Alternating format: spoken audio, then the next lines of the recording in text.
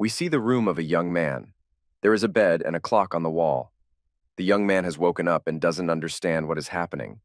It looks like he is still alive. Finally, he begins to remember. He sits on the bed and looks around the room. He sees a window, a desk. There is a computer on the desk. His notes are on the nightstand. This is his university dormitory.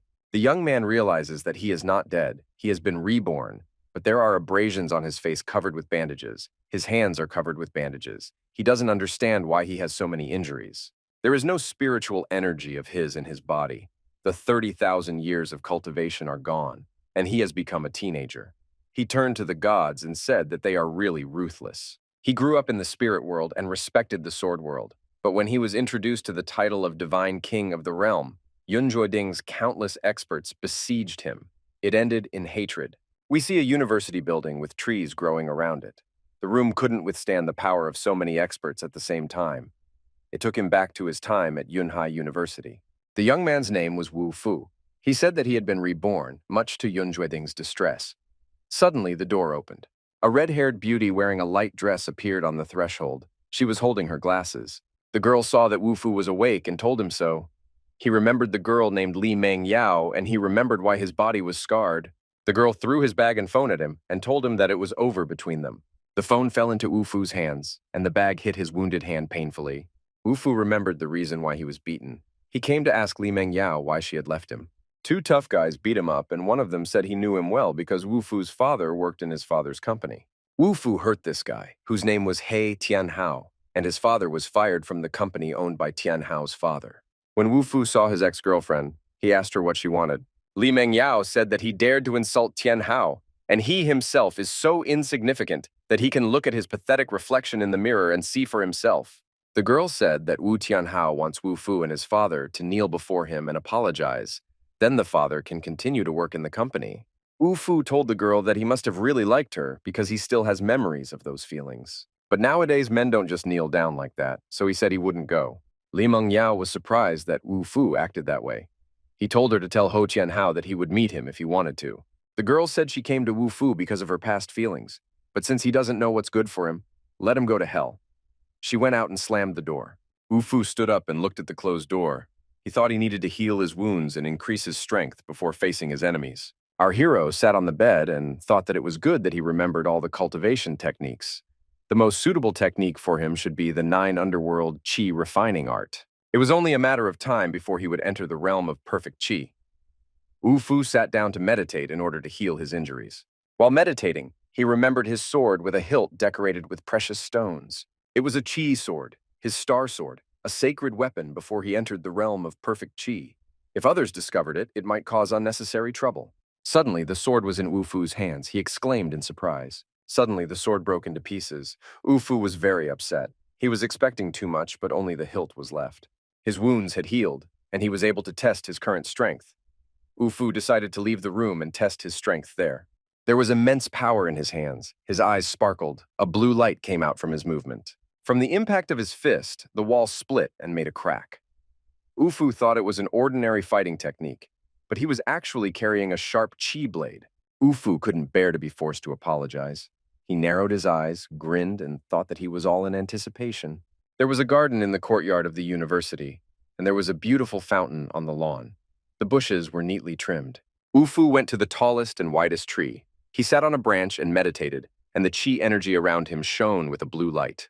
Wu Fu jumped off the branch and floated in the air, supported by qi energy. He thought that spiritual energy was limited on Earth, and it would be no problem to cultivate better quality qi, but the density of this energy was too low for further progress.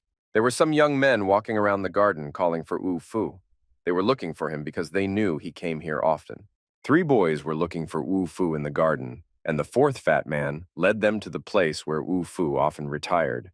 The boys were angry with the fat man and thought he was cheating them. Wu Fu watched them from a tree. The fat man was his dormitory roommate named Wang Meng, and also his only friend on Earth from his previous life. Wang Meng defended Wu Fu, saying that he had just recovered from his injuries.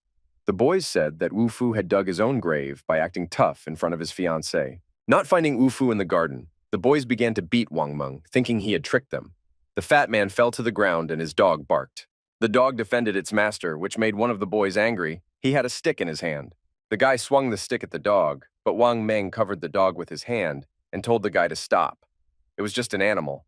Wang Meng said that Wu Fu had been lying in bed for days, and if he was beaten again, he would die. The boys said he tricked them into bringing him here. A fight broke out. The fat man didn't know how to fight, so he just covered his face with his hands. Wu Fu suddenly jumped down from the branch and stood right in front of one of the boys. He pushed the guy's arm so hard that he screamed in pain and his arm broke. Wu Fu stood there and looked at his opponents. Who else would dare to come near him? Our hero swung around and kicked the guy right in the jaw. Blood spurted from his mouth and he fell down. Wu Fu clenched his fist and told everyone to leave before he got really angry. Wang Meng asked Wu Fu why he was here and why he had come. He shouted at Wu Fu to run away quickly. The red-haired man asked why Wu Fu dared to show up and hurt his brother. He ordered Wu Fu to be beaten to death. Wang Meng was very worried about his friend and shouted at him to run away, but Wu Fu told the fat man to relax. It's them who should run away, not him. One of the guys happened to have a knife in his hand and swung it. Wu Fu blocked the blow, and the guy just sliced the air with the knife.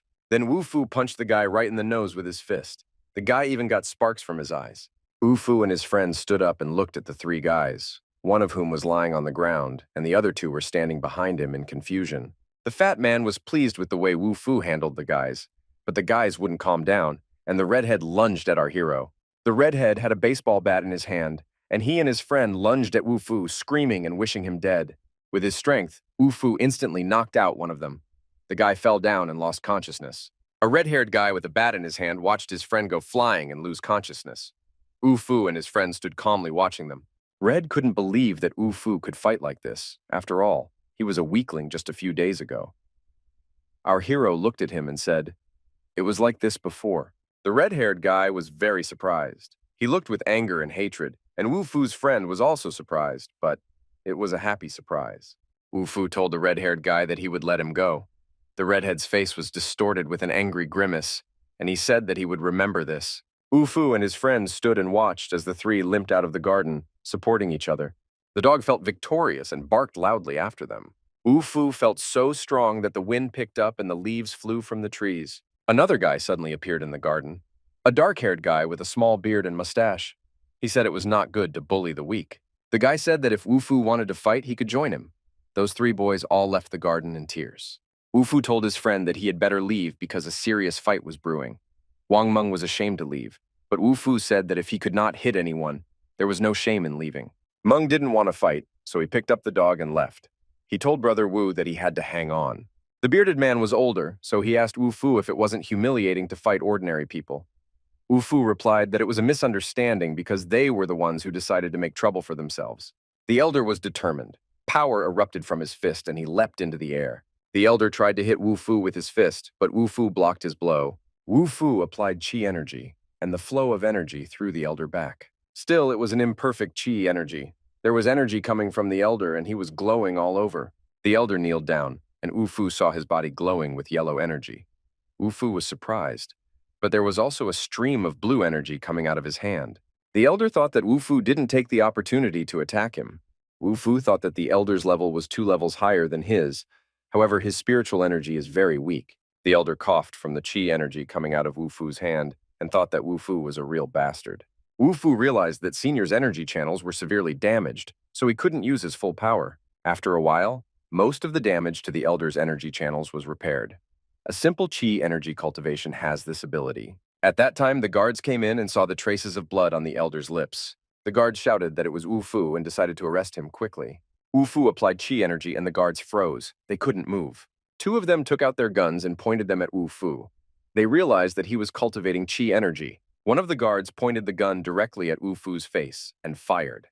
With the help of Wu Fu's chi energy, Wu Fu changed the trajectory of the bullet and it flew past. With the help of chi energy, Wu Fu was even able to dodge the bullet. Wu Fu told the guys to get out of here. The senior went to his guards and started yelling at them, asking them who gave them permission to open fire. The elder thanked Wu Fu for healing his wounds as his meridians had recovered. He said he was very sorry for the misunderstanding. The guards didn't understand why the boss acted this way. Wu Fu said that if he had seen the elder's evil intentions, the outcome might have been different. The elder thought the boy was joking when he said that the outcome of the fight could have been different. Wu Fu replied that he wasn't joking. The guards realized that Wu Fu was cultivating chi energy. The elder said that he had a daughter whose energy channels were also blocked. He asked Wu Fu if he could help her. The guards warned their boss that Wu Fu was just an imposter. The guard said that even a quasi-great royal master couldn't cure the young lady, and Wu Fu dares to cheat them. It looks like he's tired of living. The elder punched the guard in the face and asked who was the boss here, him or the guard. The elder punched the guard and shouted that he was making himself an expert, that he had become too arrogant, and that he was a rascal. Wu Fu looked at all this and began to speak. He said that he didn't remember agreeing to anything. The guard immediately apologized and said that he had been rude to him. After Wu Fu refused, the guards began to shout at him that he was ungrateful, and the old man became angry, his eyes glittering. The elder said that he could see that Wu Fu was a young man with outstanding abilities, but spiritual energy alone was not enough to cultivate qi. Wu Fu agreed that it was indeed too little. The elder said that he had a villa in Qianfu village where there was a lot of spiritual energy, and invited him to come over any time. The guard said that it was Mrs. Yong's favorite villa for cultivating qi energy. Wu Fu was interested in this suggestion. The elder said that it was very peaceful and no one would be distracted. If Wu Fu can cure his daughter, he will get what he wants. Wu Fu replied that the problem of blocked energy channels is not that big. Then the elder said that he would quickly bring his daughter to be healed by Wu Fu. Wu Fu wrote his number on the paper and told them to call him. He turned around and left. The elder and his guards were shocked. The guard angrily thought that if this guy didn't cure Mrs. Yong, he would do anything to make him die. Wu Fu quietly left the garden through the archway and went to his dormitory. When our hero was in his room, the phone rang. He answered it and asked who it was. It was Hao calling. Wu Fu told him that he hadn't apologized and still dared to beat his men. Li Mengyao was also there. Hao said he would give Wu Fu 10 minutes, and if he didn't come, something bad might happen to his friend and his friend's dog. Wu Fu was afraid to see him, but now he will see him himself. In a fancy room, Hao sat at a table with Wu Fu's ex-girlfriend. Guards stood at the sides. Outside the door were guys with bats who had attacked Wu Fu before. A young man in a white suit was drinking wine and hugging red-haired Beauty Li. The fat man was bound and gagged. The dog was also bound and gagged. Wu Fu entered the restaurant with quick steps. Suddenly, a bat whistled behind him. Wu used his qi energy and raised his hand. The bat shattered and his punch was blocked. The batmen opened their mouths in surprise. With a sharp movement of his hand, Wu hit one of them in the jaw. Hao and Li tensed when they saw Wu Fu. The girl shouted that it was impossible because only yesterday Wu had been sick in bed. Wu Fu replied that it was yesterday. The guards told Hao that this boy has steel armor inside. The red-haired girl thought, how could this brat change so suddenly? He had definitely prepared himself. Wu Fu saw his fat friend sitting with a gag in his mouth and mooing. Fatty thought that Wu Fu's brother was good, so he came to rescue him despite the danger. Our hero took the gag out of the dog's mouth and untied his legs. He asked if the husky was okay. The fat man sat tied up. Wu Fu picked up the husky, and the fat man wondered if Wu Fu had forgotten him. Wu Fu untied his friend and took the gag out of his mouth. The fat man was happy that his friend had saved him. The guard came to look at the fat man and saw that he and the dog were free. Wu Fu used an energy technique and kicked the guard so hard that he flew back into the wall. The guard fell down bleeding, and Wu Fu picked up the husky and walked over to his opponent who was sitting with his ex-girlfriend. Hao said that Wu Fu seemed to know how to fight. Just then, footsteps sounded and people entered the room. Hao said that Wu Fu's training was not enough to fight him. He ordered his guards to beat Wu Fu to death. Wu Fu activated his qi energy. Following the chief's order, the guards rushed at Wu Fu. The energy coming from Wu Fu tore the guards' clothes to shreds. The walls of the room cracked. Wu Fu wondered if someone else would attack him. There weren't any more willing. Everyone's head was spinning from the strongest qi energy. Wu Fu said that they were all equal. Fatty couldn't believe that it was still the same Wu Fu he knew before. He called his dog. The dog was happy to be set free. Our hero went up to Fatty. It was his friend, and they entered the hall together. But the red-headed Li still couldn't calm down. She said that Wu would still be scum. Did he really think he was cool with his skills? But Hao told her to shut up. At this time, the husky walked up to the girl, lifted his leg, and did his thing right on her leg. Wu Fu laughed hard when the dog decided to take revenge on him. The husky did his thing and jumped out the door. Suddenly, a girl with long hair and bangs appeared. She said she heard someone making a commotion on her property. Wu Fu looked at the girl with a long black cloak who appeared out of nowhere. The mace girl had a very determined attitude. It could be seen that she was indignant. Wu Fu hesitated for a moment. The girl looked at our hero reproachfully. Wu Fu felt guilty. The girl immediately realized that Wu Fu had cultivated perfect qi energy, but she was surprised that he could make so much noise by himself. The girl said that some boy dared to make trouble in their territory, and Boss Hao whispered to her that Wu Fu did it, and all the guards were beaten up by him. Although the girl seemed brave, She was very frightened when the husky ran up to her and grabbed her leg with its paws. Ufu whistled and ordered the dog to get away from the girl. The dog made a puddle at the girl's feet, which made her angry. Flashes of anger and energy surrounded the girl. In an instant, the girl jumped up and wanted to punch Wu Fu right in the face. Our hero thought that the girl was very fast, but he still managed to block her punch. The girl also used chi energy, but her punch smashed into Wu Fu's block. Even though the punch was blocked, Wu Fu was still injured in style. The girl was superior to him. Lee wondered, when did he become so strong? Hao realized that Wu Fu had excelled in cultivating chi. The girl jumped into the air again and was about to strike again, but she still asked Wu if he would resist. Wu understood that the girl had an amazing talent, but when she jumped up again, he saw her weakness and slapped her bottom.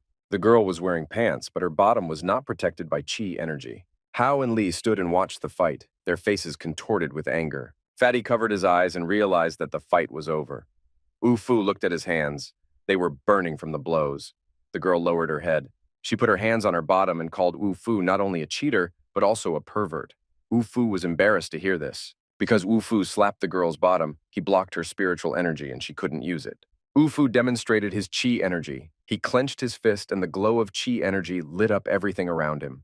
The girl called our hero a shameless bully and ordered him to open her spiritual energy. Then she could still keep him alive. Wu Fu promised to open her spiritual energy, but not now. Hao lunged at Wu Fu with his fists and shouted. Lee stood beside him. The girl stood between them and said that she didn't care. But this was the Shu family's territory, and they couldn't make a mess here. Wu Fu narrowed his eyes and asked the girl again, but she repeated that this was the rule, no messing around. Wu Fu nodded to the guards and said that they could clearly explain who was making a mess here.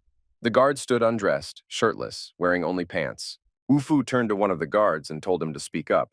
The guard said it was Hao who made them fight him. The girl looked at Hao and said that he had lied to her. Hao stood up and looked at Wu Fu, who pushed the girl away with his hand and told Hao to apologize. Hao said that Wu Fu was dreaming and that he would not apologize. Wu Fu slapped Hao's cheek. Hao grabbed his cheek with his hand and shouted, "How dare Wu Fu hit him?" Hao's face contorted in anger, and he shouted that he would finish Wu Fu and ruin his life. Our hero calmly looked at him and said that he could find him any time if he wanted revenge, but now he should apologize. The girl also said that, although Hao made a mess on her family's property, she wouldn't pay attention to it. But to apologize, Hao must apologize. Hao barely mumbled the words of apology, and Wu Fu ordered him to leave. Hao left, and Lee ran after him, asking if he was all right. She grabbed his hand, but Hao pulled it away roughly. Hao told the red-haired Lee not to touch him and to go away. Lee watched Hao go and thought how hard it was for her to catch a rich and tough guy. She couldn't let Wu Fu ruin her plans. She hated Wu Fu and thought he was a bastard. Wu Fu told the girl that she and Fatty still had plans and would see him later. The door closed behind the fat man and Wu Fu, leaving the girl standing in confusion. She jumped out after them, shouting that Wu Fu hadn't unleashed her spiritual energy yet. Wu unleashed the energy in an instant, and the girl realized that he was indeed in the realm of perfect chi. She remembered how he had slapped her, and there was no way she could forgive him for that. At the mere memory of it, her face flooded with color, and she became angry again. At that time, Hao came to the club, and the guys started asking who beat him up, who was so brave that he was tired of life. Hao approached one of the players who had a tattoo on his arm. It was Biao. Hao approached him to teach someone a lesson. Biao asked, "Doesn't this person know who Hao's elder brother is?" Hao replied that this brat didn't know anything. Hao asked Biao not to kill Wu too quickly. He wanted him to learn the consequences of hurting Hao. We see the university that Wu Fu attended and the lecture hall where several students were sitting. Wu Fu calmly enters the lecture hall, unsuspecting. His enemies are those who have lived for thousands of years. He should be calm and take his time. 3 big guys came into the classroom. They asked Wu Fu how he dared to enter the classroom. Wu Fu replied that he was still a student, and where should he be if not in the classroom? One of the boys said that Tianwu's brother was a member of their basketball team. When Wu Fu insulted him, did he think about the consequences? The students discussed the incident. One girl said that the class is never quiet because of Wu Fu. Other boys said that if he insulted Tianwu, he should apologize and never insult him again. Wu sat quietly at his desk. He asked the boys what could be the consequences. The boys said the consequences were that Wu and everyone in his class would compete against their basketball club. The other students said that if Wu Fu insulted Tianwu, why did he drag them into the showdown? Wu Fu said that they were all cowards. One of the guys said that if Wu Fu doesn't want the others to get involved, he should play alone with their basketball club and win. Then they would leave him alone. Fatty advised that he shouldn't play, because not accepting their challenge is not an insult, since Wu Fu has never played basketball. Wu said it would be easy for him. According to the old rules, if Wu lost, he would have to call each of them daddy. But Wu asked what if they lost. The boys laughed and said that if they lost, so would they. Everyone at the university just said that the basketball club had challenged Wu Fu to compete. Only one fat guy was very worried about his friend. The fat guy said that you can accept defeat, it won't be an insult, but Wu Fu said that it doesn't matter who wins or loses, the important thing is not to give up so easily. Wu Fu took his fat man team, and the opposing team had Zhou Shun, the president of the basketball club. His father was the principal of the school. Zhou Shun was a tall blonde man, and all the girls were in love with him. He said it would be a crushing defeat for Wu Fu. It was whispered behind Wu Fu's back that Zhou Shun was He Tianhao's best friend, and Wu Fu insulted them both. He would be expelled from the university, and there was no point in him even playing. Both sides have taken their seats. The game lasts 30 minutes. The referee has thrown the ball. The game has started. In the first minute, Zhou Shun threw the ball into the ring of Wu Fu's team. Zhou Shun threw the ball into the basket of Wu Fu's team 1-by-1. The score was 3-0 in favor of the opposing Wu Fu team. All the spectators were chanting Zhou Shun's name. The fat man got discouraged and said that they had no chance at all. But Wu Fu smiled and said that the game had just begun. Zhou Shun's team had the ball in their hands again, and they walked inexorably towards Wu Fu's team's ring. Wu Fu decided to use his skill, and the basketball court was enveloped in qi energy. The ball somehow miraculously slipped out of Zhou Shun's hands. Zhou Shun didn't expect this turn of events. He thought Wu Fu was too fast. The ball seemed to stick to Wu Fu's hand. He was rushing forward. Zhou Shun just shouted to be stopped. Wu Fu picked up the ball and prepared to throw it. He jumped so high that the defender couldn't even reach the ball. The ball thrown by Wu Fu landed in the basket, and all the spectators shouted, "Wow!" The spectators watching the game opened their mouths in amazement. Wu Fu suddenly won easily and quickly. Now Wu Fu threw balls into the opponent's basket 1-by-1. The score was 17-20 in favor of Zhou Shun's team, and they were about to tie the game. It happened so fast. Zhou Shun had the ball again. He wanted to throw it into the basket, but our hero stood on the defense. Zhou Shun grabbed the ball and threw it into the basket.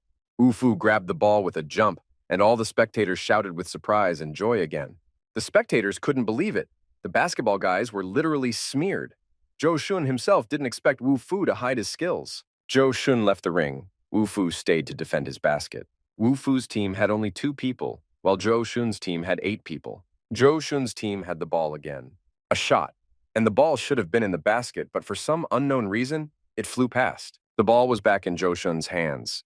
Here he faced Wu Fu, and they looked into each other's eyes. Zhou Shun threw the ball, and it went straight into the basket of Wu Fu's team. 2 against the whole team. The players of Zhou Shun's team laughed and teased Wu Fu's team. The spectators sympathized with Wu Fu's team. The girl in the pink dress said that there was no hope of winning because it was 2 against 8. Even the husky cheered for the owner and Wu Fu. There seemed to be no hope, but Wu Fu took the fat man's shoulder and said that they still had 10 minutes left and the battle had just begun. Zhou Shun started attacking the basket of our hero's team again. He drove the ball to throw it into the opponent's ring. The defender of Zhou Shun's team blocked Wu Fu's path, and Zhou Shun himself rushed forward with the ball. Zhou Shun easily bypassed the defender and prepared to throw the ball into the ring. Wu Fu had no choice but to use his skill. Preparing to throw the ball, Zhou Shun crouched down and jumped up. The ball reached the basket and was about to fall into the ring. Suddenly, Wu Fu jumped up and caught the ball right next to the ring. His energy filled the space around him. The ball was in our hero's hands. His jump was so high that no one expected it from him. Zhou Shun had no way of knowing when Wu had managed to get in front of him. Wu prepared to shoot, and although he was far from the opponent's basket, the ball landed in the ring of Zhou Shun's team. The crowd couldn't believe it. The players and Zhou Shun himself thought that it was impossible for the ball to fall directly into the ring from such a distance. The score was 35-23 in favor of Wu Fu's team, and the fat man thought it was amazing. The players couldn't believe that they would lose by such a score. Now, 3 players from Zhou Shun's team were standing around Wu to hold him back, and Zhou Shun had the ball. Our hero smiled and asked the players if they could stop him. A whirlwind of qi energy appeared on the field, spinning the players so much that they couldn't stay on their feet. The spectators sympathized with Wu Fu's team, shouting and wishing him victory. While the players were holding Wu Fu and preventing him from defending his basket, Zhou Shun was already near the ring with the ball. It didn't matter how fast Wu Fu was, it was already too late. But the unexpected happened. Our hero was in front of the ring in an instant. rebounding the ball with his hand. The crowd shouted wildly and cheered for Wu Fu's team. The ball was already in our hero's hands, and he threw it from his own ring directly into the opponent's ring.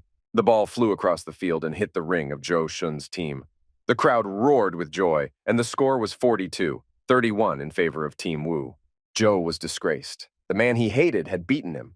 A player from his team asked him to leave the field. Zhou Shun held a grudge against Wu Fu, thinking that he would make him unable to even eat or walk. Did the fat man yell at them because they wouldn't leave after losing? Did they forget something? The team players approached Wu and asked, "Does he want Brother Joe to call him Dad? Maybe he is tired of living?" Wu replied with a smile that he wouldn't know a son who wasn't loyal.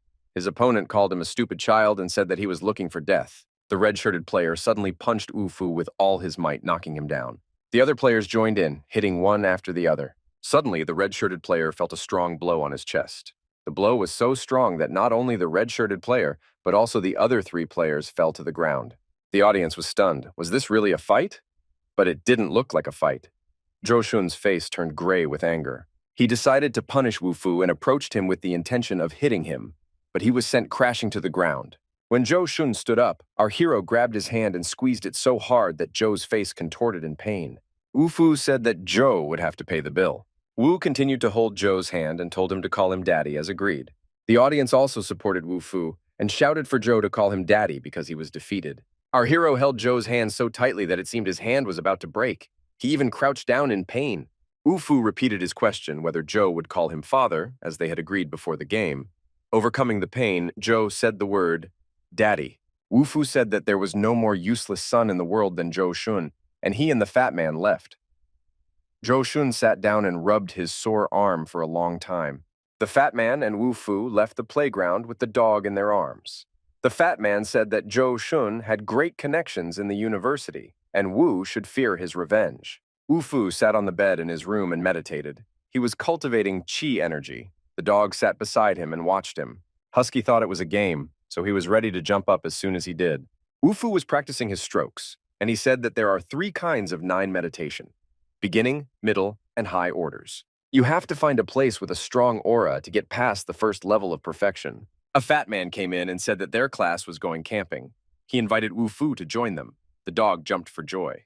The fat man said that they had chosen a campsite near Tianfu Hao Yuan. There are mountains and lakes, and the scenery is beautiful, and the main thing is that there will be beautiful girls there. Wu Fu asked, "Is this place really Tianfu Hao Yuan?" He seemed to have his own thoughts about it. Fatty said that this was the place where most of the rich people in Yunhai City gathered. It was a beautiful and famous place. Wu sat on the bed and held the dog. He said he would go. The fat man was very happy to go with his friend. Wu Fu said he had business there and asked the fat man to help him register. The bus went along a scenic road surrounded by mountains. There were beautiful trees growing all around. The road was wide. The girls, including Li Mengyao, sat in the back seat and talked about Wu Fu. Li said that she was playing with his feelings and that he wasn't worthy of her. She bet that he wouldn't live more than a few days. Fatty and Wu heard all this, and Fatty asked Wu to just ignore her words. Li Mengyao had bad thoughts in her head. She thought that Tian Hao would soon make her ex-boyfriend Wu go to bed forever. The bus passed a scenic place. There were palm trees growing there, and mountains could be seen. There were rich people's houses in the mountains. The fat man drew Wu Fu's attention to the scenery. This place deserved the title of the most luxurious estate in Yuanhai City. Our hero asked the driver to stop here. The fat man said that they hadn't arrived yet, but Wu Fu replied that he had been asked to stop by a friend who lived in Tianfu Hao Yuan and that he would join them later. When Wu Fu got off the bus, everyone laughed at him, and Li thought that he really liked to play tough, even though he was nothing. The boys began to tease the fat guy, saying that his friend liked to act cool, and they shouted from the bus so that Wu wouldn't get lost. Although the fat guy was Wu Fu's friend, he thought he really liked looking down on people. Our hero took out his phone and dialed the senior's number. The elder answered him. Wu said that he was already here. The elder said his daughter was waiting for him. Wu arrived at a luxurious house with a fountain in the courtyard. The guards escorted him in. Wu Fu thought, "The spiritual energy here is quite dense, but it looks like it will be enough to make a leap into the Qi realm." When Wu Fu entered the house, the elder introduced his daughter to him. Our hero was very surprised because it was the same girl he saw in the restaurant. The girl was also surprised and screamed, again calling him a pervert and asking how it could be him again. Their thoughts were similar. Wu thought it was the same girl Shui Yingshan, his senior, was talking about. The girl thought he was the one her father called master. She still thought the real master would come and looked behind Wu's back, but he told her not to look for anyone else. There was only him. The girl was very belligerent and told Wu not to think that she was afraid of him just because he had some skills. Wu opened his arms and showed the goodness of his intentions. He said he was here to heal her. The girl was surprised. A mere cultivator in the Qi realm could heal her? The elder told his daughter not to judge a book by its cover. Wu's abilities are out of the ordinary, but the girl joked that it's her ass that's out of the ordinary, and he's just a pervert. The guard brought the box to the elder and said that all the medical components were prepared. The elder handed the box to Wu Fu and said that although he hadn't asked for anything to be prepared, he would prepare something himself. He asked Wu Fu, "Will this be enough or not?" Wu Fu opened the box and looked inside, and there were some excellent Qi cultivation materials inside. There was no way for the girl to calm down. She called Wu not only a pervert, but also an imposter, and shouted how he would cure her. Wu turned to the elder and said that his daughter's problems were not that big, and those materials were not needed. The girl stood in front of Wu Fu with her arms at her sides and said that even the grandmaster her grandfather hired couldn't cure her. Wu Fu only has a long enough tongue. The guard warned the senior that he thought Wu was a small-time crook and asked him to be careful with him. The elder wondered, what if Wu's unblocking of the channels was just an accident? The elder's daughter's channels had been blocked for years, and even an expert couldn't cure it. Wu Fu gathered a lump of Qi energy in his palms. Wu Fu leaned his palm against the girl's chest, and the Qi energy flowed into her body. The elder thought, how is it possible that a simple primordial spirit is higher than him? The elder called out to the guard, and the guard pointed his gun straight at our hero's back. The elder asked Wu who he really was. The girl felt that something had changed in her spiritual energy. She was healed. Her spiritual energy was no longer blocked. The older man was very surprised. He ordered the guard to put the gun down. Looking at his happy daughter, the elder apologized and said that they had been rude and that Wu Fu was undoubtedly capable and mysterious. The elder asked him who his teacher was. The girls were aglow with spiritual energy. Wu Fu clarified that the elder was asking about his teacher. Wu Fu thought about it and said that in his previous life, when he was burning, his teacher came to save him, otherwise he would have died. But he still hadn't come to Earth. The girl grabbed the dog and lifted it joyfully into the air. She laughed because she didn't understand. How could he not come to Earth? No one took Wu Fu's words seriously. The elder said that if he didn't want to talk, he shouldn't talk. The lucky girl threw the dog up in the air and said, "If teacher is not here on Earth, he must be an alien." The old man gave Wu the key in the palm of his hand and said, "As promised, this house is now his. If Wu has any problems, he can always find him." Ching Ching, that was the girl's name, said that she liked this house, and if her father wanted to give Wu this particular house, he should give her the other one. Her father told her not to act like a child. Wu said that he was only here for cultivation, and that Senior and his family could stay here if they wanted. He said goodbye and left. The girl was happy to stay in this house, but her father was sad for some reason. Meanwhile, the group arrived at Tianfu Haoyuan National Park. Everyone was having a good time. Fatty was also happy and thought how good it was to be young. He kept looking at the girls. The girls saw the guy staring at them and decided to leave. The fat guy was left alone on the bench. The girls didn't want to talk to the fat guy, so he got bored and thought Brother Fu was late. At that time, a husky appeared. She rushed up to the fat man and started licking him. The fat man was surprised. Where did the dog come from? A girl ran after the dog, cursing and shouting because the husky had stolen something from her. Wu Fu suddenly appeared, and the dog jumped into his arms. He apologized and said he would pay for what the husky had broken. The girl said that what the dog had broken was very expensive, and that Wu didn't have enough money to pay for it. The girl's friend said that Wu Fu probably lived in this rich and beautiful neighborhood, so he wouldn't mind a small expense. The other guys came up to them and started laughing too, that Wu Fu was a rich man who came and behaved as he pleased. The girls laughed and joked. Husky jumped on the table and stole the expensive food because he was hungry. The fat man tried to explain to the girls that the dog was hungry, and he apologized on behalf of himself and Husky. Wu Fu went up to his friend and said there was no need to apologize, that he had already apologized and took a wad of money from his pocket. Our hero gave the money to the day girls and asked if it was enough. The boys in his class were very surprised to see Wu Fu giving money to the girls. After all, he was not a rich man. Where did he get the money from? Li also noticed that Wu took a bundle of money out of his pocket. She couldn't wait to see how he lived without money, because she thought he was a beggar, a scum who copied other people's lives. Wu Fu was fed up with this, so he got angry and approached his ex-girlfriend with a sullen look. He had a look that made Li a little scared. She asked him what he was going to do. Wu Fu put his face close to hers and said that if she wanted to play with him, He Tian Hao would be her undoing. Our hero advised the red-haired Li to watch her tongue. Li thought that Wu could be arrogant for a few more days, and then He Tian Hao would make him regret it. Meanwhile, outside, the sky was getting darker, and it looked like it was going to rain. The boys and girls were upset because the bus wasn't due until tomorrow morning. What would happen if it rained? Li called her friend Tian Hao and told him that it was going to rain and that he should come and get her.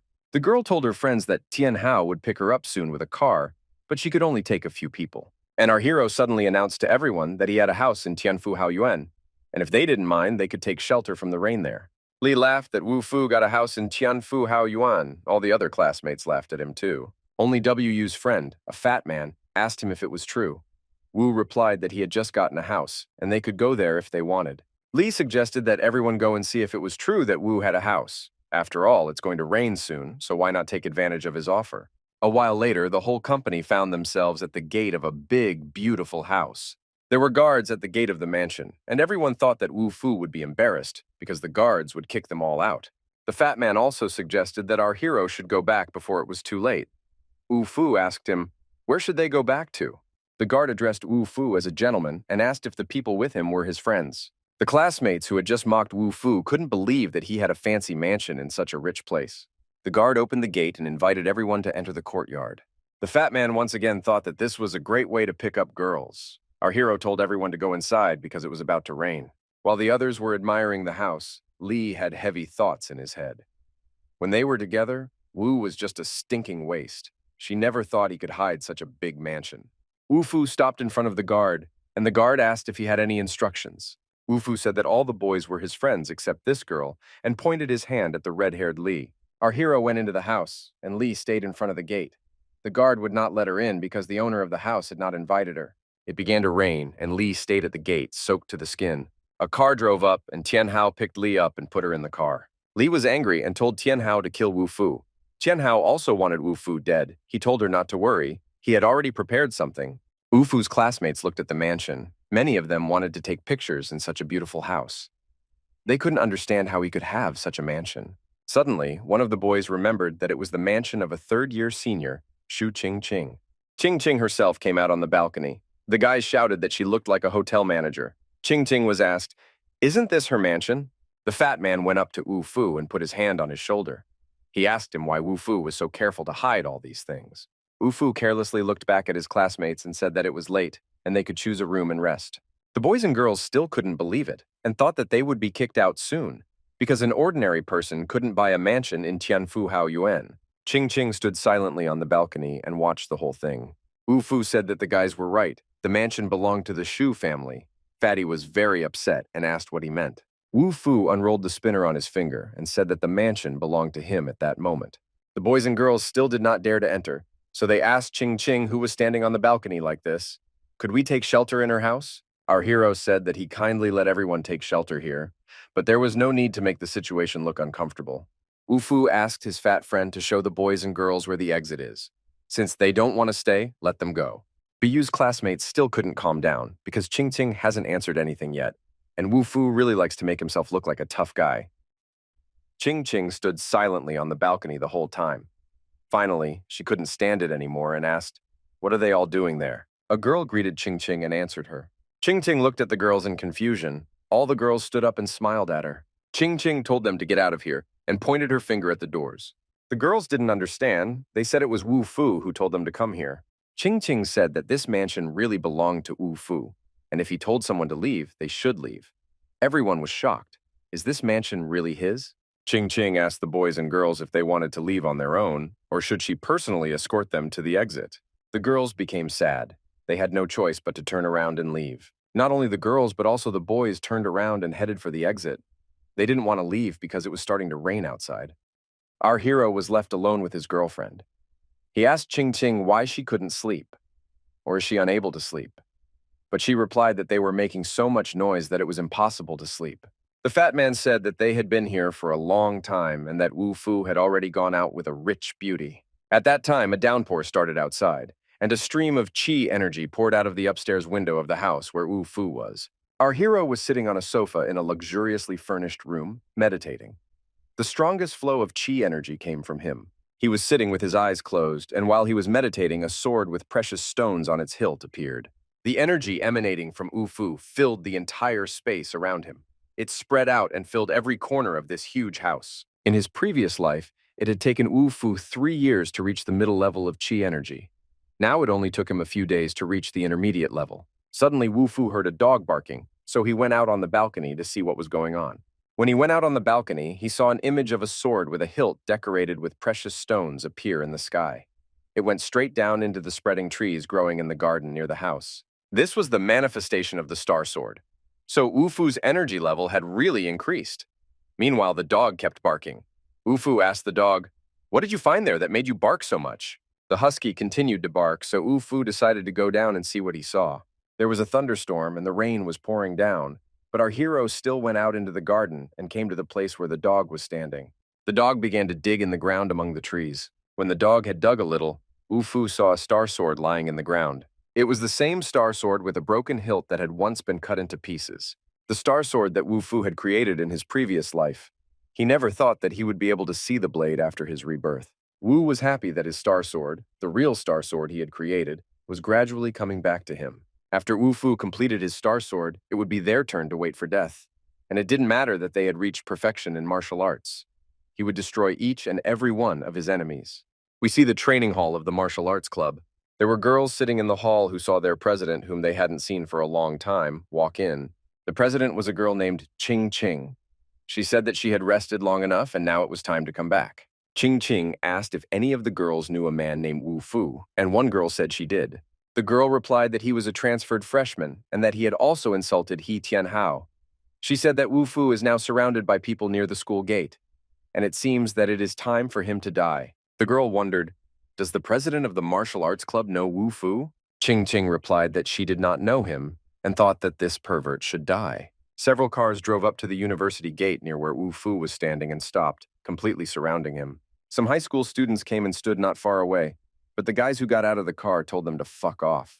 Wu looked at them with an unfriendly expression. He held a dog in his arms. The husky started to bark. The dog in Wu's arms began to bark. Suddenly, a huge man appeared with a gold chain around his neck. He was so strong and muscular that Wu looked like a boy next to him.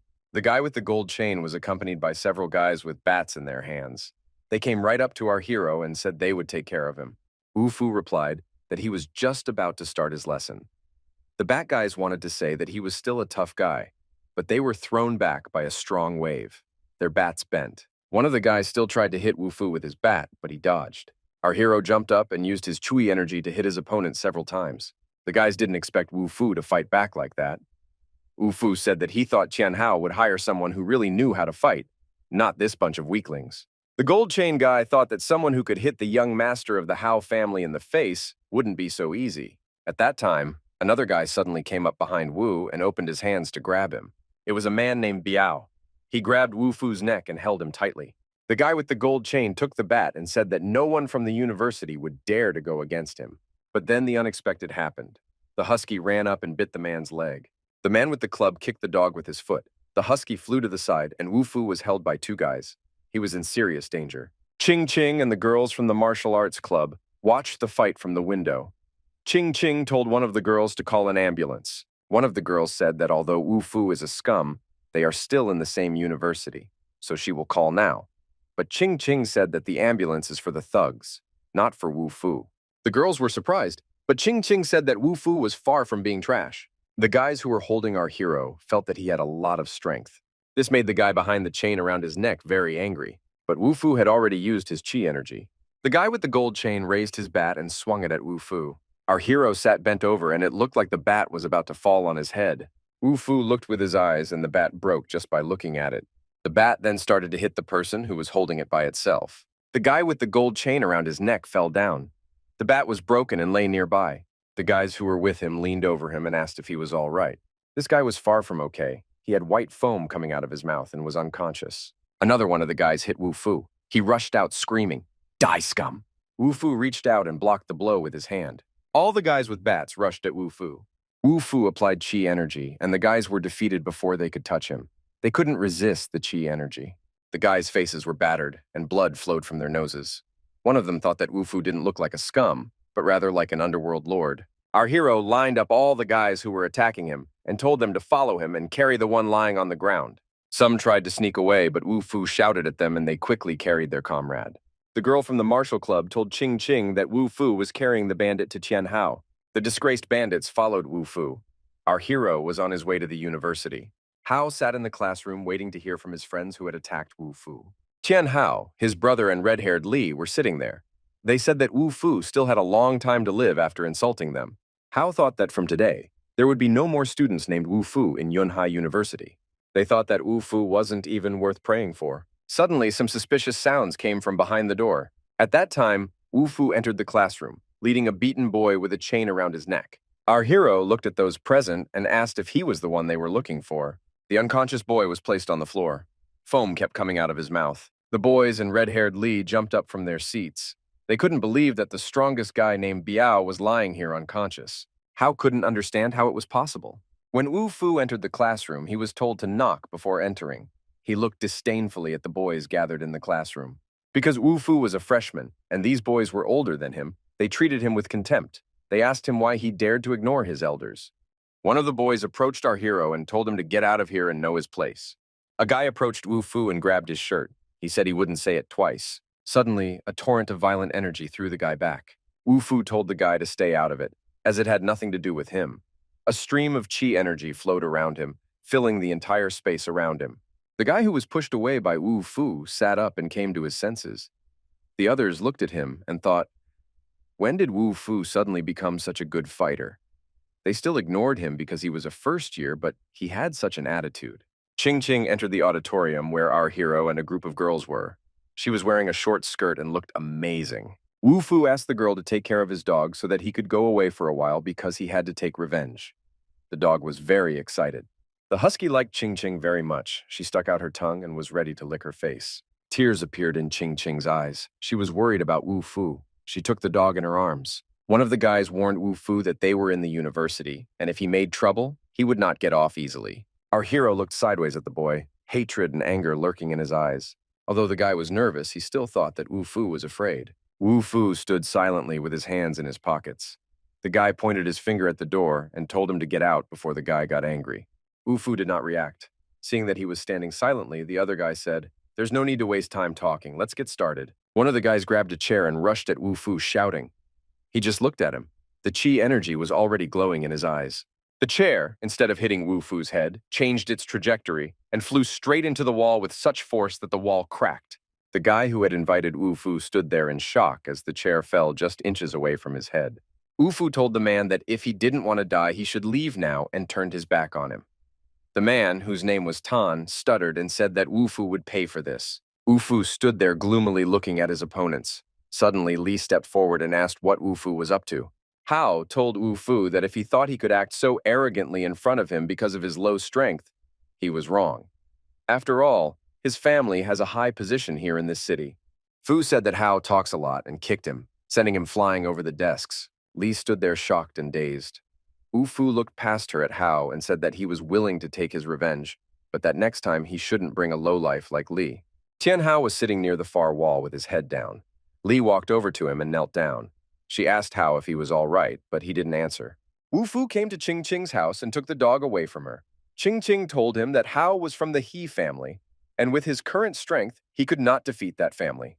He found great trouble on his head. Wu looked at her seriously and said that it was still unknown who had found trouble. Wu Fu and Ching Ching left the classroom and walked down the corridor. The girl was walking and thought that Wu was a selfish asshole. We see a big beautiful building surrounded by greenery. It was the city hospital. Tian Hao was lying in one of the rooms. His arm was broken and he had been beaten. His father came to see him, and Hao asked his father to help him kill Wu Fu. His father replied that his brother already knew and that he would return to Yunhai after a while. The father smoked nervously by the window and told his son to rest because there was no one in Yunhai City who would dare destroy his family's reputation. Hao's father said he wanted to meet Wu Fu first. A stranger with a long red pigtail entered the room where Tian Hao was lying. He told young Mr. Hao not to worry. Wu Fu had only reached the Qi realm. The stranger smiled, a devilish energy shining in his eyes. He said that he would make Wu Fu disappear in a few days. Wu Fu was lying on his bed in his room. His dog knocked over the garbage can and scattered all the garbage around the room, but Wu Fu paid no attention to it. Suddenly, a fat man came into the room and told Wu Fu that there was trouble. Wu Fu stayed calm on the bed and asked the fat man why he was panicking. The fat man said that Tang had brought people from the discipline committee because his uncle is the director of the committee. The fat man suggested that he go out and hide until they came. At that time, two people entered the room, the man named Tan and an old man with glasses from the discipline committee. They heard the fat man's last words and thought that Wu Fu was trying to escape. Meanwhile, Wu Fu sat on the bed and looked at the people who came in. At that time, the dog started barking. For a few minutes, no one could say a word. Everyone stood in silence because the dog was barking so loud that nothing could be heard. When the dog finally calmed down, the bespectacled man said that Wu Fu had teamed up with outsiders to bully his fellow students, and that he also had a dog in the dormitory. Fatty, as a true friend, wanted to protect Wu Fu and told the principal that he didn't call the guys who came. It was He Tian Hao who called them. Tang, who came with the principal, was just shocked with anger. He told the fat man to shut up. Wu Fu told his friend that it was useless to talk to those people. Our hero looked at them with a sad face and said that these people think that only money means power. The chi energy in Wu Fu's hand had already started to concentrate. The two of them stood there cluelessly because they didn't see it. Only a fat man noticed what happened to Wu Fu. He rushed over and shouted at him to stop. The energy from Wu Fu's palms caused the man with the glasses to fly away, and it turned out that he was bald and wearing a wig. Wu Fu didn't use full force. He just told the two men to get out of here. But Tang raised his eyebrows and told Wu Fu that since it had come to this, he had to be honest. Wu Fu grabbed the man's shirt and asked him if he needed help getting out. The director of the disciplinary committee came out himself, but shouted that he would definitely report everything to the school administration and that Wu Fu would be severely punished. Tan was left alone and was very frightened. He shouted for his uncle not to leave him. Uncle, the head of the disciplinary committee, was already running down the corridor, but his heels were burning. Wu Fu was sitting in the classroom with his friend. It was just the two of them. Fatty was worried, so he asked Wu Fu if he thought they had gone too far yesterday. During class, when all the students were sitting at their desks in the classroom, the head of the discipline committee came in with two other men. When there was silence, the principal began to say that a freshman named Wu Fu had broken school rules, disrespected the teacher, and even sent student Hao to the hospital. The students in the class began to whisper among themselves that they heard something completely different. One guy saw He Tian Hao call some thugs to beat up Wu Fu in the morning, but it turned out that he was the one who kicked their asses. The director of the disciplinary committee said that after negotiations with the administration, it was decided to expel Wu Fu from the university. The guy who saw Wu Fu at the gate in the morning still couldn't understand why Wu Fu was expelled if it was He Tian Hao who made the mess. The girl replied that Wu Fu had insulted many people, and Uncle Tang was the disciplinary director. Tang stood in front of the door and watched as our hero was expelled from the university. If Wu Fu dared to challenge him, he decided to take revenge and kick him out of the university. The disciplinary director asked Wu Fu if he had anything to say for himself. Our hero stood in silence without saying a word, but a friend behind the door heard a loud, "Yes!" The disciplinary chief turned his head to the door. Standing in the doorway was Ching Ching, and with her came two strong, muscular guys. Ching Ching said that since she founded the martial arts club, she would protect her disciples, and Wu Fu was one of them. The girl pushed the big, muscular guy into the classroom and told him to come in. Ching Ching brought the guy with the gold chain who wanted to beat up our hero into the classroom. She said that they didn't have enough strength to beat up Wu Fu, so now they want to take revenge on him. But Ching Ching and her martial arts club don't agree. There was silence in the classroom. Everyone was shocked by what Ching Ching said. A slight smile appeared on Wu Fu's lips and sparks flashed in his eyes. He was happy that Ching Ching had stood up for him. Wu Fu said that although there was no need for her action, he was very grateful to Ching Ching for her support. Ching Ching was upset because if she didn't bring Biao, how could Wu Fu prove his innocence? Our hero replied that it was very simple, and at that time his chi energy began to pulsate. Everything around him lit up with a blue light. Ching Ching thought that this was the transformation, the very real transformation. The discipline director was still shouting that Wu Fu had already been expelled, and if that wasn't enough, he would call the police. Tang also shouted that he now had no evidence to prove anything and should get out of the school. Tang thought about it. After all, Ching Ching is Mr. Xiu's favorite daughter, and if this family puts pressure on the school, Wu Fu won't be hurt at all. Tang told our hero that he only has himself to blame for his lack of support and great desire to show off. Wu Fu looked at Tang with contempt, but didn't say anything. The chi energy began to act in an unexpected way. Suddenly, the words that it was most likely a misunderstanding rang out. Unexpectedly, they were uttered by Tang. Ufu raised his hand from where the energy came out and sarcastically asked, "How dare he say such a thing?" Ufu's fingers continued to emit a strong flow of qi energy. This energy began to work on Tang. He suddenly felt that he could not control his thoughts, that a strange force was entering his head and tearing it apart. Suddenly, Tang grabbed his head with his hands and screamed. His uncle asked him, "What happened to you?" There were exclamations in the classroom. No one could understand why Tang was screaming so loudly. Tang still put his hands on his head and shouted that it was Wu Fu who hurt him. His uncle grabbed Tang's shoulders and asked Wu Fu how he dared to hurt people in front of him. His uncle held Tan's shoulders because he was about to faint from a headache. He grabbed his head with both hands, but Wu Fu spread his hands and asked, "What evidence do they have?" Only Ching Ching realized that it was a release of spiritual energy. Tang fell to his knees, his head bursting with pain. He began to beg Wu Fu for forgiveness, but Wu Fu said that someone like Tang was not worthy of his name. Tang's face turned red and he called Wu Fu the creator and begged to be released. Wu Fu looked at him and said, "Maybe he will tell the truth now?" Tang still had his hands on his head. He said that it was He Tianhao who asked people to obstruct Wu Fu and that everything was on He Tianhao's orders. There was complete silence in the classroom, and all the students looked on in silence. Wu Fu asked the disciplinary director, "Did you hear what Zhou Tan said?" Thane had already let go of the terrible headache. He sat leaning against the wall, but the intense, unbearable pain made him pee in his pants, a puddle forming between his legs.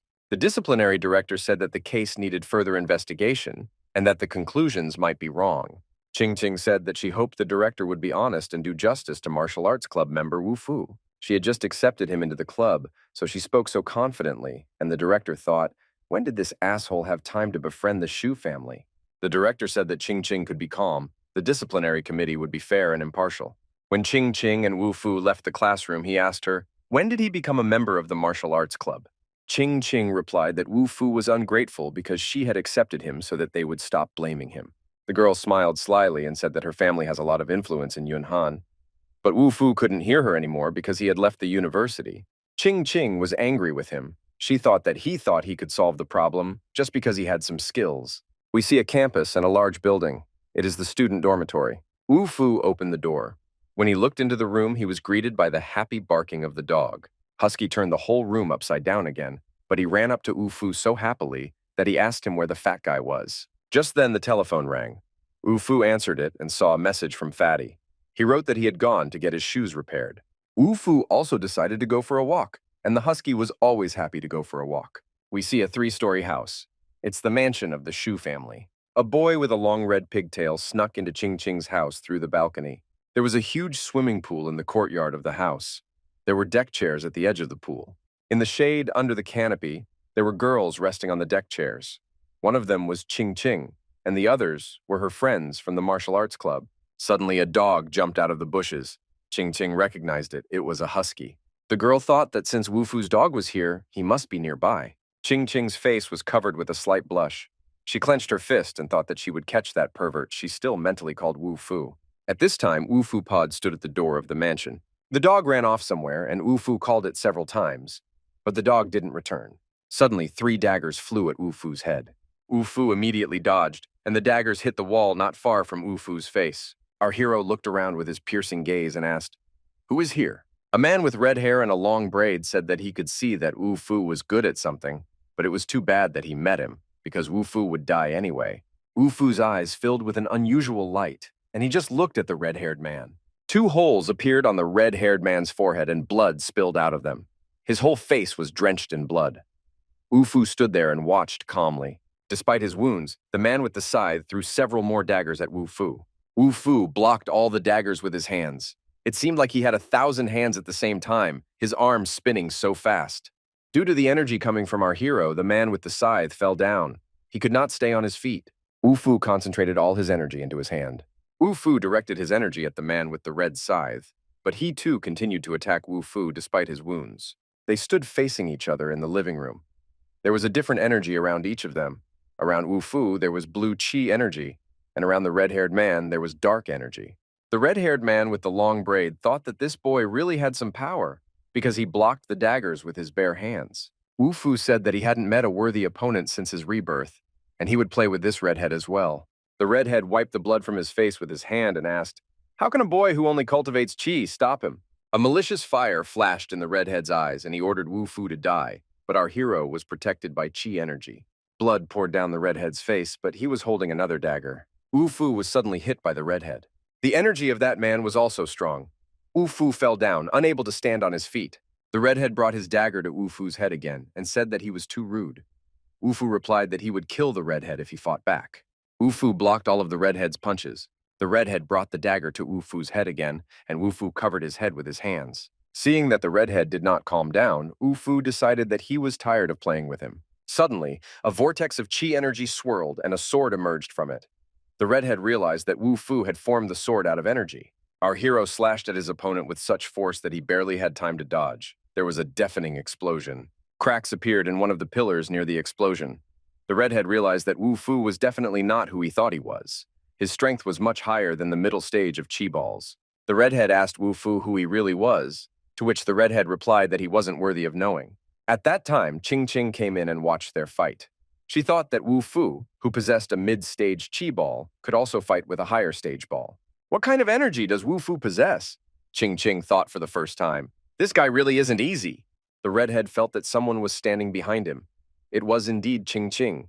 She, who was wearing a bathing suit by the pool, came over after hearing the noise. Suddenly, the redhead turned around and pointed his dagger at the girl.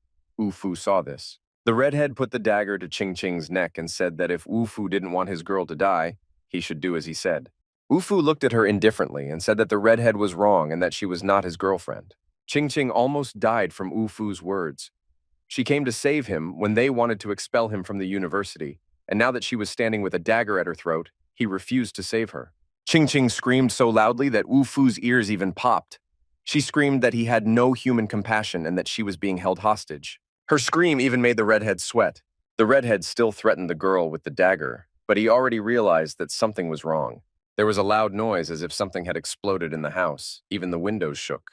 The girls who were members of the martial arts club who were visiting their president were horrified to think that something had exploded in the house and that Ching Ching was inside the house. The redhead who had just held Ching Ching hostage was now sitting on the floor, begging for mercy. Ching Ching said that she only needed to move her fingers to take his life, and he dared to take her hostage. Red put the needle on his tongue and blew as hard as he could. The needle flew with great speed. The needle flew towards the girl and was already a few centimeters away from her face. Our hero immediately directed his energy at Ching Ching. Ching Ching felt a sharp sting in her neck, staggered, and fell down. Wu Fu immediately applied his chi energy, and it spread out in different directions. The energy was so powerful that rocks flew off the wall, and the red-haired man spit out blood from his mouth. The red-haired man started spitting blood, kneeled down, and begged Wu Fu not to kill him. The red-haired man said that the needle was filled with poison, and without an antidote, the girl would definitely die.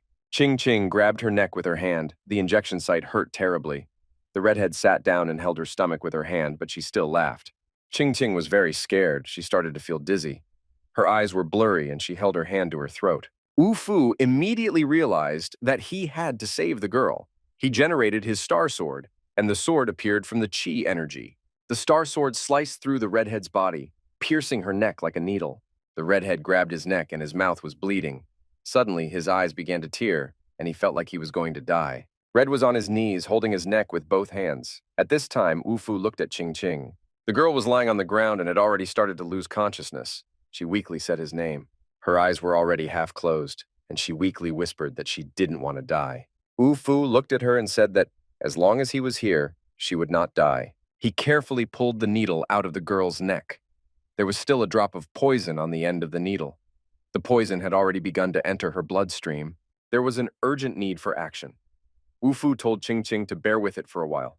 Wu Fu activated a special chi energy. The girl felt a warm spiritual energy enveloping her. She lay with her eyes closed and felt like she was flying. Wu Fu realized that he had to neutralize the poison. So he leaned over to the wound and sucked the poison out of the wound, just like one does for snake bites. Ching Ching opened her eyes and shouted with joy. The girl felt a surge of energy and opened her eyes wide. Wu Fu stood and looked at her. Ching Ching stood up and looked lovingly at Wu Fu, for he had saved her life. At that time, the girls from the martial arts club came in and saw Wu Fu and their president almost hugging each other. They were very embarrassed, so they apologized and said they would leave. The girls quickly turned around and went back to the pool. Wu Fu told Ching Ching that the poison was completely taken out, and she was fine now. Ching Ching touched the wound on her neck. It didn't hurt at all. She thanked Wu Fu for saving her. Wu Fu wrote to her that the redhead was aiming at him, and the fact that he hit Ching Ching was an accident, and it was his duty to save her, so there was no need to thank him. But Ching Ching had already fallen in love with him and was happy that Wu Fu had saved her. At that time, the following events took place in the hospital where Hao was lying. Li came to see Hao and brought him flowers. Hao was lying in bed with a broken arm. His father was also in the room. Li said that Wu Fu had called. Hao's father thought the redhead had been defeated. Hao's father asked Li to put him on speakerphone to hear what our hero had to say. Wu Fu said that in 3 days, Hao should kneel before him at Heitian University and apologize. This is his last chance. There was silence in the station. Everyone was in shock. Wu Fu was supposed to be dead, but something had gone wrong. Ching Ching wrote to Wu Fu that the He family thought they could do anything because they had such an important relative as He Tiangan. Wu Fu wrote to the girl not to worry. They will stand up to him. Ching Ching had great feelings for Wu Fu and thought he was a fool. Hao was furious. He said that some scum had the nerve to demand an apology from him. His father lit a cigarette and said that Tiangan would be back in a few days, and Wu Fu would die. At that time, a fat man was playing with his dog in the dormitory, and a group of boys walked down the hall. They were looking for our hero's room. The door opened and a group of karate guys appeared on the doorstep. Wu Fu and the fat man didn't expect to see them here. The fat man stammered that he hoped Wu Fu had not offended the karate club either. Wu Fu replied that he didn't even know who they were, so how could he have offended them? The guys said that the president of their club asked them to teach the newcomer a lesson because he had hurt the president's family. Even killing him wouldn't be enough. Wu Fu asked that the president of the karate club is He Tian Hao? A guy named Chin replied that while the president is resting, he is in charge of the club. The karate players jumped on Wu Fu and shouted that he had no right to call their president by name. Wu Fu frowned and said that this Hao has sent another pile of garbage. He immediately applied his QE energy, and the karateka began to get hit and fall down. Their jaws dropped in astonishment. How could Wu Fu finish them off without touching them? The guy who was hit first held his stomach and shouted for them to fight. Wu Fu took off his robe and prepared to fight. The fat man told him to be more careful. Wu Fu replied that this trash wasn't even worthy of being called a threat. After hearing what Wu Fu said, the karate players got angry and started shouting that they would send him to the hospital because he was too arrogant. The first of them received the hardest blow on the jaw. The strongest chi energy raged in the room. The karateka bent in half from the blows and fell to the floor. There were 2 karate practitioners left. Wu Fu told them that if they wanted to send him to the hospital, they should come over and try. Our hero suggested that the 2 of them attack him at once. They too were hit by energy just like their comrades. Wu Fu said that they acted rashly. After a while, everyone who came to Wu Fu's house was lying unconscious on the floor. Our hero stood there wondering what to do with them. But then Qin appeared and said that it was easy to deal with ordinary people by force. But now, he would be Wu Fu's opponent. 18. This guy also possessed chi energy and said that only death awaited Wu Fu. Qin also possessed an unusual skill, and Wu Fu bowed before his punch. The energy was so strong that Wu Fu fell down. He leaned against the wall and looked at this guy. Our hero thought, surely this guy can do something. He stood up and struck out with his fist, activating his chi energy. Wu Fu hit Qing Yu one after the other. The Karate Kid wasn't expecting such an attack. People were already gathered outside the door, asking if Qin was okay and how he felt. Qin came to his senses a little, and almost choked with rage. He told Wu Fu that he was looking for death. At that time, Qin, who didn't expect it, was kicked in the butt by Ching Ching. Wu Fu didn't expect it either. Qin was furious and shouted, "Who dared to do this?" Behind him was Ching Ching. She asked, "Did Qin get permission to take away the university club members?" The girl said that it happened to be about He Tiangan's return. Qin replied that it wasn't over yet, but she laughed and said that the martial arts club was always ready. Qin said that Wu Fu is trash because he hides behind his skirt and is weak in one-on-one combat. The fat man warned Wu Fu again that this was another trap. Wu Fu agreed to fight Qin, but the girl asked him not to be rash because Qin's level was superior to Wu Fu's. Qin said he would wait for Wu Fu at the stadium in the afternoon. Fatty was worried about his friend again and asked why he agreed. Wu Fu replied that it was fun. Ching Ching and Fatty persuaded Wu Fu not to go because Qin Yongxiao is very mean, and the girl was also worried about the name of her club. Our hero inquired, "When did you join the club?" But Ching Ching replied that she doesn't care, and if she said so, then that's the way it is. Fatty said that the same goes for the husky, who is also a member of the martial arts club. The dog barked happily. Ching Ching felt sad and thought that the dog was more important to Wu Fu than her. We can see the stadium of Yunhang University. Karate players gathered on the basketball court, and Lee brought Hao in a wheelchair. Hao gave some infected needles to Chin. These needles were left over from the last kill, and he told Chin that he had to kill Wu Fu and not let him down. Hao wanted to see Wu Fu die with his own eyes. Chin rejoiced. Now that he had poisonous needles, his victory would be easy. The whole company was waiting for Wu Fu. He was still missing, so they thought that the asshole had run away. Some of them said that he was only a freshman and could easily be broken by a few people. Hao called out to one of the karate players, who came over and leaned close to his ear. Hao slapped him hard and told him that if they were any good, he wouldn't be in a wheelchair. Finally, they saw the ones they had been waiting for. Wu Fu entered the gym accompanied by Ching Ching. Wu Fu told Hao that he asked him to apologize to him personally. Would he really apologize like that? Hao said that what apology could we talk about if Wu Fu would not have a chance to hear it? Our hero grinned and said that he doubted that. Hao said that all Wu Fu had to do was to bow down and beg him. Wu Fu smiled and said that, we'll see. Lee, who was standing behind Hao's back, shouted for the boys to whip Wu Fu. Chin stepped forward. He was filled with energy, and a pink light shone around him. Ching Ching realized that he was starting to form a ball. The girl was very worried about Wu Fu and told him to be careful, and if he couldn't win, he should accept defeat. Wu Fu calmly replied and told her to take care of the dog. Chin said that he would not get out of here alive. Wu Fu replied that he could not leave alive either. Here, Chin, enveloped in pink energy, rushed at our hero, who stood calmly with his hands in his pockets, enveloped in blue chi energy. As their energies collided, Chin's energy seemed to be stronger than Wu Fu's. He even staggered from that strength. Suddenly, Wu Fu saw poisonous needles flying towards him. In an instant, he pulled out a piece of his star sword and blocked it. Shouting that he wasn't finished, Chin threw another batch of poisonous needles. Wu Fu used his star sword to block these needles as well. With horror in her eyes, Ching Ching shouted at Wu Fu to be careful. With the help of his star sword, our hero blocked Ching Ching's attack. Lee couldn't believe her eyes. She thought it was magic. The chi sphere allowed the formed weapon to be compressed, but not completely.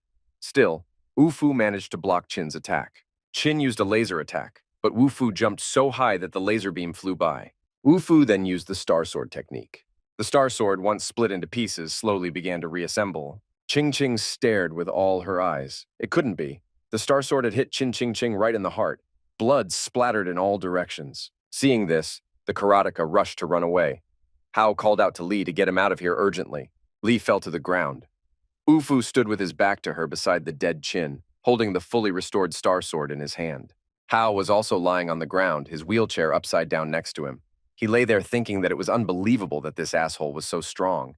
Hao tried to crawl away, but the dog saw him and ran up. Following the dog, Wu Fu came up to Hao with a sword in his hand. He asked where Hao was going. Lying on the ground, Hao mumbled an apology and said it was all his fault. Our hero replied that he'd said he wouldn't apologize before, but now he was begging for forgiveness. Hao begged to be spared this time and vowed not to cause Wu Fu any more trouble. Wu Fu said that it was too late to apologize now and that he still had a chance, and threw a poison needle at Hao. The poison immediately began to be absorbed into the blood, and Hao's hand began to turn black. He called Lee to bring him the medicine quickly. Lee was in no hurry to give Hao the medicine. She said it was useless because it could not destroy Wu Fu. Hao was dying. He didn't expect Lee to do this to him. Lee realized that he was no use to Hao now. He was bleeding and had no chance to save himself. Lee asked Wu Fu if he was going to kill him or not, but Wu Fu replied that he wouldn't kill her because she could only feel despair when she was alive. He told her that she would pay double because of his hatred from his past life. We see a staircase leading to a temple high up in the mountains. Under the trees sat a gray-haired old man holding a piece of sword. He said it was one of the 3 great treasures of the Zhongyang faction. His disciple told the teacher that only in revenge could he find peace, and that it could be considered training in the outside world. The old man told him that revenge kills people. The disciple should leave quickly and return immediately. Lee came to the river and thought that instead of humiliation, it would be better to die and end this suffering. She thought that even after death, she would not forgive Wu Fu. Lee wanted to jump into the river from the embankment. Someone's strong hand grabbed her arm and stopped her from jumping. The guy told her that Tian Hao had recently died, and if she died too, who would witness Wu Fu's fall? Our hero was all wrapped up in energy. He thought that the breakthrough of the chi sphere had happened so quickly. In his previous life, his teacher had made him a mixed spirit pill to help him break through to the next level, and in this life, he didn't have the pill. Wu Fu thought that with his sword, he would still have no problem breaking through. Our hero came out of the shower and saw a girl in his room, sitting on his bed and playing with his dog. The girl invited Wu Fu to come over and sit next to her. Wu Fu frowned at her and said that it was his bed. The girl said that she had taken the initiative to find him. Now he can also show more enthusiasm. Wu Fu asked her what she was doing here. The girl said she wanted to test his strength with the device. The stranger looked seductively at Wu Fu and asked why he didn't answer. The girl held out her device to Wu Fu and tried to time his swords. The girl was wearing headphones. She said his swords were completely silent and she couldn't detect them. She asked our hero when he had time to release his daggers. Wu Fu replied that he released them at the very beginning. The girl looked at Wu Fu thoughtfully, and he thought that he had reached the peak of the breakthrough. The use of the sword pushed him to the very edge, and it looked like the breakthrough had already happened. The girl said that the dormitories are very low in spiritual energy, and it is not the best place to break through. Wu Fu told her that he wouldn't have had to make the breakthrough in the dormitory if she hadn't ruined his plan.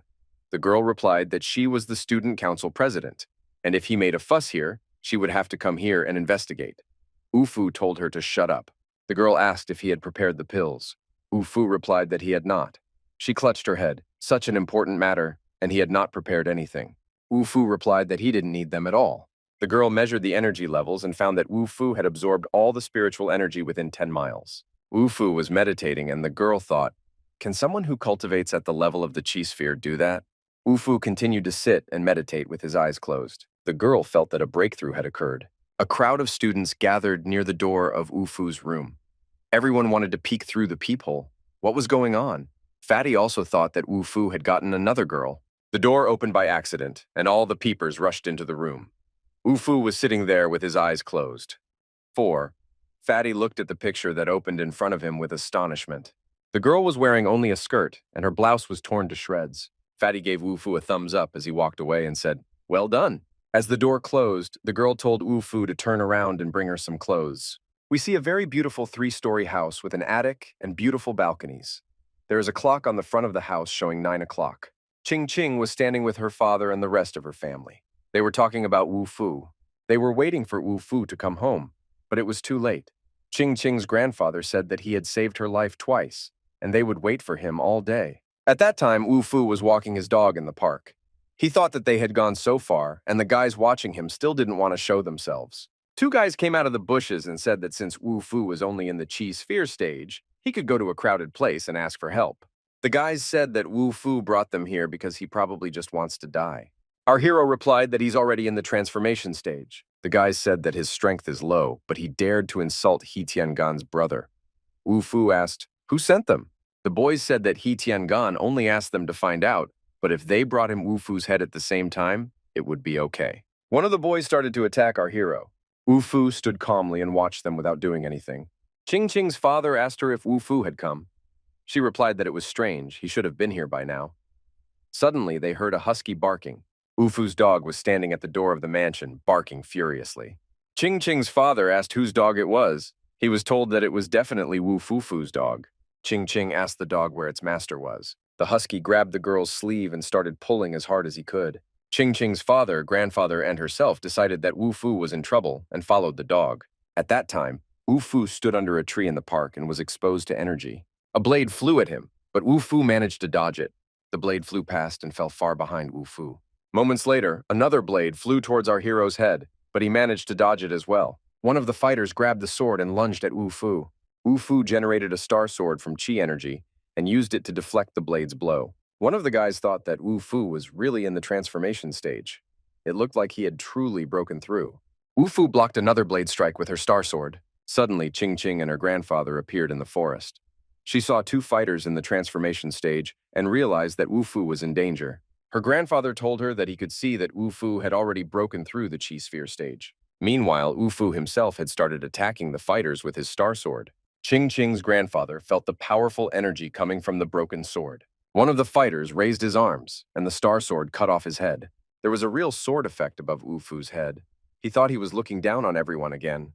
The second fighter thought that their information was wrong, and that this guy was not at the level of chi sphere, but much higher.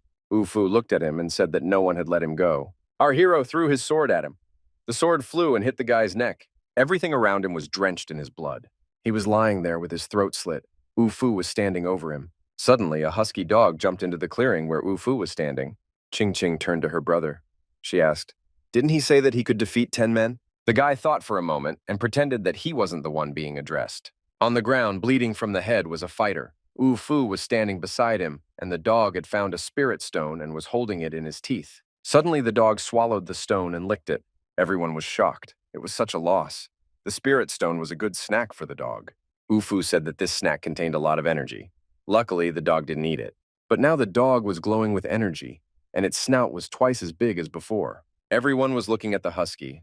Ching Ching couldn't calm down because even the dog's teeth had changed, but Wu Fu told Ching Ching to calm down. 4. The husky became twice as big, its teeth grew, and its fangs began to protrude. We see 2 black cars parked in front of a building. A man in black pants and black shoes got out of the car. The man thought that the fighters were there to find out Wu Fu's skills. He thought it would take them a long time. Ching Ching walked in the company of men. There was her father, her brother, and another man who came in a black car. The man said that Wu Fu had some skills, and he really should have been killed by his 2 friends. When Li heard that Wu Fu was dead, she was overjoyed, but then Wu Fu himself came to meet her. Li even cried when she heard that Wu Fu was alive. The guy said that his younger brothers have a lot of power. Wu Fu is no match for them. He must have been helped by the Shu family. The man said that the great Shu family struck a blow.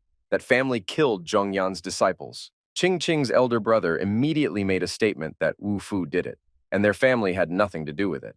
Ching Ching's grandfather got angry and told He Tian to watch his words. His family had nothing to do with the murder. Let someone teach them manners. Grandpa Ching Ching urged his family not to let outsiders enter their land and kill innocent people. Suddenly, Wu Fu appeared and said that he really appreciated their kindness. However, this time he wants to handle things himself. The newcomers were shocked to see Wu Fu alive and unharmed. The visitor even turned black with rage when he saw Wu Fu. Our hero told the visitor that if he wanted to take revenge, he should first make sure he had enough strength. Wu Fu stood surrounded by an aura of energy, and the 3 men who had come stood opposite him. The Shu family watched their Wu Fu with rapt attention. The guys who had threatened Wu Fu decided to retreat because the strength of the Shu family could not be underestimated. 2 men and a woman came to their car. They wondered what kind of power Wu Fu had that the Shu family would stand up for him. They wanted to wait for him to get out and kill him. Wu Fu was sitting on the couch with the whole family gathered around him. He was drinking flavored coffee. Grandpa thought that this guy has such an unusual power that even he can't see it. He asked our hero when his teacher would return. Wu Fu told his grandfather that the master had gone on a journey to the Cloud Sea. Grandpa thought he was just a simple boy. He did not expect such strong support. Ching Ching said that she wanted to take her relationship with Wu Fu to the next level and repay him for his help.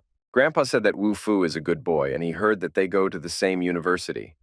The girl was very embarrassed. In the dormitory, there was a lot of snoring in the room where the fat man and Wu Fu live. The fat man slept and dreamed of all the things he loved. Buns, women, everything was his. Suddenly, someone entered the room and woke up the fat man.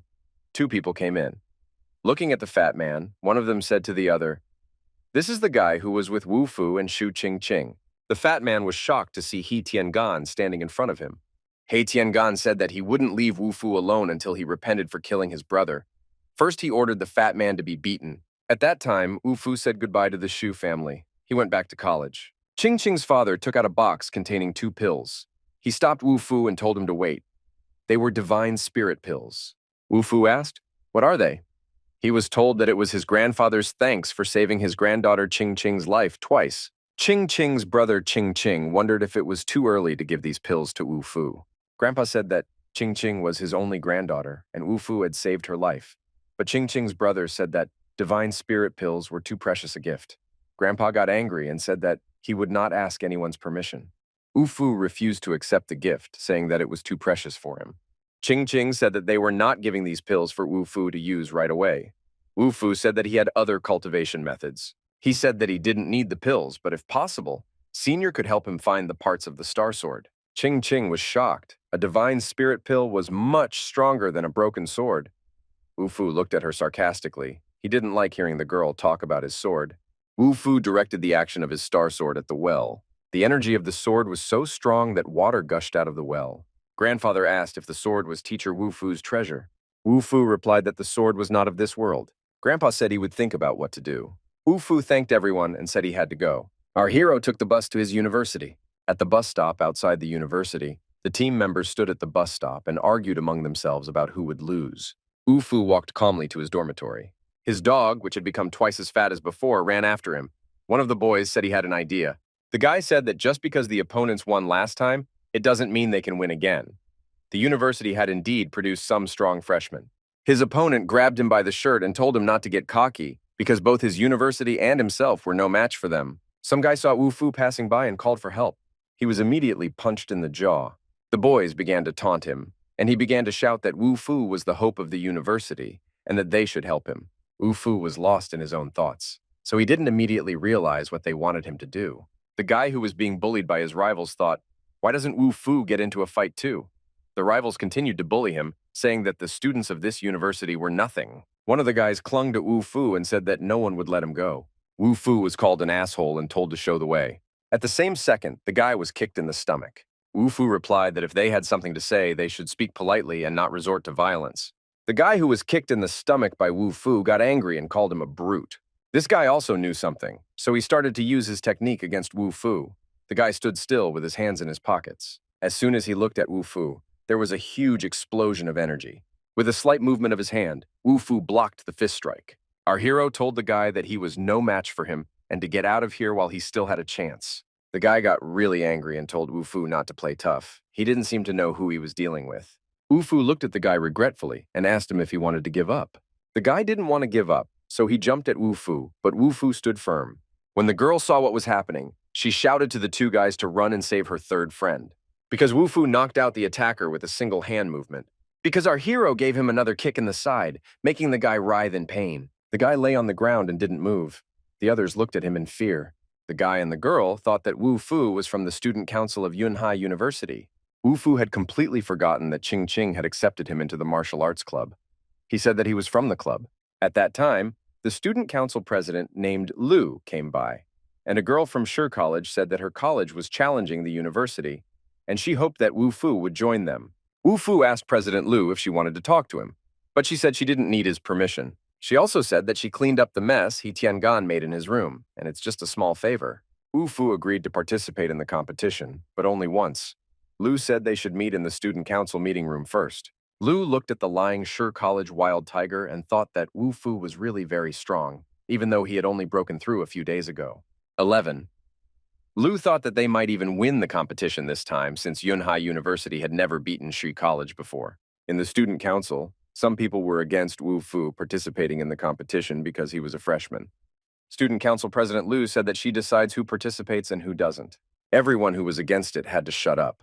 Lu told Wu Fu not to be late because the program would start in the afternoon. Student council president Lu said that there are much stronger opponents in Shi College and that Wu Fu should not underestimate them. The guys from Shi College still couldn't calm down. They shouted back at Wu Fu not to think that he was very strong. Even the husky started barking at them. Wu Fu didn't listen to them, so he turned around and walked away. Insults followed him. 18. This made our hero very angry, but he still went to his dormitory. He advised the boys to save their strength for the competition. Where Wu Fu had just stood, the wall cracked from the energy of his fist. President Lu thought that there was hope to beat the college this time. When Wu Fu entered his room, he heard a fat man moaning on the bed. There were scattered things and garbage lying around the room, and the room was a mess. Although the fat man had been badly beaten by He Tiangan, he decided not to tell his friend because Wu Fu would try to avenge him, and he didn't want to get him into trouble. Our hero immediately realized that He Tiangan had come. But the fat man said that Wu Fu was mistaken. He had just fallen down and hit himself hard. Wu Fu told his friend not to try to hide it because he already knows everything. He will make sure that He Tiangan apologizes to him personally. At that time, everyone was very worried about losing to the college, but Lu was sure that everything would be fine. Lu was discouraged by everyone to use a freshman in the competition, but she was undeterred. One of the boys told Wu Fu that if he wanted to compete, he would have to have a fight with him. One of the girls tried to dissuade him, but the guy didn't listen to her and still wanted to fight Wu Fu. Our hero then decided not to compete with Shi College at all. Lu shouted that Wu Fu couldn't leave since he had already agreed to participate. The guy still dared to start a fight with Wu Fu. The guy just raised his hand while standing with his back to him. The guy ran into a wall of chi energy and fell down. Wu Fu didn't have to do anything. He just raised his hand. The guy even wondered if Wu Fu was a freshman. Wu Fu asked him if he wanted to try again. The guy's eyes doubled in size, so he said no. At that time, Ching Ching appeared on the court. She was worried that the competition had already started. She came with a girl from her martial arts club, but they still made it to the competition in time. The guy said that Ching Ching was cultivating the last stage of sphere formation, but then someone pushed him. The guy swore. He saw that it was He Tiangan coming and quickly shut his mouth. The guy thought that something incredible was happening. First, an unrealistically strong freshman appeared, and now He Tiangan. He Tiangan said that he hadn't expected to meet Wu Fu here. At this time, a fat man with all his legs ran out onto the field. He tried to take Wu Fu away even though he himself was caught between two energies, and his eyes began to double. Our hero said that whether He Tiangan came here or not, the result would be the same. He said he would win, and to make sure the fat man was sure he would win. His friend was crying with happiness. He was very worried about Wu Fu. Suddenly, there was a burst of energy, and the fat man fell down. The dog opened his mouth in surprise. Wu Fu apologized and said that his body had somehow reacted by itself. Wu Fu asked He Tiangan if he was trying to avenge his brother. Hao deserved to die, and if his brother wants to take revenge, he is always ready. Wu Fu said that before the fight, He Tiangan should apologize to the fat man, because he killed his brother, not the fat man. He Tiangan laughed and said that a weakling like him is not worthy of his apology. He asked the fat man that if he apologized to him, would the fat man dare to accept it? Wu Fu's eyes filled with anger, and energy flowed out of his hand. He Tiangan held a glittering shard and said that the great treasure of the Zhongyan clan also wished for Wu Fu's death. Our hero said that he sensed the shard when they first met and drew his star sword. He Tiangan could not understand why the treasure became more aggressive and harder to control. Suddenly, the shard broke out of He Tiangan's hands. Wu Fu drew his star sword, and the shard stuck to the sword in its place. There was such a strong glow from the sword that everyone present covered their eyes with their hands to avoid being blinded. When He Tiangan realized that he had lost the treasure, he shouted at the top of his voice for Wu Fu to give him the treasure. When the sword received the missing shard, our hero felt real power at the mystic level. Suddenly, a voice commanded them both to stop, and someone's eyes flashed in the darkness. Wu Fu and He Tiangan froze in surprise. 19. A huge explosion came from somewhere above, and Wu Fu found himself in a cloud of smoke. He Tiangan stood up and looked at our hero, who was covered in white smoke. President Lu looked at Wu Fu reproachfully. Wu Fu coughed in embarrassment and said that a man should be patient and wait for the right time to take revenge. The fat man was glad that Wu Fu was all right, and the dog was glad too. He Tiangan kept thinking about the sword that could absorb one of the three great treasures. He wanted to possess that sword.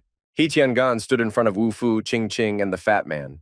He thought that it would be even more difficult to deal with Yunhai University this year. The dog started digging in the ground, and the fat man asked him what he had found. The fat man and the husky sat on the playground and looked at the hole the dog had dug. President Lu told Wu Fu that he had not yet entered the competition and wanted to fight with He Tiangan. The fat man kept looking at the hole the dog had dug. He Tiangan demanded that Wu Fu return his treasure. Wu Fu said that he didn't do anything. It returned to its original owner by itself. He Tiangan said that this jade had belonged to their Yanzhong faction for 3 years. He rushed up to our hero and shouted at him to return the treasure. As He Tiangan ran, he stepped into a hole dug by a dog and stretched out right at Wu Fu's feet. He Tiangan fell face down into the mud, and everyone laughed at him. Suddenly, a sword flashed beside the fat man, and he barely had time to dodge. It was He Tiangan who drew his sword and threatened the fat man and his dog. Wu Fu said it was He Tiangan who should be thrown down. He Tiangan thought only of the star sword. He dreamed of taking it from Wu Fu. By this time, the guys from Shi College had already arrived and were watching the showdown between Wu Fu and He Tiangan. Meanwhile, the fight between He Tiangan and Wu Fu was in full swing. They were using every sword they had, and the energy between them was booming. Our hero hit He Tiangan with his sword. He couldn't stand still and fell down. Wu Fu was very skillful with his sword, the handle of which was decorated with precious stones. President Lu, Ching Ching, the fat man, and even the dog watched the duel between Wu Fu and He Tiangan with open mouths. He Tiangan grabbed the sword from Wu Fu's hand and said that he was nothing without the sword. Wu Fu quickly concentrated qi energy into his hand. Wu Fu jumped with such force that the ground cracked under his feet. Due to the strong concentration of energy, our hero and his opponent were almost invisible. The entire room was filled with an incredible energy, and only silhouettes could be seen. He Tiangan managed to lift the sword from the ground. In his hands was a Wu Fu sword with a hilt decorated with precious stones. He realized that he was holding a treasure. At this time, Wu Fu activated his energy, and the sword simply floated out of He Tiangan's hands. Wu Fu said that the sword had been stored in his body all the time, and no one could take it away from him. The audience was shocked by what they saw. They couldn't believe that Wu Fu was a freshman. The students who watched the fight discussed Wu Fu and his duel with Brother Hao. Wu Fu seemed like an unusual person to them. Wu Fu used the Star Sword technique, and He Tiangan froze. A powerful explosion sounded and everyone closed their eyes from the blinding chi energy. He Tiangan was unblocked, he thought. How strong is this asshole? Wu Fu stood in front of He Tiangan, holding his sword. Energy in the form of a giant god raged around him. He Tiangan thought that Wu Fu was using some secret technique. He turned around and walked away, but said that he would never forget his insults and would definitely take revenge on him one day. The fat man couldn't hide his joy. He admired and asked, "When did Wu Fu become so strong?" A guy with a short haircut came up and said that Wu Fu relied too much on his sword. Wu Fu greeted him in a not very friendly way. Our hero said that He Tiangan ran away after fighting him, and he would fight in his place. He asked the students, "Who wants to be first?" Wu Fu didn't want to waste time talking and told them to all attack him together. The guy who approached him said he would give him one last chance so that Wu Fu would apologize. He came out with a huge sword with two blades shaped like bat wings. The guy said he didn't think Wu Fu would win just because he had his sword. Our hero suggested that he check it out. Student Council President Lu said that when He Tiangan was the university representative, they had a chance to win. But now, if Wu Fu loses, they won't have a chance. Ching saw that Lu had put her arm around Wu Fu's shoulders and went crazy with jealousy. She went over and pulled them apart, telling them not to do it again. It looks embarrassing. Ching came forward and said that the representatives from Shi College are a bunch of thugs who don't know when to leave, and she wants to greet them properly. The boy said that Ching is jealous of Lu. The girl got angry and asked, "Does he really think he can get away from her?" Ching attacked the guy and hit him with her fists. The red-haired guy laughed. He could not believe that such a little girl could defeat him. The guy used a strong defense and a fireball appeared around him. He swung his sword at Ching, and she realized that it was too late to dodge. Suddenly, a white cloud enveloped Ching, and she disappeared. The guy couldn't understand where she had gone. The sword hit the ground with a flourish. Ching stood there with her eyes closed. Wu Fu stood by Ching's side with his arms around her and defended her. He told the guy that he was his opponent, not the girl. Our hero picked up his star sword again. Ching warned him to be careful. His opponent told Wu Fu that he wouldn't be able to break through his family's divine defense technique with that toy knife. Wu Fu just grinned. The guy lunged at him and shouted that he was going to beat the crap out of him. His fellow students shouted and cheered him on. The strongest energy of two swords appeared on the field, and Wu Fu and the guy pointed their swords in different directions. Wu Fu stood and held his sword so calmly that the student council president thought they had lost. Lu, Fatty, and Ching saw the guy coming towards them. Their faces showed the greatest astonishment. The guy's defenses were all pierced and he was smashed into pieces. Lu, Ching and the Shi School students who had arrived all realized that the guy's divine defense technique had been broken through. Wu Fu said that there was nothing in the past, present, or future that could block his sword. The Shi School students admitted their defeat and said that they had lost. Wu Fu replied that they could admit defeat, but they had to give him their soul stone. The students asked why he needed it and what he would do with it. Wu Fu replied that his dog seemed to like soul stones. Husky smiled his smile, but because his teeth were getting much bigger, everyone was afraid of him and shouted at him to stay away. We see a small house in the garden. The doors of the room were open. In the room were a little boy and a gray-haired old man, his teacher. The boy told the teacher that he had discovered the presence of the treasure in Tianfu Hao Yuan. Suddenly, the boy saw a stone shining with blue light floating in the air. He asked the teacher what it was. The old man replied that it was a very special divine weapon, and when he found its owner, he would give it to him. The boy bowed and said he would do as the master said, and he thought that he was the only one worthy to use this divine weapon. Suddenly, the old man sitting on the ground coughed violently. The boy went up to him. A teacher told a man that his time in this world was almost up. If he never reached the realm of Tao, he would die. We see red-haired Li, Wu Fu's ex-girlfriend. She always wondered how he became so strong. He even said that she would rather die than live. In the room where Li was, there was He Tiangan. He told her to shut up. He Tiangan said that this Wu Fu is not so easy. When he uses his divine weapon, his strength is almost equal to He Tiangan's. He will not leave Wu Fu alone until he is sure that he is dead. Now we see the city and the road the bus is traveling on. In one of the buildings, a wrestler in a blue kimono is standing in front of the window. The man in the blue kimono is holding a cell phone and can't figure out how the thing works. At this point, Wu Fu wants to go into one of the rooms, but the guard tells him that it is a private place, and if he wants to go in, he has to show his invitation card. Wu Fu said that his dog tore up the card and showed it to him. He asked if they could accept it. The security guards replied that they could not accept damaged cards. At that time, a man appeared with the girls in his arms. He laughed. What an excuse it was that the card had been torn by a dog. The guards called him Mr. Joe. Wu Fu explained that the guards would only let him through if he had a complete map. In that case, it wouldn't be such a big obstacle. Wu Fu walked up behind him and patted Zhou's shoulder. He immediately realized that Wu Fu wanted something from him. It was Tang. Wu Fu told him to tell the girls that he couldn't come. The girls looked at Wu Fu with contempt and called him trash. Tang remembered what Wu Fu had once done to his head. He bowed to him and asked Wu Fu to accept this invitation card from him. Wu Fu thanked him. Tang replied that it was his pleasure. He watched Wu Fu go and thought that he had become even stronger than before. Wu Fu entered the hall where there were chairs and several people sitting. His dog barked happily because Ching Ching was there, and she shouted happily when she saw Wu Fu. It was an auction of the sword fragment that Wu Fu was interested in. Ching Ching's father said that he had invited Wu Fu to see for himself. Was it the right blade? Wu Fu thanked the elder for his help and said that if the auction was indeed a sword fragment, he would teach the Shu family some techniques. At that time, a hooded man passed by. There were several people sitting in the hall, including Wu Fu. Our hero said that he saw that Senior's father had been stuck in the Yangsheng region for a long time, and these techniques would be enough to get him back. Senior was shocked that Wu Fu knew about his father's condition, so he really has some power. At that time, the hammer struck the table.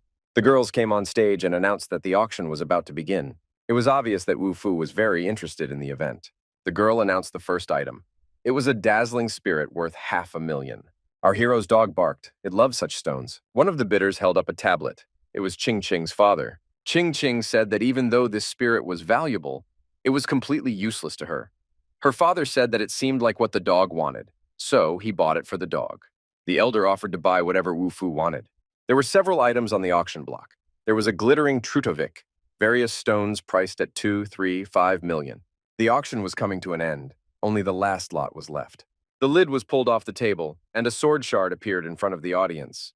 Wu Fu's eyes immediately lit up. The elder asked our hero, "Is this what he wanted?" Wu Fu replied that it was the shard he wanted. Suddenly, a man in a hooded robe stood up in the hall and said that he had been looking for the shard for 9 years. He asked if anyone could help him buy it. Brother Ching Ching thought that Wu Fu was certainly cheeky, but it turned out that there was someone cheekier than him. The guy stood there waiting for an answer, but no one wanted to buy him the shard. Wu Fu stared at him intently. He recognized him. The guy started to show his strength. Everyone in the audience felt so much pressure that they were pushed into their chairs. The hooded man said that everyone here was quite rich and asked if anyone would buy this treasure and give it to him.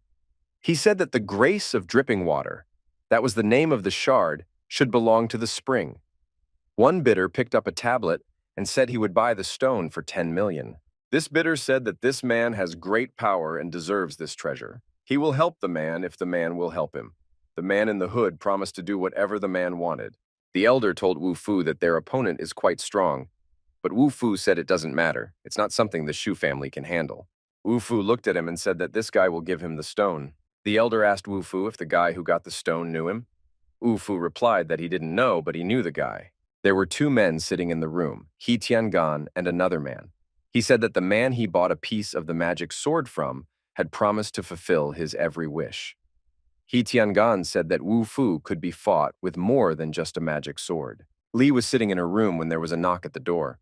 She asked who it was and opened the door. A huge wrestler in a blue kimono stood at the door. He said that he had come to crush the head of whoever was hurting He Tiangan. The man replied that they would concentrate on getting the sword first and then torture Wu Fu a little. Li thought that this time Wu Fu would definitely die. We see a corridor and dormitories. A dog barked from the room. Wu Fu looked at his dog and said that eating spirit stones had not been in vain. The dog's teeth had grown a lot. At that time, Lu, the president of the student council, entered the room. She saw the dog and exclaimed that the little boy had grown. Our hero sat sadly on the bed. He asked what was wrong with him. Lu stood on the bed with her knee. Lu said that she just can't look at Wu Fu. He's always alone, always on his own. Wu Fu put Lu on the bed in one move. She looked at him worriedly and asked him what he wanted to do. Wu Fu told her not to play with fire if she was not ready. He leaned over her and whispered directly into her ear that it might be dangerous. Lu pushed Wu Fu away and put her hand on his shoulder. She corrected the blouse slipping off her shoulder and said that she would take care of Wu Fu. She wants him to play for Yunhai University. He replied that he was not interested. Lu said it doesn't matter if he agrees. It looks like Yunhai University will never get good grades this time. Lu narrowed her eyes and said that there are 10 contestants and she has no problem offering participation to someone else. Lu was about to leave, but Wu Fu touched her shoulder and told her to let him enter the competition. But before he starts, there is something he has to do. Suddenly, Wu Fu began to undress. He began to take off his pants. Lu was shocked. Wu Fu said he couldn't stay in transformation forever. Wu Fu had such a beautiful body that Lu coughed out of embarrassment. She said that breaking through by force was no joke. Wu Fu closed his eyes and said that he wanted to break through his secret area. Metamorphosis would be enough to deal with the other opponents. Lu thought of Reiki. Energy began to gather around her. Lu was enveloped in a ball of chai energy and had Reiki in her hands. And Wu Fu was sitting on the bed in his underwear, meditating. Energy was bubbling in the room. Lu said that unlike last time, she was able to defend herself in time. Wu Fu continued to sit with his eyes closed. Lu felt that there had been a breakthrough. Wu Fu asked if she really thought so. Lu said that she wanted to get some fresh air. It took her 5 years to reach the state of transformation, while Wu Fu did it in 4 years. At that time, the fat man came home and heard a strange noise at the door. Lu, the chairman of the student council, came out of the room. The fat man didn't expect to see her here. The fat man said she didn't need to explain anything because he knew they were practicing. The dog was terribly happy to see the fat man apparently kicked out of the room. He said it was cruel to leave the dog alone.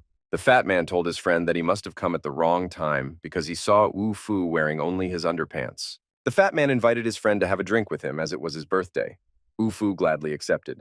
The fat man ran down the hall and said he was going to make a reservation at a restaurant. Some men and Li sat in a hotel and discussed that the fat man was looking for a hotel to celebrate his birthday. They read his note. He Tiangan told Li to tell the hotel owner to prepare something special for them. The knife would be the perfect weapon to kill Wu Fu. Meanwhile, the man who won the knife at the auction took it to his teacher and asked him to take the medicine. The old master coughed a lot and felt very sick. He said that the breath of the magic sword shard was no longer interacting with him, and his body was no longer the same. The teacher told the man that if he saw the chosen one, he should bring him to the teacher. The boy got down on his knees and said that he would fulfill everything immediately. There was an empty bottle on the table, and the fat man was sleeping on the bed. A foot in high heels kicked the fat man, and the girl told him to get up. It came from the student council president Lu and kicked the fat man's butt to make him wake up quickly. The fat man grabbed his butt with his hands. He was in a lot of pain. Wu Fu and Lu asked him why he called them here. They were in some hotel room. The fat man replied that he didn't remember anything. A husky was standing with a yellow stone in its mouth. It spit out the stone, and the fat man realized that the dog wanted to give him something. The husky brought the fat man his favorite stone. The fat man thanked the husky for the gift. At this point, something incredible began to happen. The house began to buckle. Lu said something was wrong, and they had to get out of there right away. Outside the window, where there had just been a city, the view suddenly changed, and there was a desert outside the window. The room started to change, and instead of a hotel, they were in the middle of the desert. Fatty and Lu were shocked. They didn't expect such a turn of events. The city disappeared, and so did the hotel. They found themselves in the middle of the desert with a huge snake looming over them. The snake opened its mouth and prepared to devour Wu Fu. Poisonous teeth were sticking out of its mouth. Lu shouted at Wu Fu to watch out. The snake made such movements that the sand flew in different directions. It opened its mouth, but it was all an illusion. Lu and the fat man didn't know. At that time, a huge black creature with sharp teeth appeared out of the energy. Its mouth was much bigger than the snake's, and they faced each other. Lu opened her mouth in fear, screamed, and called the dog. A huge black animal that looked like a panther clawed into the snake's neck and chewed it off. It turned out to be the dog that had transformed into the black beast with the help of spiritual energy and swallowed the snake. The dog returned to its normal appearance. Wu Fu said that the spiritual rock the dog ate was helpful. At that time, Li and the guy with black glasses who created the illusion were sitting in the cellar watching what happened. The guy said that Wu Fu's dog was even unusual. As long as everyone was under the influence of this illusion, Wu Fu could be killed at any time. The table that was in the hotel reappeared, but there was still a desert around it. It was as if they were trapped within the walls of the illusion. If they could find something that belonged to the real world, they could break through this illusion and get out of here. Suddenly, someone slammed his fist down on the table, knocking over the plate. Lu screamed in surprise. Our hero punched the table so hard that it fell apart. It was as if it was made of stone. At that time, the guy and Li, who were under the room where Wu Fu was, saw that the ceiling was cracked. The guy with black glasses said that it was not good. Suddenly, there was a huge explosion, and stones flew in different directions. The glass in the door flew out and shards flew around. It was Wu Fu who broke through the wall. A huge hole appeared in the wall, and rocks were lying around. Huge clouds of dust rose from the rocks. In the room where Wu Fu sneaked in through the hole in the wall, There was Lee. Our hero did not expect to see her here. He realized that it was a trick created by her and He Tiangan. Lu said that Wu Fu should die. Wu Fu replied that he had heard those words from her many times before. At that time, the guy with the glasses appeared and suggested that Wu Fu should give up the magic sword and leave quietly. That guy was Zhou Tongshan from Yonghai City, and he was very strong. Wu Fu gave the dog to the fat man and told him to hide in the corner.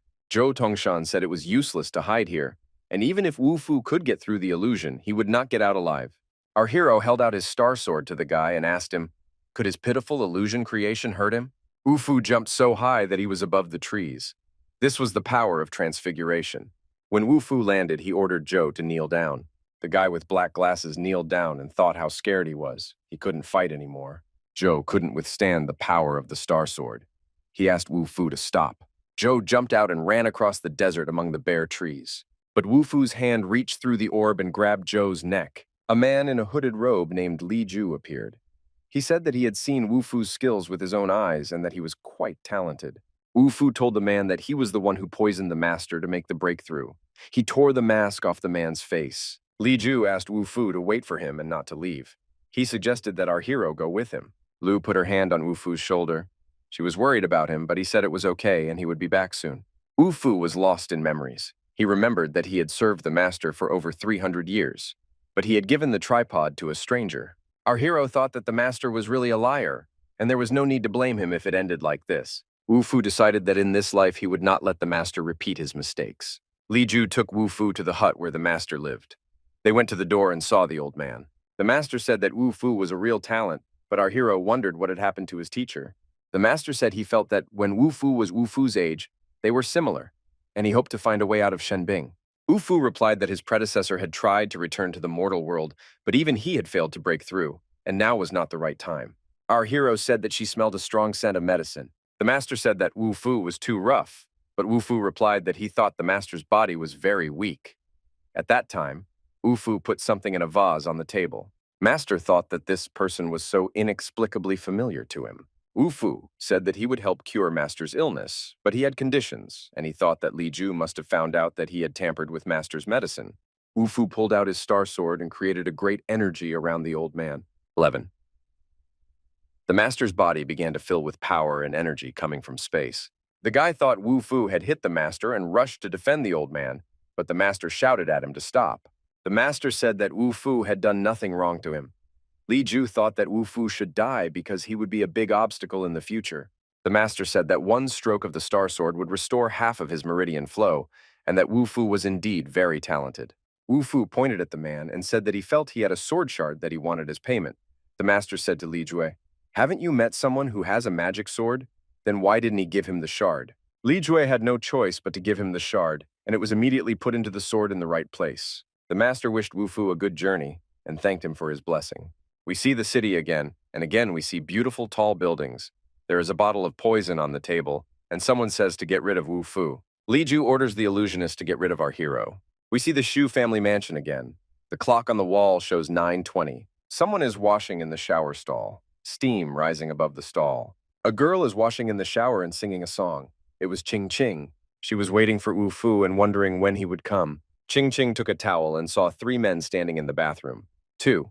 They said that they came to kill Wu Fu and did not expect such a surprise. The girl said that they better get out of here now. A man with red hair and black round glasses asked her, "Where is Wu Fu?" Ching Ching replied that he hadn't come back yet, and the guys said that if he wasn't here, they would want to play with her. One of the boys jumped on Ching Ching. It was his fault.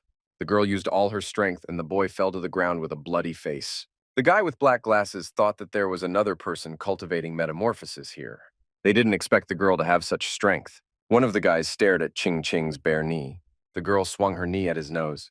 The punch was so hard that the guy broke through the glass door and fell unconscious. The guy with the black glasses said that Ching Ching has great strength. Suddenly, Wu Fu's voice sounded behind the guy with the glasses. He asked if he was the one they were talking about. The guy with glasses jumped up on the bathtub in surprise. He asked our hero, how long has he been here? Wu Fu said that he had been here since the beginning, just watching them play. The guy with glasses said that if he hadn't been so careless when they first met, Wu Fu would have died in the middle of the transformation. The guy with the glasses said that he would easily get rid of Wu Fu and that he wouldn't be able to escape death. Our hero felt his body being bound by chains around his neck, arms, and legs. A few moments later, Ufu stood up completely wrapped in chains. Ufu realized that it was an illusion created by the man with glasses. He called for his sword. As soon as the sword was in Ufu's hand, all the chains were broken. Ching Ching asked Ufu if he was all right, and he asked where the man with the glasses was. The girl replied that he had just run away and showed the broken window. The guy with the glasses jumped out of the window. He stood in front of the house and thought that Wu Fu could summon a sword even with his hand. Our hero jumped out of the window and chased the guy with dark glasses. The guy with the glasses ran very fast and shouted that even if there were a dozen people like Wu Fu here, he would still win this fight. Suddenly, Wu Fu appeared in front of him. The guy with the glasses was not confused and threw a punch with his hand. Wu Fu reacted quickly and dodged the punch. Wu Fu decided to hide from this guy. Our hero was standing near the wall in a muddy puddle.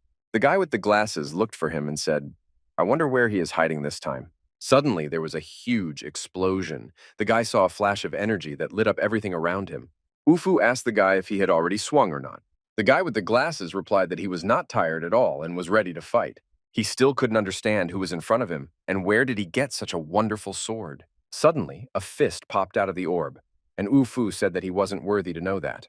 Ufu stood near a wall, rays radiating from his body.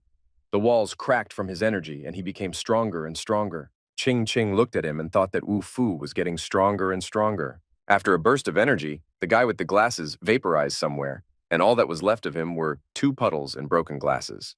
Wu Fu told Ching Ching to clean up the courtyard. The girl replied that she was afraid if Zhou Tongshan's body was found dead in his house. Wu Fu stood up and looked at Ching Ching. Suddenly, a towel fell off, and Wu Fu saw the girl's full beauty. Ching Ching crouched down and covered her hands, and Wu Fu calmed down and said that he saw nothing. At that time, a man wearing black shoes was watching them from the roof of the house. It was a man wearing a hooded cloak, Li Ju. He watched and thought it was getting more and more interesting. Ching Ching was very angry that Wu Fu had seen her naked. She went to change her clothes and told him not to look. The girl changed her clothes and mentally called Wu Fu a pervert.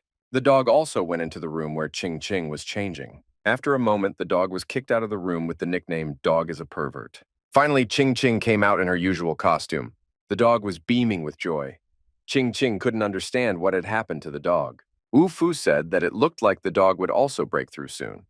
The dog could not remain unchanged after eating so many soul stones. The girl said that she had never heard that dogs could do that. There was a strong energy coming from the dog. It chewed up everything in its path. Wu Fu thought that the dog's teeth could tear the house apart. It's true what they say. What kind of master, what kind of dog? At that time, the guards brought in the body of the dead man with glasses. They said they took the body to send it to the owner. Wu Fu said that he knew who was behind it. Ching Ching asked, "Who is it?" Wu Fu looked up and replied that whoever is behind all this is over her right now. The girl looked up at the roof and said that he was gone. In fact, there was no one there. Ching Ching pointed at the roof and asked, "How long has he been here?" Wu Fu replied that he had been here since the beginning. Wu Fu told the guards to take Zhou Tongshan's body away so that he could meet the He family face to face. The guard said that he had to ask permission before letting Ching Ching in to see the He family, but the girl said that the He family wouldn't dare touch her in Yunhai City. Wu Fu and Ching Ching got into a black Audi and left the courtyard. The driver told the guard to hurry and told Mr. Shu that Wu Fu and Miss Shu were going to visit the He family. The car pulled up to the gate and the guard asked who they were looking for. The dog leaned out the window and barked. The guard asked Wu Fu what to say. Wu Fu and his dog got out of the car. Many people greeted him. 4 guards surrounded Wu Fu in the car. They told him that his place was in hell, and how dare he come here. The driver of the car pulled out a gun and said he would come out and help Wu Fu, but Ching Ching told him to sit and watch calmly. At that moment, the dog jumped up and clawed at one of the guard's arms. A girl named Li and He Tiangan were in the room. He Tiangan thought that he had put a dozen strong guards at the entrance, but they would only weaken Wu Fu by 30%. But since Wu Fu was here, he wouldn't let him go.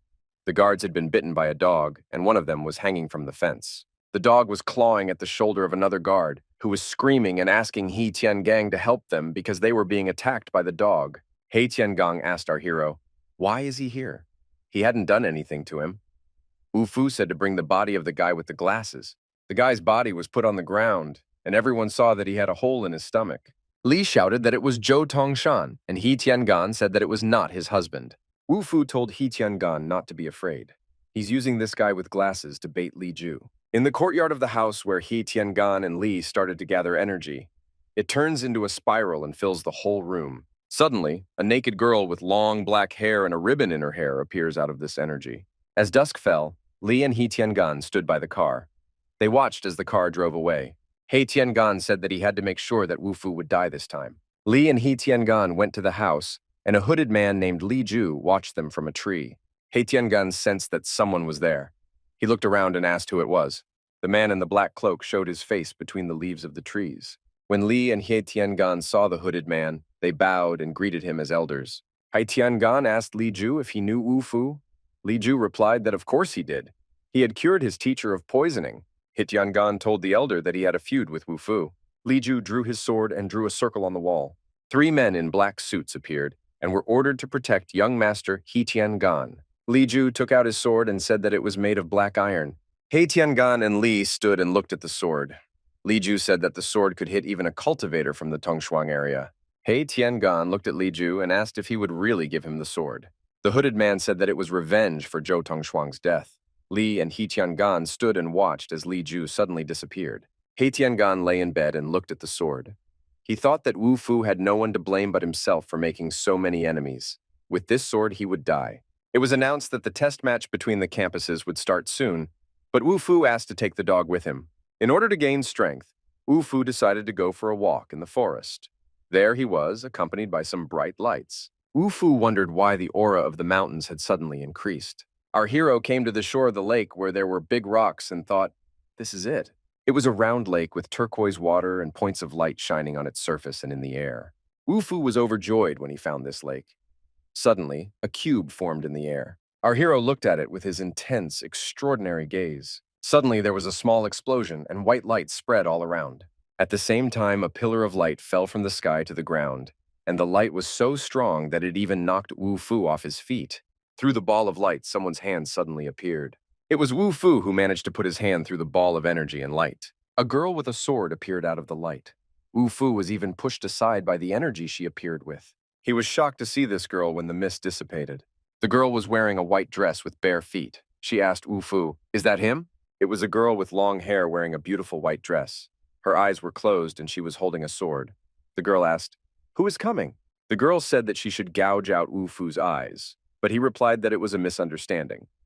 The girl thought that Shushi's sword skill was an extraordinary skill, and even if Wu Fu was a beginner, he could use it without any effort. Wu Fu looked at her, but the girl shouted that he was a liar, grabbed her sword, and jumped up. The girl wanted to push her sword into our hero, but he skillfully dodged and told her it was just a misunderstanding. The girl looked at him with wide eyes and thought about the aura of the sword. The girl in the white dress left, and he told her that he really didn't see anything. The girl told him not to dare to look at her anymore. The students gathered at the university in the morning. The teacher asked if everyone was there, but was told that Wu Fu had not arrived yet. One of the students said that Wu Fu fights against the senior students, and maybe he doesn't care about the junior students. At that time, Wu Fu appeared at the door and kicked the guy who was talking bad about him. It was exactly 3 p.m., and Wu Fu said he wasn't late. The collegiate competition has begun. Each school has to send its representatives. There were only 2 spots for freshmen.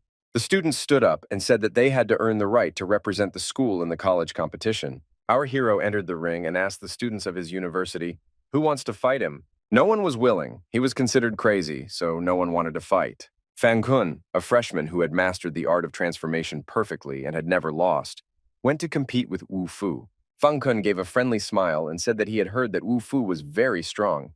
If this was their first meeting, he would ask him to be gentle. Fan Kun put a mask on his face, and a strong energy emanated from his body. Fan Kun started to attack Wu Fu, gathering all the energy in his fists. Wu Fu just looked at him calmly. Fan Kun made a powerful fist strike, but Wu Fu quickly dodged it. The people present opened their mouths in surprise. It was so cool. Suddenly, poisonous needles flew towards Wu Fu. Our hero could not believe it. Now it was his turn. First, he stepped on Fan Kun's foot. Our hero asked him if he wanted to run away.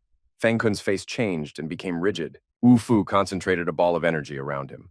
Fan Kun was so scared that he wet his pants. Wu Fu said that since Fan Kun was his classmate, he wouldn't kill him this time.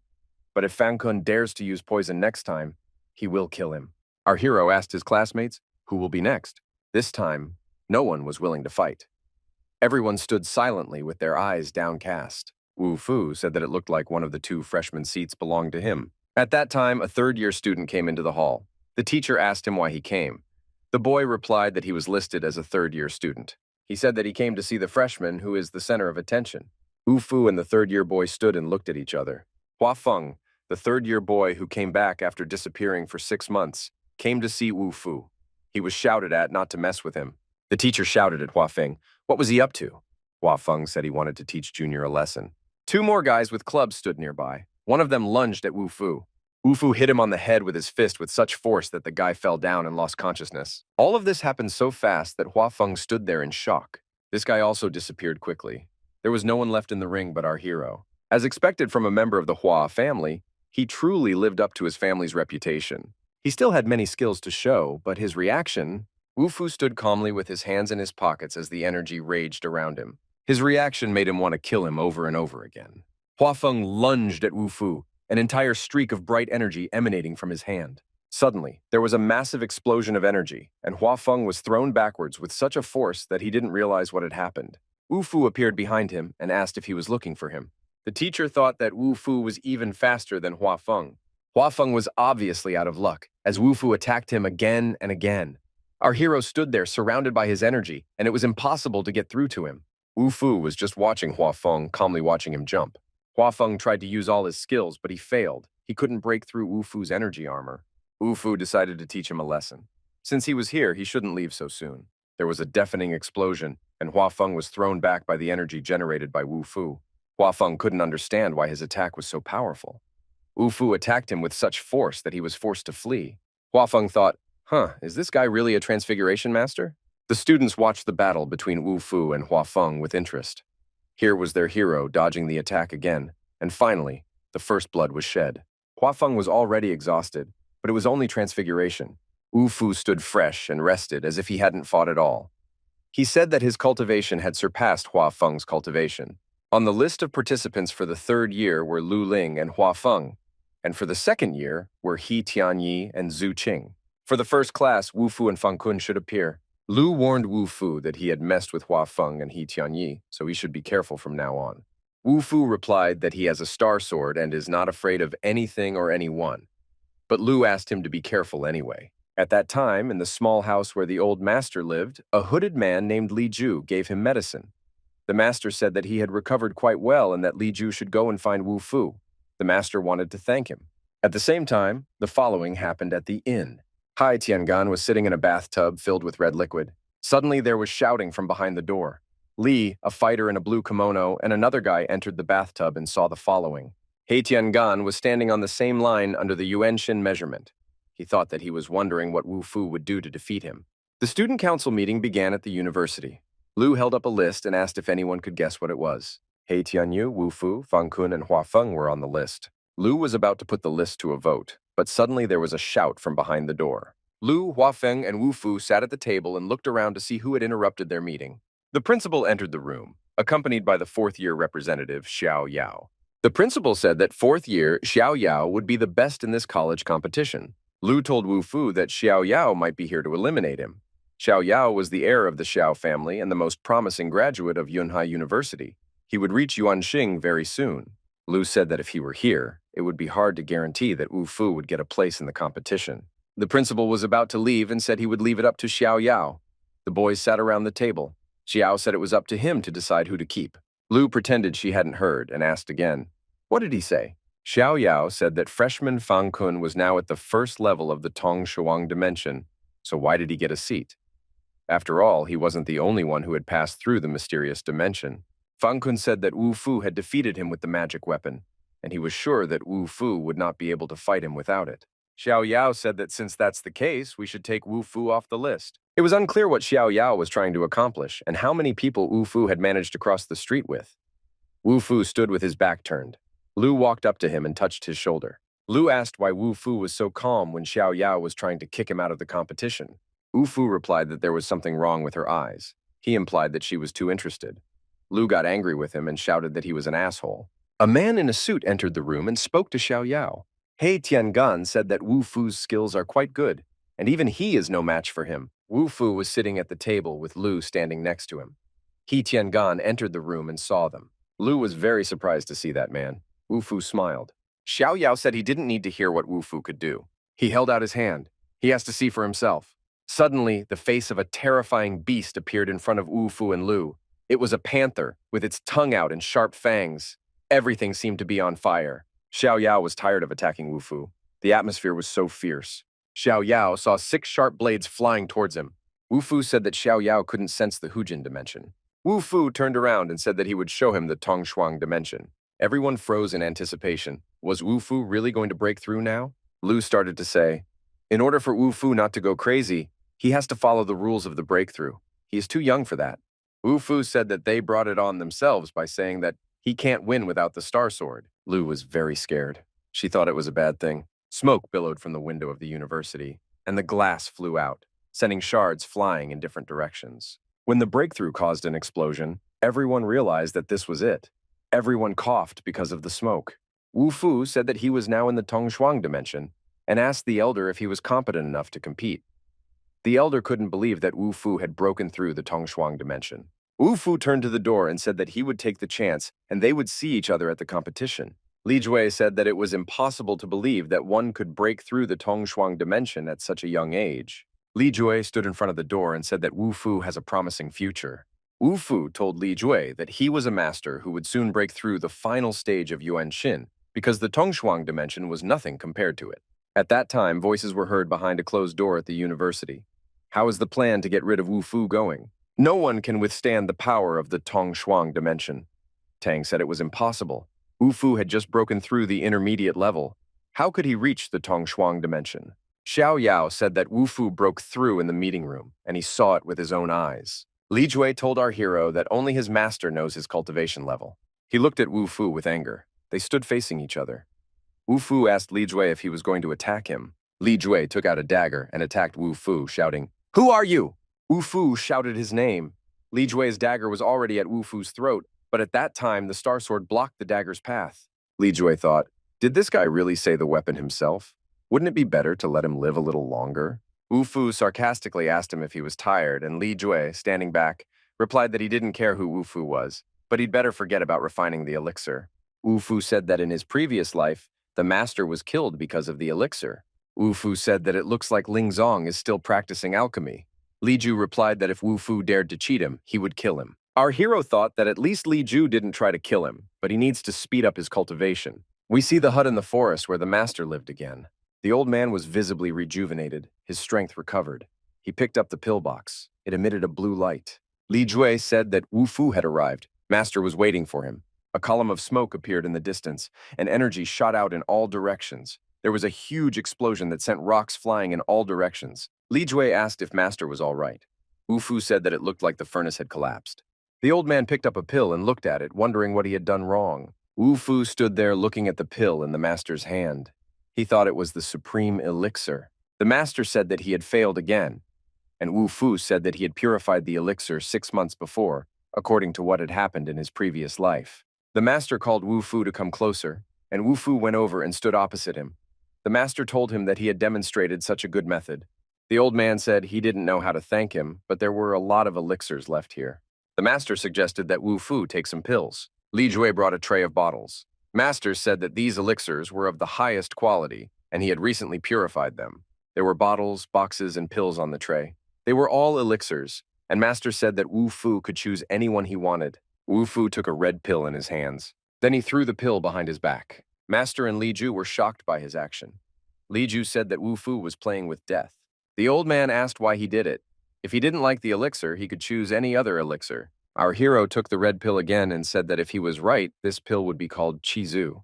The Master thought that the boy could tell the aura of the elixirs only by the aura of the earth. He has talent, but he's so mysterious. Wu Fu held a red pill in his hands and said that it was a Qishui pill. It can help a person improve his vitality and blood, but it has a completely hidden effect. The old man said that it was impossible and looked at Wu Fu with indignation. The Master said that he has studied alchemy for over 200 years, and now Wu Fu is telling him that his elixir cannot break through. Besides, it works like poison. The Master asked if he had any proof. Li Jue said that if Wu Fu doesn't say anything now, he'll die right here. And Wu Fu held out a pill in the palm of his hand to Li Jue and asked, "Why don't you try it?" Li Jue took the pill in his hand and the Master ordered him to try it. After swallowing the pill, Li Ju thought that he would die today. Wu Fu watched his reaction. Li Ju held a dagger in his hand. Wu Fu stood opposite him with folded arms and waited. Li Jue lunged at Wu Fu with the dagger. Our hero stood calmly. But now the pill began to take effect, and Li Jue's strength began to leave him. Sweat ran down his cheeks, and he was in pain. As the poison began to take effect, Li Ju grabbed his stomach with his hands and bent over in pain. The master was furious and couldn't believe it. Sensing his end, Li Jue began to apologize to the master. Wu Fu stood nearby and watched them. Wu Fu said that there was obviously something wrong with the pill, but it wasn't the master's technique. It was just that his aura was poisonous. The master grinned and asked, "Does Wu Fu know alchemy?" Our hero replied that he knew a little bit. Li Ju shouted from behind the door and told the master not to listen to this man because he was up to something. The master told him to keep quiet. Li Ju didn't die, he just sat in the toilet and thought that the old man was rude to him because of a stranger.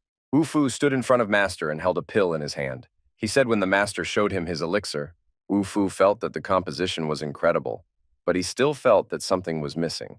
The master wondered, "What do you mean, something is missing in the formula?" Master said that Wu Fu surprised him, and his experiments never changed. And thanks to him, he was finally able to improve those elixirs. Li Jue thought, how did Wu Fu know that? We see the university dormitory in Wu Fu's room. When Wu Fu entered the room, he saw a chewed stick and scattered garbage. Wu Fu called out to the fat man, but he didn't answer. He saw some scattered papers on the floor, and the bed was made. Wu Fu turned on the light and saw the fat man sitting on the floor in a corner, crying with his hands on his knees. The dog was sitting next to him, barking happily at the sight of its master. The fat man was glad that his friend was all right, for he had begun to worry. The fat man sobbed and grabbed Wu Fu's leg. He cried and said that if Wu Fu had come later, he wouldn't have found him alive because he was so worried.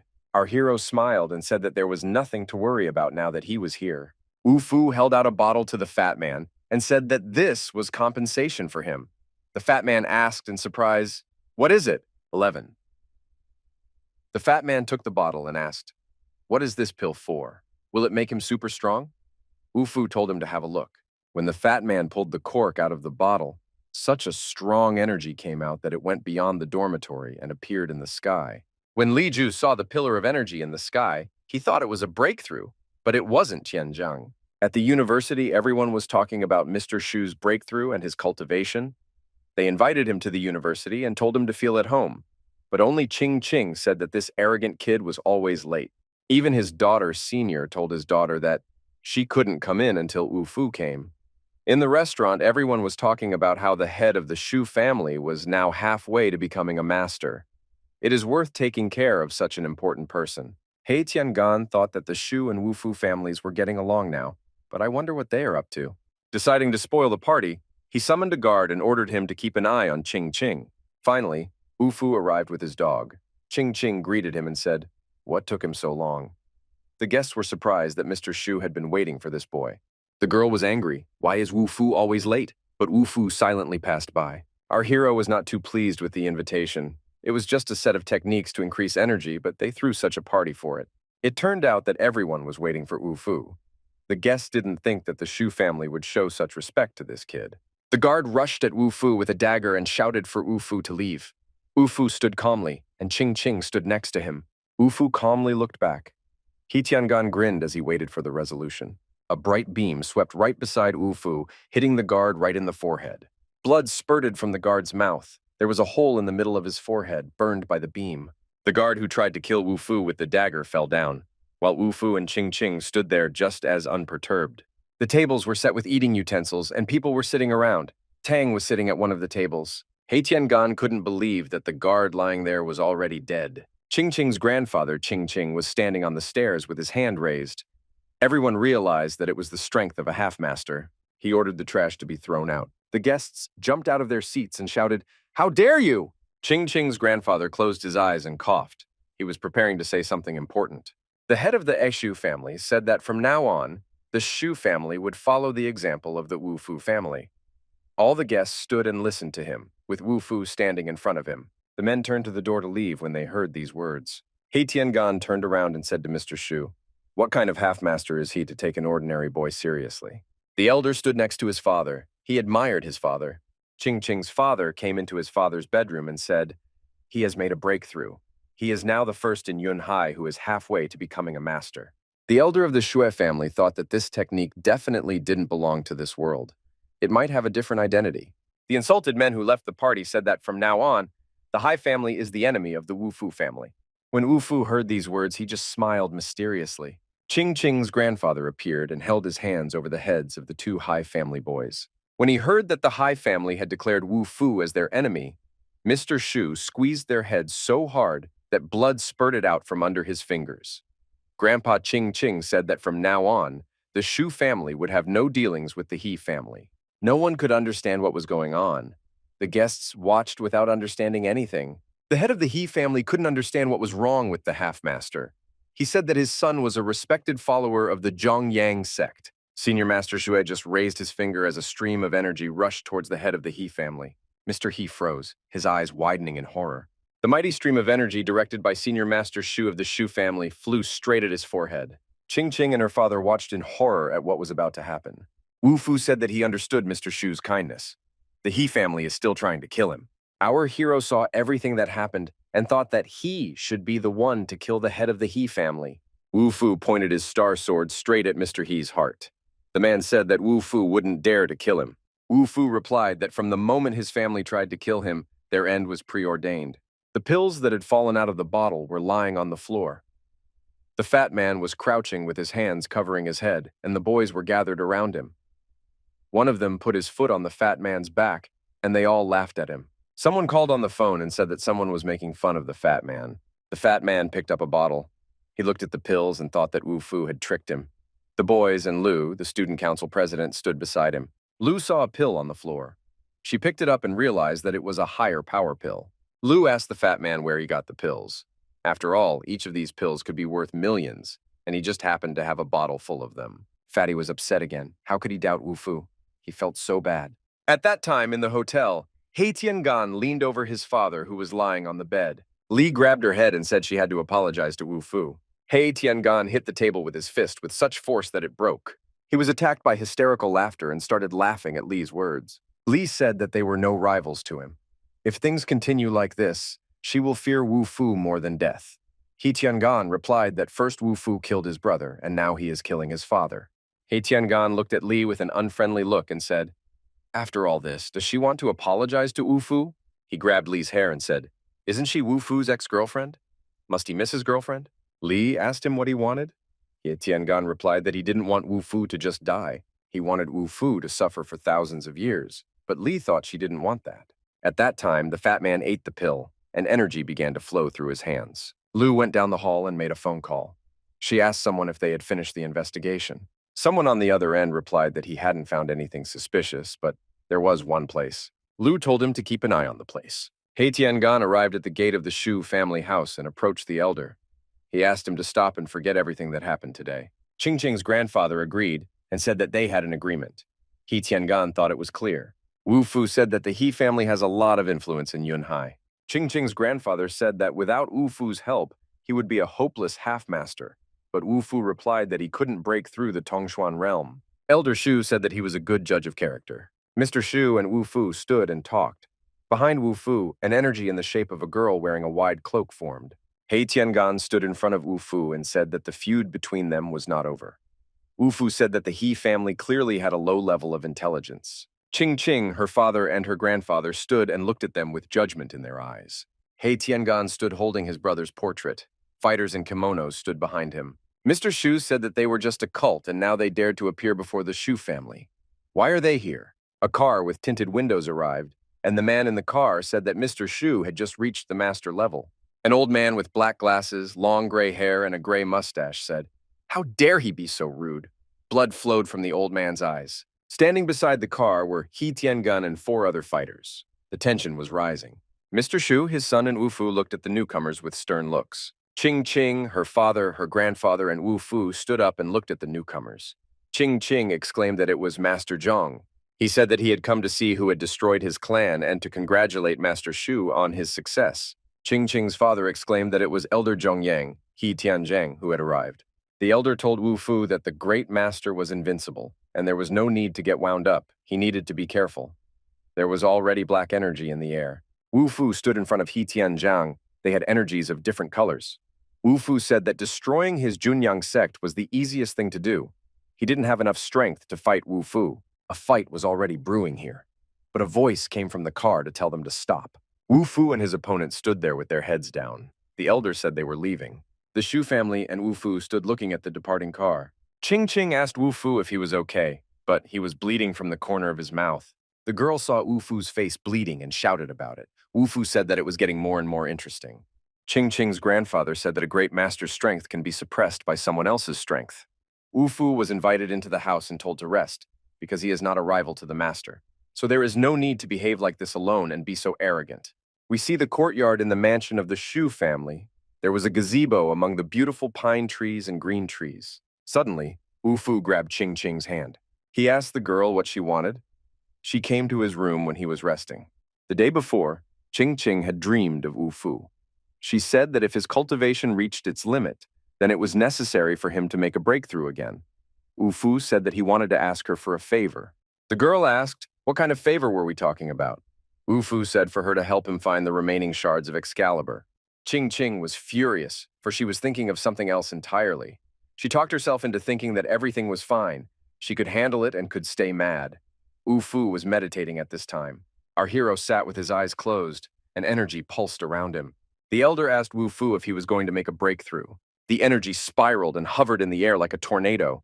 A fiery tornado swept over the city, with a sword hilt sticking out of it from above. He Tiangan also saw from the window of his car this fiery whirlwind enveloping the sword. Song told his master, with whom he rode in the car together, that the magical soldier had gone back in time in such a short period of time. The master thought that they must have taken the best of earth and sky to evolve like that. Along with Master, there were 3 other guys riding in the car, and Master gave them the order to send the entire Yunjiang sect to collect all the shards of the magic soldier. Ching Ching's grandfather also gave orders to help Wu Fu collect all the shards of the magical soldier at any cost. One person from his family was unwilling to do so, but the elder of the Shu family said, looking at the strongest energy spiraled, that either Wu Fu would let them reach new heights, or it would be the end for his entire family. His son stood by his side and told him that he was putting their entire future on the line. But Ching Ching's grandfather was unwavering. He said that he was 90% sure of success. At this time, an incredible scene unfolded in front of their eyes. The energy was booming and flying like a tornado. Wu Fu was holding his star sword in his hands. He stood with his eyes closed, wrapping his hand around the sword, energy pulsing around him. His eyes emitted such a strong energy that everything around him collapsed and rocks flew. Ching Ching stood beside her father and looked at the results of Wu Fu's breakthrough. The girl was very hurt that before, Wu Fu couldn't do anything at all, and now he was surpassing her in strength. Ching Ching turned around and walked. Her father asked where she was going since it was already late. Ching Ching replied that she was going to train. The girl decided not to let this arrogant guy get ahead of her anymore. The next morning, Wu Fu told Elder Shu that he would not let his efforts in finding the sword shards be in vain. Our hero gave him 2 vials of elixir. He said that, even though the elder had become a semi-master, he shouldn't give up his cultivation. Ching Ching's grandfather was very surprised. These were Qishui pills. It was impossible to find them, and Wu Fu gives him 2 full vials. Wu Fu told the elder of the Shu family that these days, physical strength is what distinguishes a predecessor and a Taoist. When Mr. Shu makes a breakthrough, he will become a new master. Elder Shu reflected on this. Ching Ching's father, her grandfather and brother stood and thanked Wu Fu, but he replied that if they managed to find all the shards, he would give them another technique as a thank you. Ching Ching's grandfather folded his hands and said that the Shu family would do their best. The eldest asked his father what he was thinking about. Elder Shu said that he didn't know if his prediction was correct. The He family is the first step to continue the relationship, Mr. Shu said. He Tiangan sat at the table and looked at the photos. They were photos of Ching Ching and the fat man. He said that Wu Fu had killed his brother and his father, and then he would kill his best friends. He Tiangan's eyes lit up with an unkind fire. Tomorrow morning they will meet again. He called out to the 3 boys, and the boys came and knelt before him. Li stood next to He Tiangan and said that they were only at the qi refining stage. Would they be able to fulfill his assignment? But He Tiangan said that the fatty was just a useless piece of trash in general, and 3 assassins would be more than enough. He Tiangan told Li to go and mind her own business. He Tiangan suggested that Li start working on some scheme, and Li said she would look into it. Lu stood in the student council room and held out a piece of paper with some scheme on it. She said that Wu Fu's opponents are pretty strong this time, so he needs to be careful. Lu said that the competition would only last 3 days, and that the school teacher wanted to personally teach Wu Fu's sword skills. Lu pointed to a picture of a woman and said that was the teacher. Ufu looked at the photo in surprise and asked if Lu was sure the teacher wanted to teach him. The girl replied that Luoshi's teacher's skills were much better than his and walked out of the office. Lu bowed her head when the teacher entered the room, but Ufu didn't even look in her direction. Ufu looked at the teacher. It was a beautiful girl with deep cleavage. She invited him to go with her to Hushan. Ufu asked her if she was going to teach him the art of swordsmanship, but the teacher said that he would hone his skills. Lu was very surprised and asked what she meant. Lu and Ufu followed the teacher through the park. The teacher had practiced Tongshuan for many years. Her strength is far beyond. Luoshi had a sly look and smiled as she listened to what was being said about her. Lu advised Wufu to forget what was in the past and give up. Lu said that it was a teacher after all, so it was better to give up. Wufu asked her, does she think he will lose? Lu smiled slyly and said she would probably leave them to carry on. Wufu looked at her unhappily. Wufu and the teacher stood opposite each other in a clearing. The sun was shining brightly and the sky was blue. The teacher said that no one had ever dared to brag in front of her before. The girl took her sword in her hands and stood surrounded by butterflies, with her hair loose in a long dress. Rays of sunlight and energy played around her. Wufu looked mesmerized at the girl teacher. She told him that he would lose. Wufu stood surrounded by some incredible divine energy. Butterflies fluttered around. He felt very good. The wind blew and exposed the girl's slender legs. The energy continued to rage and butterflies were flying. If it comes to ball possession, Wufu will be first, and no one dares to claim second place. The teacher opened her eyes wide with surprise and interrogated Wufu. It was a sword aura, so no wonder Wufu wasn't injured. Wufu gave advice to Luoshi and said that her progress had been consistently low over the years. The teacher opened her eyes wide with surprise and asked how did he know. Wufu said that there were too many flaws in her sword transformation, and there were 2 weak points in her sword transformation as well. The teacher asked him, what are they? Our hero asked her to help him adjust his battle list, and he will tell her what those weaknesses are. The teacher thought that he wanted to change his opponent so that it would be easier to win, but Wufu replied that, on the contrary, he wanted his opponents to be the strongest because he never had a chance to test his strength. The teacher agreed with Wufu, and off he went, accompanied by some incredible energy. Our hero motioned for the teacher to follow him. Wufu and the teacher walked through the forest together. At this time in the dormitory, there was some shouting and moaning in the room. The fat man was standing there saying that if it wasn't for the elixir Wufu had given him, he would have been dead by now. The guy in the black cloak sat on the floor and begged the fat man to forgive him. The fat man said that the guy had become a dead man back when he first came to kill him. The dog confirmed this with his barking too. Wufu and the teacher, and with them, Lu, came to some cave. Wufu told Lu to wait outside. It was Luoshi's retreat hall. The aura there was pretty good. Candles were burning, and it was even better than Wufu expected.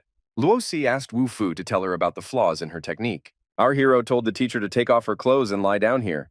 The girl asked what he was up to. Luminous streaks appeared in the cave. It was the shui ball technique. The teacher thought it was her family's secret technique.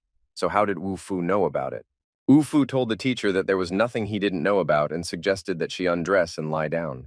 The girl decided to trust Wufu this time. She took off her dress. Our hero also took off his outer clothes. The girl asked, isn't he just going to transfer power, so why is he taking off his clothes? Wufu, standing with his back to the girl, replied that he was doing it to transfer power. The girl closed her eyes and said that it was okay to start. Wufu stood naked with his arms spread out, his hair developing from the energy that pulsed around him. Luoshi stood in front of him. Luoshi stood with her eyes closed, and the energy flowed into her body. The naked girl stood in the middle of the cave, all enveloped in energy. This was the full formation of the new Xiu ball technique. The teacher asked Wufu who he was, and he replied that he was a freshman at Yunhai University. The girl undressed and wanted to lie down on the table already, but suddenly she drew her sword and pointed it at our hero. Wufu grinned and asked her what she thought. The girl covered herself with her dress and pointed the sword straight at Wufu. The Xiu ball technique was her family's secret technique. It had never been passed down to anyone outside. So how could he know about it? Wufu answered her that he knew more than just the Xiu ball technique. He told the teacher that he also knew that her grandfather was going to return. The girl couldn't believe it. Wufu left her a list of the contestants in the competition. Many talented people and many talented first-year girls are also taking part. Wufu had nothing more to ask her. At this time, the following was going on in He Tiangan's mansion. He invited a fighter and instructed him to kill Wufu at any cost. The fighter ate chicken hams all the time. Hai Tiangan gave him his sword. Hai Tiangan said that from now on, this sword belongs to the fighter. He should use it to defend himself. The fighter took the 2 chicken legs again. The fighter said for He Tiangan not to worry. No one on earth is worthy to be his opponent. Song Kui was born with divine power. Even mid-level fighters can't be his opponent. He Tiangan was sure that Wu Fu would die in this ring. At this time, a gong struck at the university, and the competition began. An elder entered the ring and announced that he was here to announce that the university's third competition was officially open. There were many spectators seated in the audience. In the middle was a ring for the fighters. The elder officially declared the championships open. Ching Ching was also present at this competition. She saw her father and wondered what he was doing here. Ching Ching's father replied that he was defending Wu Fu here, but he hasn't come yet. Ching Ching said that you don't need to worry about Wu Fu's ability. He is very strong. The chairman of the championship jury, Master Tian Zhang and Zhong Yang, also sent their elders. Elder Han Po has been a half-master for many years, and if he wishes, Wu Fu will definitely die. Therefore, the Shu family was sent here to protect Wu Fu. Lu sat next to Grandpa Ching Ching and watched the competition as well. The Shu family's elder Kang Gang was also here. Ching Ching and her father saw Wu Fu. He appeared with his dog. Some man in blue looked at our hero. Wu Fu looked at him obliquely. It was a fighter in a blue kimono who was hired by He Tiangan. The fighter walked up close to Wu Fu and Ching Ching, who were standing there. The dog barked at him with terrible force. The fighter in the blue kimono looked at Wu Fu with hatred. Our hero looked him in the eye. The fighter said he would wring Wu Fu's neck and rip off his head a little later. Wu Fu only squinted his eyes at his words. The fighter walked away and stood next to He Tiangan. Ching Ching saw that a list of battles had appeared. Wu Fu fought Xiang Kui, Huang Tianxi, and also He Haran. The other participants were not happy. There were 3 competitions today, and Wu Fu is participating in all 3. He Tiangan thought that President Xiao had changed the order. Wu Fu might lose even in the very first round. The gong sounded and the competition began. There was an explosion at the first second. The spectators in the stands wondered, what could it be? It was a fighter in a blue kimono. He entered the ring with 2 huge swords. The team members from Sher College also stood and watched. They told each other that they shouldn't underestimate the power of Yunhai University. They should just wait and watch. Ching Ching said that the fighter in the blue kimono is very strong. When Wu Fu feels that he has no more strength left, one should just leave the ring immediately. He replied to her that he would never lose. The audience thought there was some mistake here. Yunhai University sent a boy who had just passed the mysterious realm to fight a powerful fighter. The participants thought whether Wu Fu could stand up to the powerful fighter. Some of them said that Wu Fu definitely could. All the girls were looking at the ring with tension. He Tiangan was also looking at the fight with excitement. Wu Fu prepared himself. Energy surrounded his body. He clenched his fists. The fighter in the blue kimono stood like a rock. Wu Fu and the fighter in the blue kimono with 2 swords were in the ring. He prepared to attack. At this time, Li came to the dormitory and went into Wu Fu's room. She thought that even if he died, she should ruin his reputation so that everyone would hate him. The girl stood by Wu Fu's bedside. At that time, Tan and her uncle came to the dormitory where Wu Fu lived. They were standing in the hallway when they heard sounds coming from Wu Fu's room. When they entered Wu Fu's room, they saw a naked girl sitting on the bed. It was Li. Li said that Wu Fu had drugged her. Tan and his uncle, the disciplinary director, heard this. The students, including Tan and his uncle, were shocked. How dare Wu Fu do such a thing? In broad daylight, he forced Li to take drugs? The disciplinary director asked Li, "Is she sure that everything said is true?" Li cried and assured that it was all true what she said. Tan's uncle said it couldn't be true. Tan and another guy stood looking at Li. Li covered herself with a blanket and asked if Tan hadn't cleared everything up. But the principal said he was a student like her and he couldn't blindly trust him. The principal said that Wu Fu wasn't in the dormitory last night because he was visiting the Shu family. Li didn't expect this. She didn't know that Wu Fu wasn't in the dormitory. Tang told her that if she wanted to die, let her handle it herself. Everyone turned around and left the room. At that time, a fight was going on in the ring between Wu Fu and a wrestler in a blue kimono named Xiang Kui.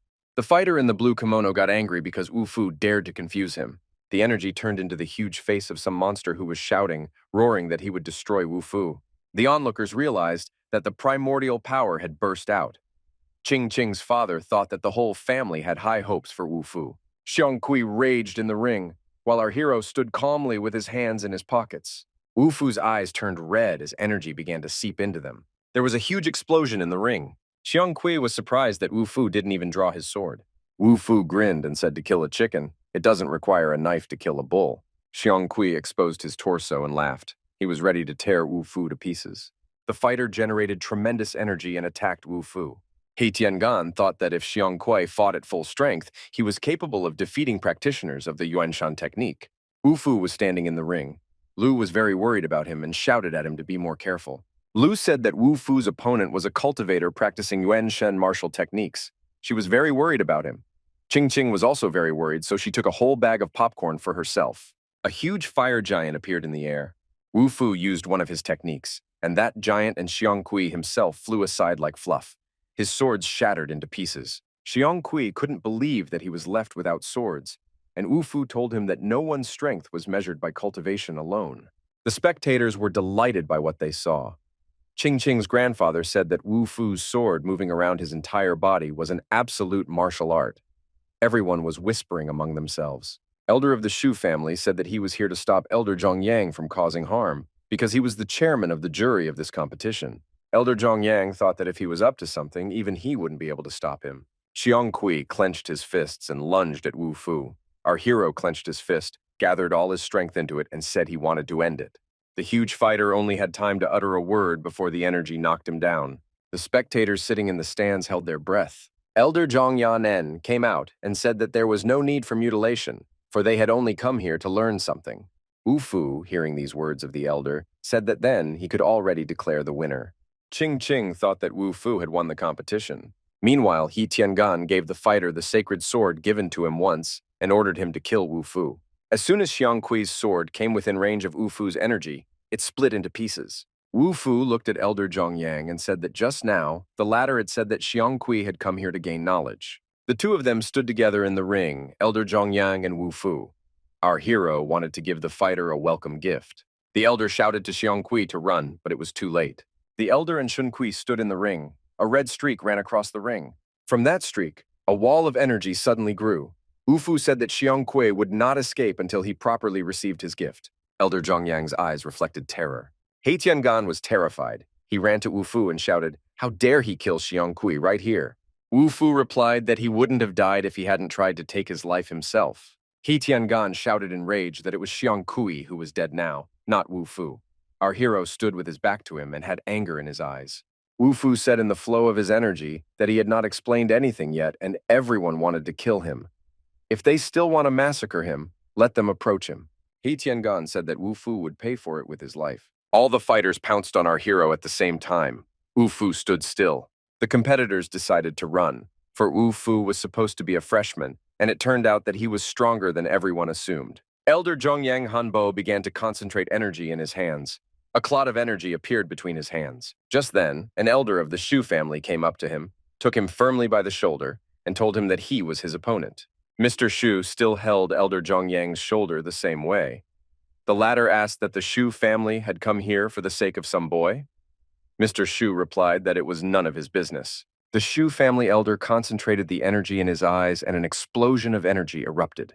The Zhongyang sect head said that the Shu family elder had just recently made a breakthrough and his strength was not enough to fight him. Qing suggested Wu Fu to run away. Her father will detain Han Pei. Guy told Wu Fu that hiding behind a girl's back when you are facing death is not dignified. Qian Mao provoked Wu Fu, and Qing insisted that he should not be foolish but leave. Wu Fu took to the air and hovered under the roof. He said it was better for them all to die together. Qing stood with her hands covering her face and cried. She knew it would turn out like this. Wu Fu was hovering above the ring. The other competitors were also jumping up, shouting, "Kill him!" Qing's father saw that He Tiangan was here and was very upset. The two elders were talking amongst themselves. Elder Zhongyang said that everything was almost decided here, and it would soon be over. The elder of the Shu family coughed and clutched his heart. Wu Fu concentrated all the energy around him. Sparks flashed in his eyes. There was an explosion of energy, and Qing thought it was a breakthrough. In the center of the ring, energy was raging. All the fighters who wanted to fight our hero fell down, unable to stay on their feet. A flash of energy flashed under the ceiling. Wu Fu stood with his bare torso. Everyone thought it was impossible. He had only recently overcome the Tongshuan realm. Wu Fu said that nothing was impossible for him. He raised his hand and dozens of swords sprinkled from above. The performance was just beginning. Hanbo shouted, "How dare Wu Fu do such a thing?" Wu Fu raised his hand. Daggers flew from all directions. The elder ran towards Wu Fu, forbidding him to do anything else. He Tiangan shouted in rage for Wu Fu to go to hell and asked the master to help him kill Wu Fu faster. At the command of Wu Fu's hand, Daggers flew from the sky straight into the ring. The daggers fell, stabbing into Wu Fu's opponents. Several daggers pierced He Tiangan's body. Hanbo cursed Wu Fu and shouted for him to burn in hell. The head of the Zhongyang sect stretched out his hands toward Wu Fu's head. It was as if his hands were caught in a net and no longer moved. At this time, there was nothing more he could do. Suddenly, a gray-haired old man with long hair and a gray beard appeared in the ring and told him to take his hands off Wu Fu. Li Jue stood there and couldn't believe that the master had given the order to let Wu Fu go. Hanbo's eyes flashed with rage. He thought he was about to be trapped. Master didn't reply anything, only stared at Elder Zhongyang in silence. Elder Zhongyan continued to attack Wu Fu. Qing shouted for Wu Fu to be careful, and Hanbo rushed to attack our hero with a shout. Wu Fu found himself in the epicenter of the energy sent out by Elder Zhongyang. From the violent explosion of energy, the swords shattered into splinters. From the energy released by the elders and Wu Fu, rocks were sprinkled on the spectators. The entire ring was covered in white puffs of smoke. Qing jumped into the ring with her dog. Li Jue thought that since the master attacked at full force, it meant that Wu Fu would definitely bid farewell to life. Qing stepped into the ring and saw when the smoke cleared, huge pits had formed there. Wu Fu stood in the cloud of smoke and thought, is this all the master can do? Blood was flowing from the corner of Wu Fu's mouth. His eyes were throwing lightning bolts. When Qing saw Wu Fu, she screamed he scared her to death. She thought he was already dead. Qing's father and grandfather stood looking at our hero. The elder said that Wu Fu was able to handle Hanbo's attack, and the grandfather said that he was a great judge of character. Wu Fu and Qing stood in the ring, and at this time a spherical energy was coming at them. Suddenly they were in the epicenter of an explosion, as if something had split and exploded. Wu Fu grabbed his sword and said that master or not, let him leave everything behind. Hanbo attacked Wu Fu, sending sharp crystals of energy at him.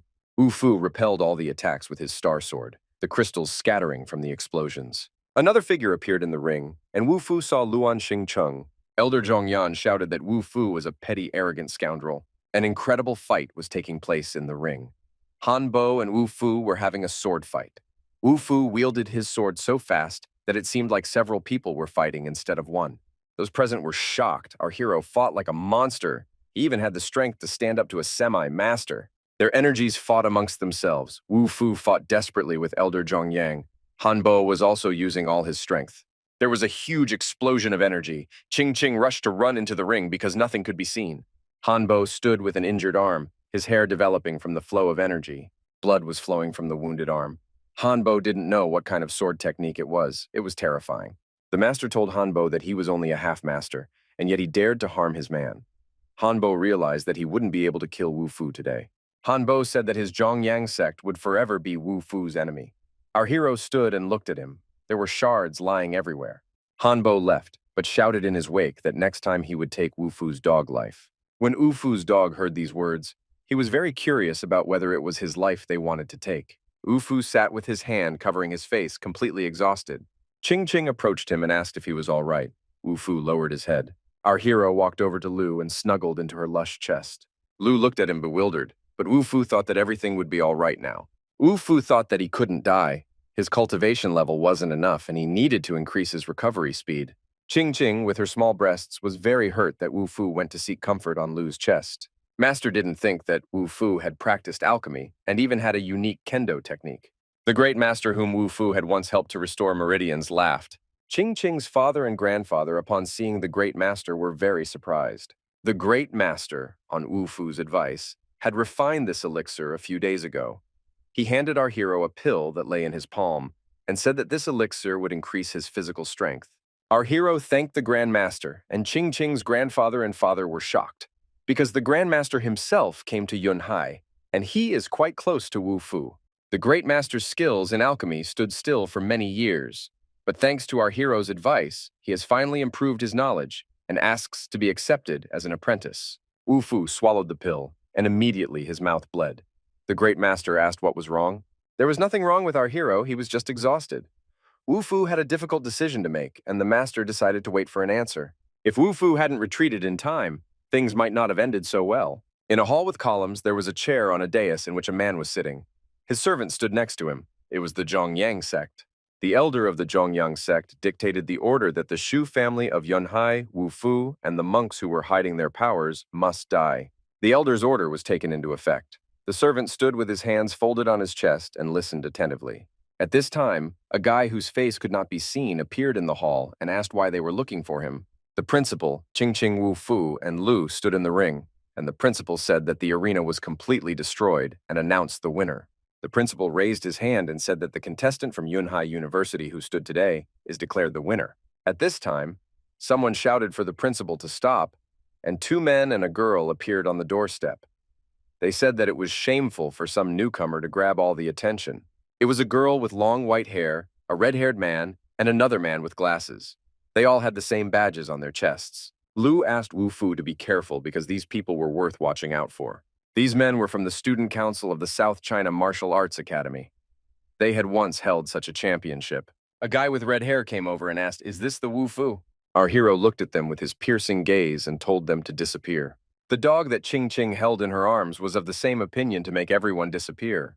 The red-haired guy looked on with disapproval. He wanted to hit the dog with his fist because the dog was very noisy. Wu Fu grabbed the guy's hand so hard that sparks sprang from his eyes. The guy flew off to the side and Wu Fu told him to take his hands off his dog. The guy and the girl stood and watched. They were a little puzzled. The guy with glasses thought that Weiss's strength level who wanted to hit the dog wasn't that bad. But still, he was knocked out right away. The guy named Weiss lying on the floor couldn't come to his senses. He couldn't remember who he was or where he was. Wu Fu once again told everyone to get lost. Lu and Ching stood beside him. The South China Martial Arts Academy was considered the best university in Baihai Province, and they were the guests of this tournament. It wasn't very wise to clash with them. The two representatives of the South China Martial Arts Academy said that he was the most ordinary freshman, but where were the upperclassmen? And then all the seniors present in the hall suddenly remembered that they had some urgent matters to attend to and began to leave quickly.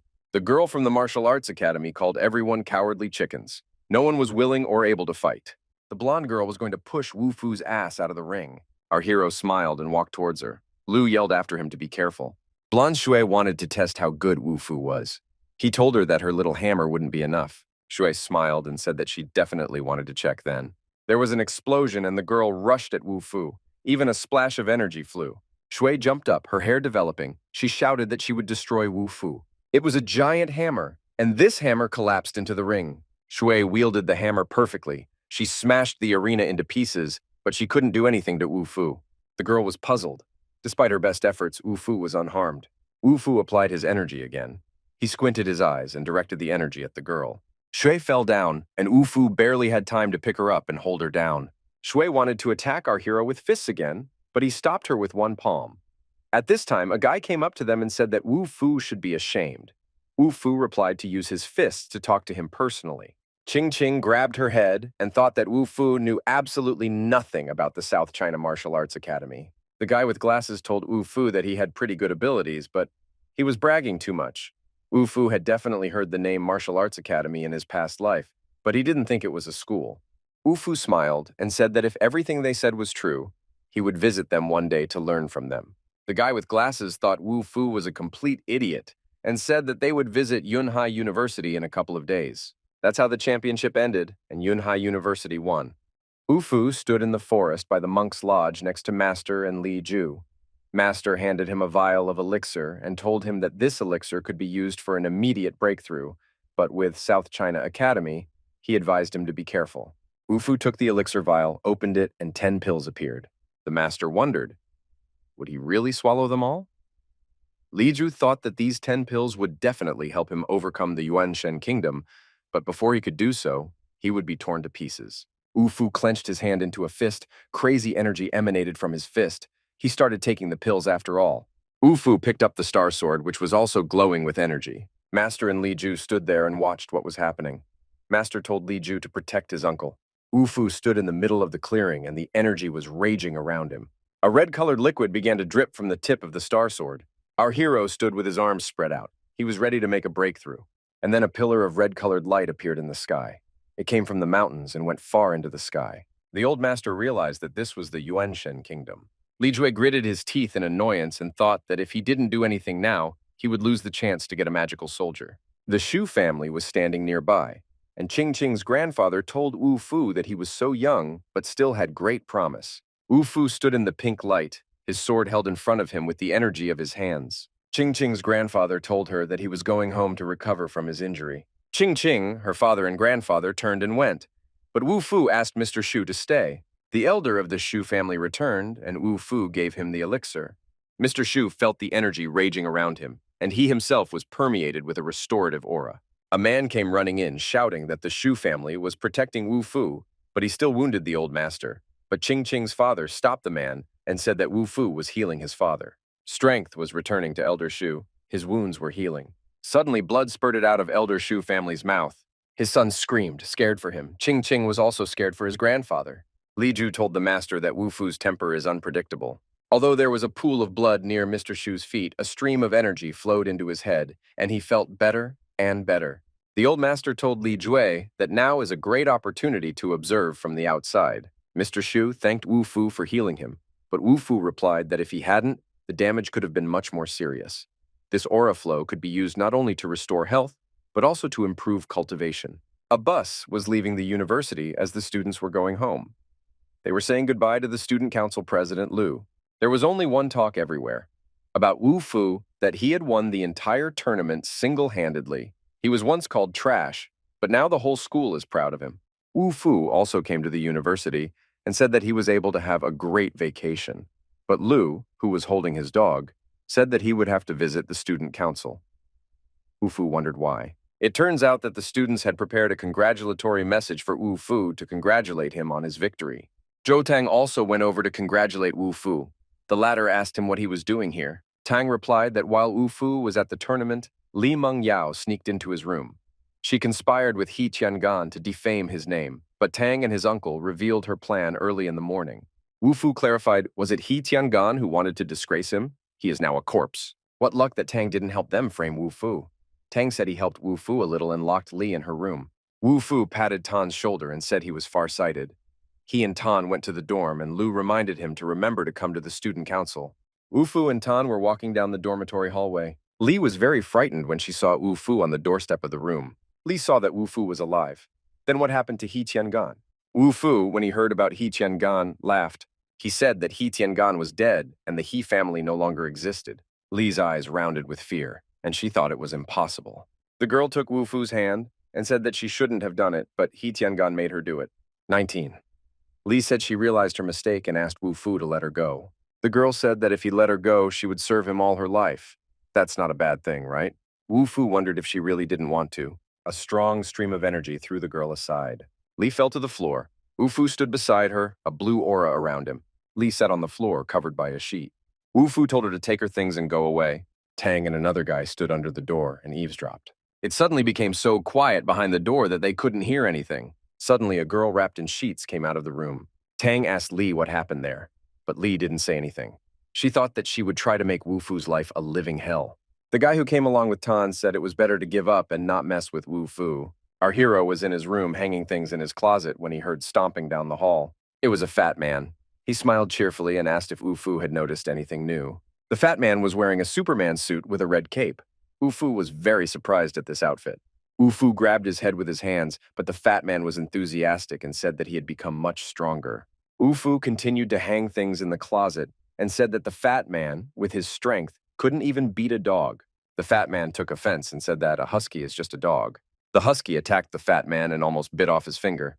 There was shouting and clanking of teeth from behind the door, and the fat man shouted that he was admitting defeat. The dog sat on the fat man's back and held a piece of his t-shirt in his teeth, and the fat man shed bitter tears because he couldn't even beat the dog. Wu Fu looked at the dog carefully and thought about it. He took the husky in his arms and said that it was practically a breakthrough. The fat man told Wu Fu that an elder was looking for him. Wu Fu replied that if he wished to see him, he should find him himself. The case took place in the garden of Tianfu. Ching Ching was lying in the bath and talking to someone. Lu was also lying in the bath with Ching Ching. She said that her father wished to meet Wu Fu. Ching Ching guessed that Lu is the daughter of Lu's family from Yunhai, but Lu said her guess could be bolder. Ching Ching guessed that the girl's name was Liu. The girl put her finger to her lips and asked Ching Ching to keep quiet. We can see the mountains. There is a cave entrance hidden among the green trees. Wu Fu's dog stands, all enveloped in energy, and our hero holds it with his hands. A teacher is standing next to them. It looks like Wu Fu's dog is about to make a breakthrough. Luo Shi wondered, can dogs also raise their level? Wu Fu answered her that huskies fuel a strong flow of energy, and if he has a strong bloodline, he can awaken those abilities. The girl asked Wu Fu to have him train her. Wu Fu said that he could teach her the Xiu Shui ball technique. Our hero said she needs to do double cultivation and he doesn't have time, he needs to take care of the dog. The teacher said she can't wait. The girl was very upset that Wu Fu wouldn't teach her anything. As he was leaving, Wu Fu said that his hands were still free. The teacher was very angry with our hero. Wu Fu folded his hands and said that he could suppress the side effects of these attacks by using Mu's palm imprint. He smiled slyly and asked what she was thinking. The girl replied that it was the same thing he was thinking about. Luosi took the sword and started the first formation. Butterflies and flowers appeared around. With each formation, her strength increased and increased. Her energy increased. When the girl reached the 8th level, everything in the clearing where they were standing was raging with her energy. There was no way she could break through to the 9th level of technique after these 8. Ufu said that he would get into her mind and guide her personally. The girl's eyes widened and aura flowed from her. Suddenly, the silhouette of a beautiful girl in a white dress appeared, but Wufu told Luosi to keep practicing. The girl saw Wufu standing in front of her completely naked. Luosi stood with her eyes closed, butterflies fluttering around her. She had passed the 9th level. In the clearing, energy was bubbling. It spiraled and beamed from the sky. Luosi stood happy and thought that she had mastered her shushu techniques. The girl spread her arms and laughed. At this time, a coughing sound was heard beside her. Luosi had completely forgotten that Wufu was standing next to her. The girl got embarrassed and tilted her head, but Wufu told her not to worry about him. At that time, some kind of blue cocoon started spinning near them. Wufu and the teacher stood and watched the dog rotate in the cocoon and even take off a little. From the energy tearing it from the inside, the cocoon began to crack. The cocoon finally cracked, and a dog jumped out of it, only not like before, but 10 times bigger. Our hero stood and looked at his dog. It was incredible. The dog grew wings. The husky greeted Wufu with a joyful bark. Luosi said that she was now greatly indebted to Wufu, but the latter replied that it was a small thing. Wufu said there was an opportunity to really thank him and looked at her lush breasts. The girl covered herself with her hand and said there was no way she would give him her body.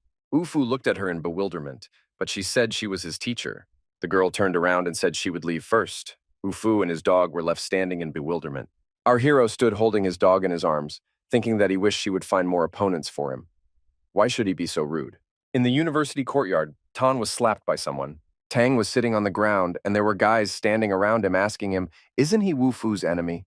Why is he now rubbing his trust in him?" Tang Zhou asked what was more important to them, life or revenge. The guy swung around to hit Tang and said that he definitely wanted to die. Tang prepared to repel the blow and put up a defense with his hands. Suddenly, everyone felt a strong energy that came from an unknown place. Tang couldn't believe his eyes. His surprise was unbelievable. It was a dog with wings. The guys couldn't believe it. How was it possible for a dog to have wings? A man appeared nearby and asked the dog what he was doing here. It was Wu Fu. He was wondering what these people were doing here. One of the guys immediately attacked Wu Fu. That guy's foot felt like it was stuck in something. It was Wu Fu who put an energy blockage. Wu Fu asked the guy who he was. The guy wouldn't stop and kept trying to attack our hero. He said that Wu Fu had destroyed the He family and was going to destroy the Zhongyang sect. Wu Fu repelled this guy's blows as if he had 10 arms. Wu Fu asked the guy if he was one of the followers of Zhongyang. The guy replied that he was a follower and kept trying to attack Wu Fu. There was blood dripping from his hand. Wu Fu said that meant there was no need to look for a reason to kill him. Wu Fu pulled out his magic sword. Wu Fu attacked his opponent and the guy flipped in the air and fell down. He was lying on the ground with terror in his eyes. After struggling to get up, the guy could barely stand on his feet. Energy was bubbling around him. After gaining strength, he still tried to attack Wu Fu once more and used the 8 size strike. The guy managed to create an aura around him, and there were clots of energy in his hands. From such a force, Tang covered his ears with his hands, and the force of energy threw the guy's back. The guy said that Wu Fu couldn't harm him with the sword aura and to give up his sword, then he would let him live. Our hero put his star sword to his chest and ordered him not to move. Wu Fu told the guy to go and give a message to the Zhongyang sect so they wouldn't send garbage to him. The guy couldn't understand how Wu Fu got behind him. Wu Fu said that he would always wait for them to come so that he could give them a good welcome. Tang sat on the ground and held his head. He thought that Wu Fu was no longer the cowardly boy he used to be. The dog confirmed this with his barking. Tang summoned the dog and thanked it for saving him at the last second. He gave it some goodies. Wu Fu came up behind him and told Tan that it was no wonder the dog had gotten fat lately because Tan was feeding it.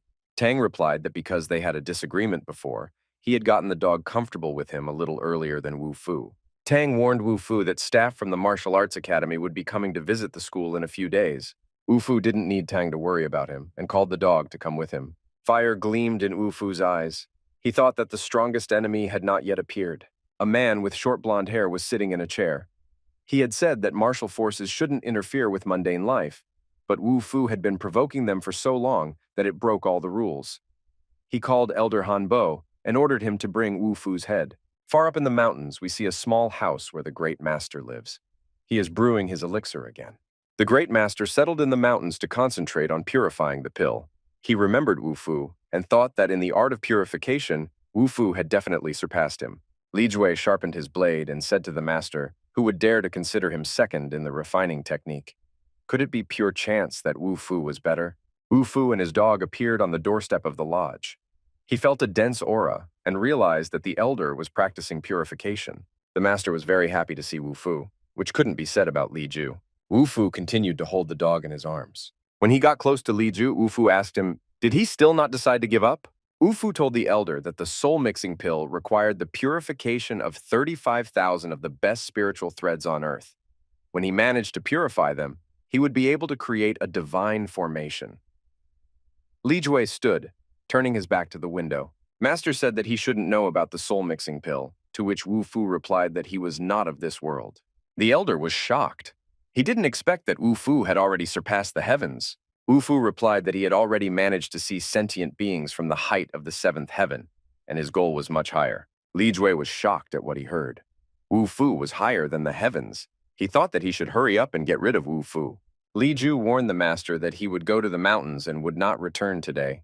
Wu Fu looked wistfully after him and told the master that he had overcome the Yuanshen kingdom and should not bother to persuade Li Ju not to give in to greed. The master replied that ever since Li Ju had tried to poison him, he had stopped worrying about him altogether.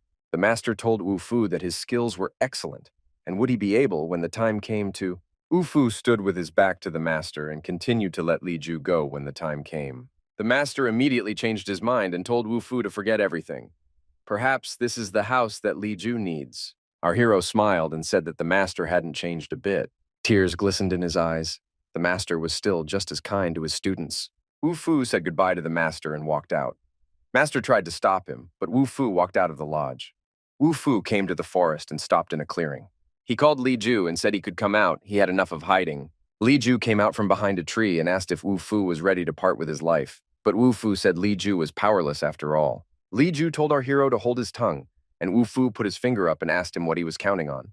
Li Ju said that these were foolish tricks. Sharp energy spears were falling from the sky at this time. There was a small explosion. The clots of energy flying from the sky exploded without causing any harm to Wu Fu. There was smoke from the explosion among the trees. Several tree trunks were broken, but Wu Fu was not impressed. Our hero said he was disappointed, and he expected more from Li Ju. Li Ju was furious, his face twisted in a grimace of anger. Wu Fu smiled and said that Li Ju's moves were over. Li Ju stood in the midst of the clear terrain, ready for battle. Suddenly, Wu Fu was behind Li Ju's back and said it was his turn. They began to fight. Wu Fu with his magic sword, Li Ju with his blade. Li Ju thought Wu Fu's sword was very powerful. Wu Fu applied the star configuration of the sword. One could only marvel at Wu Fu's supreme technique. The star sword's strikes broke the trees like matchsticks. Li Ju could only dodge. Each of them had a star sword technique. Wu Fu began to attack, the energy from his sword filling the entire space. Li Jue was also perfectly wielding his sword. The energy also came from his sword. Li Ju's face was distorted with anger. He could not cope with Wu Fu, and he asked our hero, who is he and where did he learn this technique? The fight continued. Li Ju was a worthy opponent. Wu Fu, he was also excellent with the sword. There was a huge explosion and a bright flash illuminated the entire space around. The old master stood outside his cottage. The master decided to leave the place as soon as the last pill was ready. He thought that Li Cui would realize his mistakes and stop, but he didn't think that he could go this far. Li Ju was wounded, with blood running down his arm. He was exhausted and put his hand on Wu Fu's shoulder. Li Ju asked our hero who he was, why he knew the same techniques as him. Wu Fu replied that in a previous life he could call him brother. In one hand movement, Wu Fu split Li Ju's sword, and it did not hold up and fell right beside Wu Fu's feet. Our hero stood in his dorm room and looked out the window. He wondered if the sword shards had reappeared. He saw a car drive up to the dormitory with Lu heading towards it. A man got out of the car and said hello to Lu. A girl wearing heeled shoes and a short skirt got out of the car and said that this was a very ordinary school, and the aura flows here were not as dense. Those who cultivate chi energy also look quite pathetic. The blonde girl with big breasts said that she heard that Miss Liu is the student council president. Liu replied to her that the person who trashed them last time was only a freshman. The girls stood across from each other with their breasts against each other and let sparks fly from their eyes. A guy with glasses stood behind them and said that they weren't here for a showdown. Yunhai University is the winner of the tournament, and they are here to give a quota to the university. Liu asked, "What else is the quota?" After all, they had already received a precious spiritual elixir as a prize. The man replied that it was an invitation to attend a course at the South China Martial Arts Academy. Just then, Ching Ching also appeared, and the people who heard this conversation said that the South China Academy was the best academy in Yunhai. Lu thought that studying in this academy meant that stronger opponents would appear, and Wu Fu would definitely not miss this opportunity. Before Lu could think about it, Wu Fu appeared nearby with his dog in his arms. It turns out he has a case here. The guy with glasses even coughed when he saw Wu Fu. He held out some paper to Wu Fu and said that he had come back for him. Our hero asked the guy what it was. It was an invitation from the South China Martial Arts Academy. Wu Fu held the invitation in his hands. A blonde girl came up to him and told him that he would get a much better education. The blonde showed her gorgeous breasts and said that the South China Academy was full of masters. Ching Ching was terribly angry. She realized that the girl was seducing Wu Fu. She thought, what good are big boobs? Lu modestly remained silent. Resentment shone in Ching Ching's eyes. She had small breasts, so she got upset and turned away. Wu Fu crumpled the invitation in his hands. The girl's eyes glittered unkindly. Our hero threw the crumpled invitation behind his back, turned around and walked. The representatives of the Martial Arts Academy were shocked by Wu Fu's behavior. How dare he ignore the influence of the South China Academy? Lu was pleased and thought that this was what she should do, this seductress. The guy in the blue shirt stopped Wu Fu by putting his hand on his shoulder. He said he'd better not start a fight here. Wu Fu asked what would happen if he did. The guy was getting really angry. Energy had already arisen under his feet. Wu Fu wasn't kidding either. He asked the guy if he wanted to die. Wu Fu grabbed the guy's hand and said, "Here is Yunhai University." Our hero advised the academy representatives to behave within the rules, or he would punish them all. The guy from the Martial Arts Academy was sitting near the wall. Someone from the academy representative said that Wu Fu not only threatened the Zhongyang sect, but also harmed a student of South China Academy. Wu Fu looked at him and said that they were not strong enough to talk to him like that. The academy representative thought he would make Yunhai University pay for this disgrace. We see the mountains again and a small cave in the mountains. Wu Fu stood at the entrance of the cave. Wu Fu and teacher Luo Si sat in the pool in the cave with their backs to each other. Wu Fu told Luo Si that she should not think of obscenities when practicing the Xiu Xiu technique. Otherwise, her nose would start bleeding. Luo Si immediately got a nosebleed. At this time, a dog and a silhouette of a man appeared at the entrance of the cave. They seemed to be looking for Wu Fu. It was Lu together with Wu Fu's dog. Lu shouted and called out for the teacher, Luo Si, and Wu Fu. When she went deeper into the cave, she saw an interesting picture. Wu Fu and the teacher were naked. Wu Fu pulled up his pants and Luo Si only covered herself with her dress. Lu blushed indignantly. She thought that the two were making love. Luo Si shouted that it wasn't like that and she was only imagining it. But Lu covered her face with her hands and said that she was not blind. Suddenly, Lu saw a pear cultivation kit. That's when it occurred to her. Did she really have it all wrong? Our hero asked Lu why she came here. Lu replied that the people from the South China Academy were extremely hostile. She said that Wu Fu even turned all the teachers against himself. So the three of them stood like that, teacher Luo Si, Wu Fu, and Lu. Suddenly, they felt a tremor in the cave. Luo Si asked what happened. Wu Fu said that his longtime friends had come. He should go out and greet them. At that time, there was an elder standing near a small house in the mountains, and some smoke or mist appeared. It was the brother monks who came to see the elder. The master bowed and greeted them. Two monks came, one young one with purple hair, who held a box in his hands, and the other, older, with a beard and long hair. The master waited a long time for them. He asked if they had brought the medicine he had asked them for. The older one replied that of course they had. The monk replied that everything he had asked for was here and handed him the box. The master accepted the casket. The conditions in this world are excellent for purifying soul-mixing pills, but the components of these pills are very difficult to find. The older monk with the beard said that the method of purifying the soul-mixing pill has long been lost. If a master can create it, he will definitely lend his support. Suddenly, an explosion of energy was heard not far away. One of the monks asked what it was. The master replied that it must be his acquaintance on earth. The younger monk said that it must be his uncle's young buddy. The monks thought, judging from the appearance of the person who came, that not all earthly people are trash. Wu Fu stood bent over, and the master asked him if he was hurt. Wu Fu was fine. The master introduced him to the monks and told him that this was his brother Bai Yuan. Our hero looked at Bai Yuan seriously. He knew him for sure. Wu Fu thought that master would have time to finish refining the soul-mingling pill in time. But he didn't think that Bai Yuan himself would visit here. The monk asked how Wu Fu knew him. The younger monk rushed to the defense of the older monk because Wu Fu Lightning pulled out his blade and pointed it towards Bai Yuan. The younger monk thrust his sword, and the sword struck the steel blade. The shards of the monk's sword flew in different directions. The younger monk was very surprised. He thought that he didn't appreciate this boy, and at this time Wu Fu attacked him and told him to get out. The young monk responded by attacking our hero. Wu Fu was so strong that the young monk flew off to the side. Our hero prepared to attack Bai Yuan. The old master cried out in horror, "What is Wu Fu doing? Make him stop immediately!" But Wu Fu used the Star Sword technique against Bai Yuan. This technique didn't work against the elder monk. The monk used the sphere technique, and Wu Fu couldn't get through to him. He realized that he had used the wrong technique, and with his cultivation level, he wouldn't be able to escape from Bai Yuan. At this time, a huge hand appeared above Wu Fu's head that could crush him like an ant. The master grabbed Bai Yuan's hand and ordered him to stop. After all, it was Wu Fu who had helped him find a way to refine the soul-mingling pill. Bai Yuan was surprised. After all, this method had long been lost. If everything he says is true, then he is willing to forget about today's incident.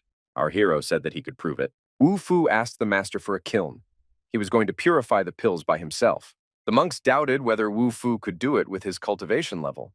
But alchemy doesn't require a high cultivation level. Wu Fu put the furnace on the table and started the pill refining process. The monks and master watched him carefully. A very strong aura hovered in the room where the purification was taking place. A stream of energy spread throughout the space. It was as if Wu Fu was floating in the air. Bai Yuan pondered as he watched our hero refine the pills.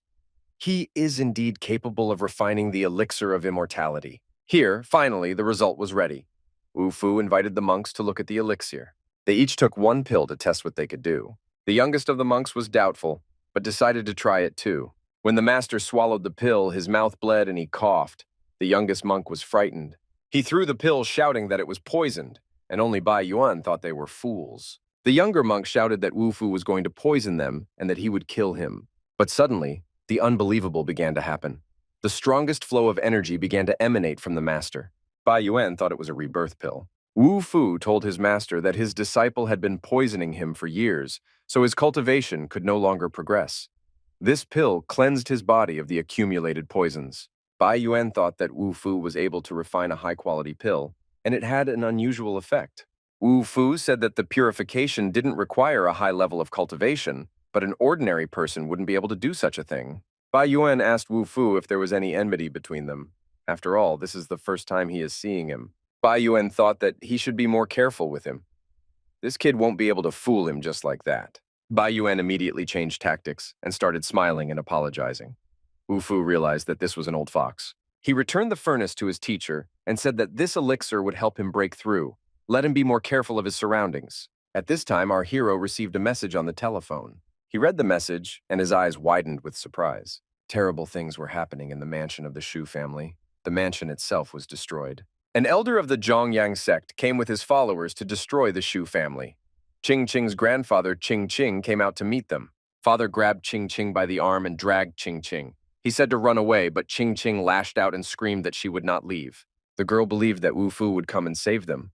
Hanbo laughed that even if Wu Fu did come, he would only see their breathless bodies. He commanded his followers to kill the elder of the Shu family, but the elder from the Shu family was not so simple.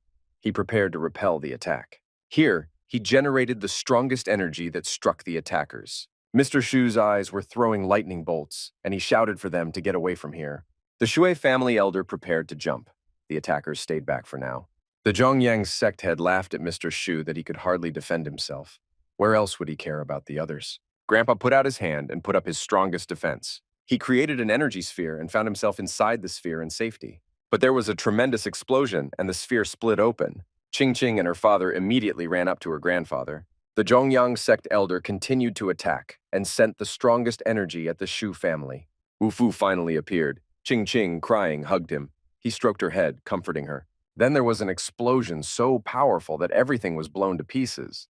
Hanbo told Wu Fu that if he dared to go against his sect, he would die. But suddenly he saw something incredible. It was the huge wings of some animal, but it was still impossible to see what kind of animal it was. Soon, everyone saw that it was a huge dog with wings standing up for Ching Ching and her family. The Zhongyang sect head and all the attackers were terrified of this creature. Suddenly, Wu Fu appeared and stood in front of Hanbo. All the other members were already lying down, beaten. Elder Zhongyang's eyes flashed a flame of hatred. He told Wu Fu not to think he would leave here alive. The huge creature with wings turned out to be with Wu Fu's dog, only of incredible size. Wu Fu ordered it to take care of Shu's family. Hanbo still insisted that Wu Fu would die. He floated in the air and said that it didn't matter what our hero would do. Ching Ching's father advised Wu Fu not to mess with Elder Zhongyang. Hanbo said it was too late and began to attack. The mountain master to whom Wu Fu had just prepared the pill appeared and said that Wu Fu had disappeared so quickly that he thought something serious had happened. Elder Zhongyang recognized this monk as a great master of the Dao Dao level. Is he really on Wu Fu's side? Ching Ching's father and grandfather's eyes lit up with hope, for help had come in the form of Wu Fu. Suddenly, all three monks from the mountain appeared and asked the Zhongyang sect head not to leave so quickly. Ching Ching's father thought that Wu Fu had reinforcements. The three monks stood against Hanbo, but Bai Yuan said that he would not interfere, but only observe.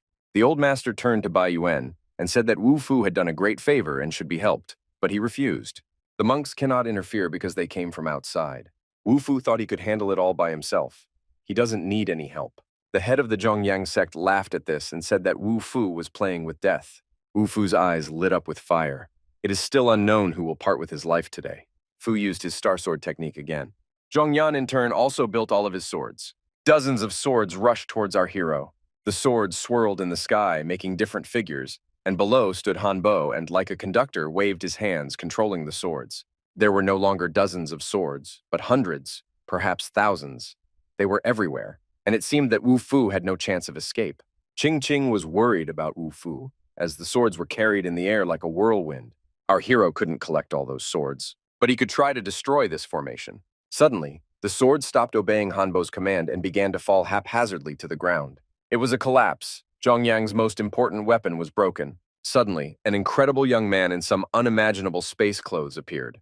A rainbow of energy sparkled around him. Su's family looked at the unknown guy with rapt attention. They recognized him as Wu Fu. Their surprise was unbounded. The young monk and Bai Yuan became wary of him. Wu Fu stood in his robes, energy shining around him. He was like a god descended from heaven. The Zhongyang sect elder stood there, his face contorted with anger. The Zhongyang sect head decided that he had to run away from here. But then Wu Fu appeared. He was holding his star sword. This was the end of Hanbo. The stream of energy coming from the sword pierced Elder Zhongyan's body through and through. Blood spurted from his body, his entire face splattered with blood. The monk stood and watched Hanbo and Wu Fu battle. A younger monk asked in surprise, "What did this kid do?" Bai Yuan thought that he couldn't even see his movements.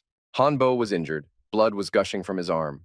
Wu Fu told him that he would make him pay for what he had done to the Shu family. Rays of energy pervaded the entire space. Wu Fu was nowhere to be seen. Only Elder Zhongyang was visible. Suddenly, a sudden jolt of energy struck Hanbo. He didn't think that Wu Fu was smarter than him. Hanbo generated a sphere of energy and took cover in it. From the attack, Elder Zhongyang's sphere split and could now do no harm. Hanbo tried to create another aura. Wu Fu's sudden attack caught him by surprise. Hanbo was surprised. How could Wu Fu break through his defense barrier so easily? Wu Fu attacked, and Elder Zhongyang's defense shattered into pieces. His orb was no longer helping him. And now the tip of the star sword was already at Elder Zhongyang's chest. Our hero was preparing to deliver the final blow with his sword. Terror froze in Hanbo's eyes. The Zhongyang sect head was lying, defeated, on the ground, and the sword point was a centimeter away from his face. There was a terrifying explosion, a flash. Stones flew into the air. The survivors of the Zhongyang sect followers were thrown aside. The three monks stood looking at the crater that had formed at the site of the explosion. They were surprised by Wu Fu's power. His level they determined to be no lower than that of a master. They peered into the funnel, looking for Wu Fu himself, but suddenly he appeared from the sky, all shrouded in a golden aura. He appeared in his new golden robe with a sword in his hand, beautiful like a god. There were many golden clasps and other things on his clothes. Suddenly, these golden clothes began to fall to pieces, his long hair disappeared somewhere, and Wu Fu reappeared in front of us in his usual clothes. Everyone was shocked at this transformation. Ching Ching rushed towards him as if on wings. The girl threw herself on his neck and hugged him so tightly that they almost fell down. Tears flowed from Ching Ching's eyes. She was very worried about him, but Wu Fu was fine. Ching Ching hugged him tightly and couldn't let go. Suddenly, Wu Fu lost consciousness. The monks went over to him and wanted to see what was wrong with him. The master pushed everyone away and said he would look at him himself. Wu Fu was lying on the ground, his head in Ching Ching's lap. The master was feeling his pulse. Ching Ching was worried that our hero was injured. The master said that Hanbo specializes in counterattacks after all, and Wu Fu got a lot of trouble from him. Our hero was lying on the ground with his eyes closed. He had released too much energy, and it had not gone to waste. Bai Yuan decided to leave while the master leaned over Wu Fu. The younger monk wanted to wait for the master. Bai Yuan decided that the master wanted to say goodbye to Wu Fu. Suddenly, two pillars of energy appeared in the sky, one yellow and the other purple. The master looked at the two energy streaks. It was the two monks, Bai Yuan and the monk with purple hair, who were flying away. Bai Yuan thought that this boy was a capable cultivator, but he turned out to be a reckless child. The monk thought that Wu Fu would spend the rest of his life lying in bed. Shu's family went to the master to ask him to save Wu Fu, but he told them not to worry, he was fine. The elder stroked his beard with his hand and suggested that Wu Fu had made a breakthrough. The master said that at first he thought Wu Fu was dead, but now he realizes that there is another way to make a breakthrough. The master thought that Wu Fu held a great many secrets. Everything he could do, he had already done. At this time, the last members of the Zhongyang sect were present at the residence of the Zhongyang sect. Two men led, holding under their arms, a girl with red hair. The man sitting on the high chair ordered the girl, who was placed on the floor, to raise her head. The sect head said that he wouldn't have lent her the power of 100 demons, but she asked him to help her take revenge on Wu Fu. He hoped the girl would not let him down. The girl raised her head. It was indeed Li Meng Yao, only all battered and tormented. Our hero was still lying there with his eyes closed when his dog appeared and barked. Wu Fu opened his eyes and saw his dog sitting on top of him. She was already of her usual size. Wu Fu smelled food and realized that he was very hungry. Ching Ching and Lu stood in the kitchen and tried to cook the chicken, but the chicken was slightly burnt. Lu tried the chicken, but it was too unpalatable. The girl grabbed her head with her hands. Suddenly, Wu Fu appeared on the threshold of the kitchen and asked the girls what they were cooking. The girls were very surprised at his appearance. Ching Ching draped the chicken with her so that Wu Fu wouldn't see how burnt it was and said he could eat. Wu Fu noticed behind Ching Ching's back the chicken was burnt and a fly had landed on it. The fly ate some of the chicken and dropped dead. Wu Fu noticed this and decided not to take any chances. He left the kitchen saying that he was not hungry and could wait. Lu told Ching Ching that the chicken was poisonous because even the fly died. The head of the Shu family gathered his whole family and said that if Wu Fu needed anything, he could always apply. But Mr. Shu didn't understand why Wu Fu needed so many people. Wu Fu needed the people in order to destroy the Zhongyang sect. Mr. Shu even laughed at the mention of the Zhongyang sect. He clarified to Wu Fu if he was really going to destroy their sect. Wu Fu said that although the sect was small, it was not a small thing at all. The members of the Shu family said that Zhongyang School is the main school, and acting like this is like wishing yourself dead. The head of the family apologized to Wu Fu that his subordinates behaved like that. Wu Fu ordered them to start practicing. Ching Ching's father picked up the book Wu Fu had given him. A soft blue light spilled from it. The book described the highest martial arts. Ching Ching's father showed the book to the elder of the family. Wu Fu stood leaning on the railing on the balcony. The head of the Shu family thought that this guy had a lot of secrets. He said that they would follow our hero and were willing to give their lives. Wu Fu told the crowd that there was a way out. First, they will practice what he says, and they must make sure that people from the Zhongyang sect don't come here. Mr. Shu agreed with Wu Fu and bowed to him. We see the dormitory corridor where the fat man and Wu Fu are walking. Our hero wants to go to Wutong and said that the fat man would not go with him. But the fat man said that Wu Fu would be bored without support. The fat man thought it would be fun and wanted to join in the fun. Suddenly, Wu Fu and the fat man saw something strange in the corridor. A girl with red loose hair wrapped in a black cloak was walking down the corridor. Wu Fu recognized the girl. It was Li. She had come to take revenge. There were some people behind the girl. The fat man got scared and asked who it was. The fat man also recognized the girl. It was Li Meng Yao. The fat man decided that he could handle this girl and wanted to teach her a lesson. Wu Fu pushed him aside with his hand. The fat man wouldn't be able to handle Li, even though he already thought he was a strong man. Fatty couldn't even handle a dog, and Li was already at the Yuan Sheng level. Wu Fu told the fat man to take a closer look at who came with her. The fat man thought it was some bunch of scumbags. There were horrible ghosts behind Li's back. The fat man saw that they were ghosts and grabbed onto Wu Fu out of fear. Li said she would haunt Wu Fu forever and watch him die painfully right in front of her eyes. The fat man cried out in fear and hit on Wufu's chest. Our hero stood still and waited for the ghosts, while the fat man hid behind his back. Wufu thought that Li was forced to use a forbidden technique with the ghosts, but none of this would work against him. At that time, Tan looked out of the room and became indignant that he dared to be woken up. When he saw the corridor full of ghosts, he was frightened. Some of the ghosts turned and walked towards Tan. Out of fear, Tan fainted. Two guys came out and lifted him up. The ghosts filled the whole corridor. They made horrible sounds and odor. Li wanted to entangle Wufu's mind until he died, but Wufu said she would do it until she herself died. Wufu used his power and the ghost disappeared in a second. Li also disappeared, but her voice said that she only came to say hello today, so Wufu didn't think he had a cloudless future ahead of him. Fatty couldn't believe she was gone, but Wufu confirmed that there was no one else in the hallway. Tang was lying on the floor and could not recover from what he had seen. He recovered a little and sat on the floor outside his room. Fu and the fat man came up to Tan and asked him what he was doing here. Tan pointed to the broken door to Wufu's room.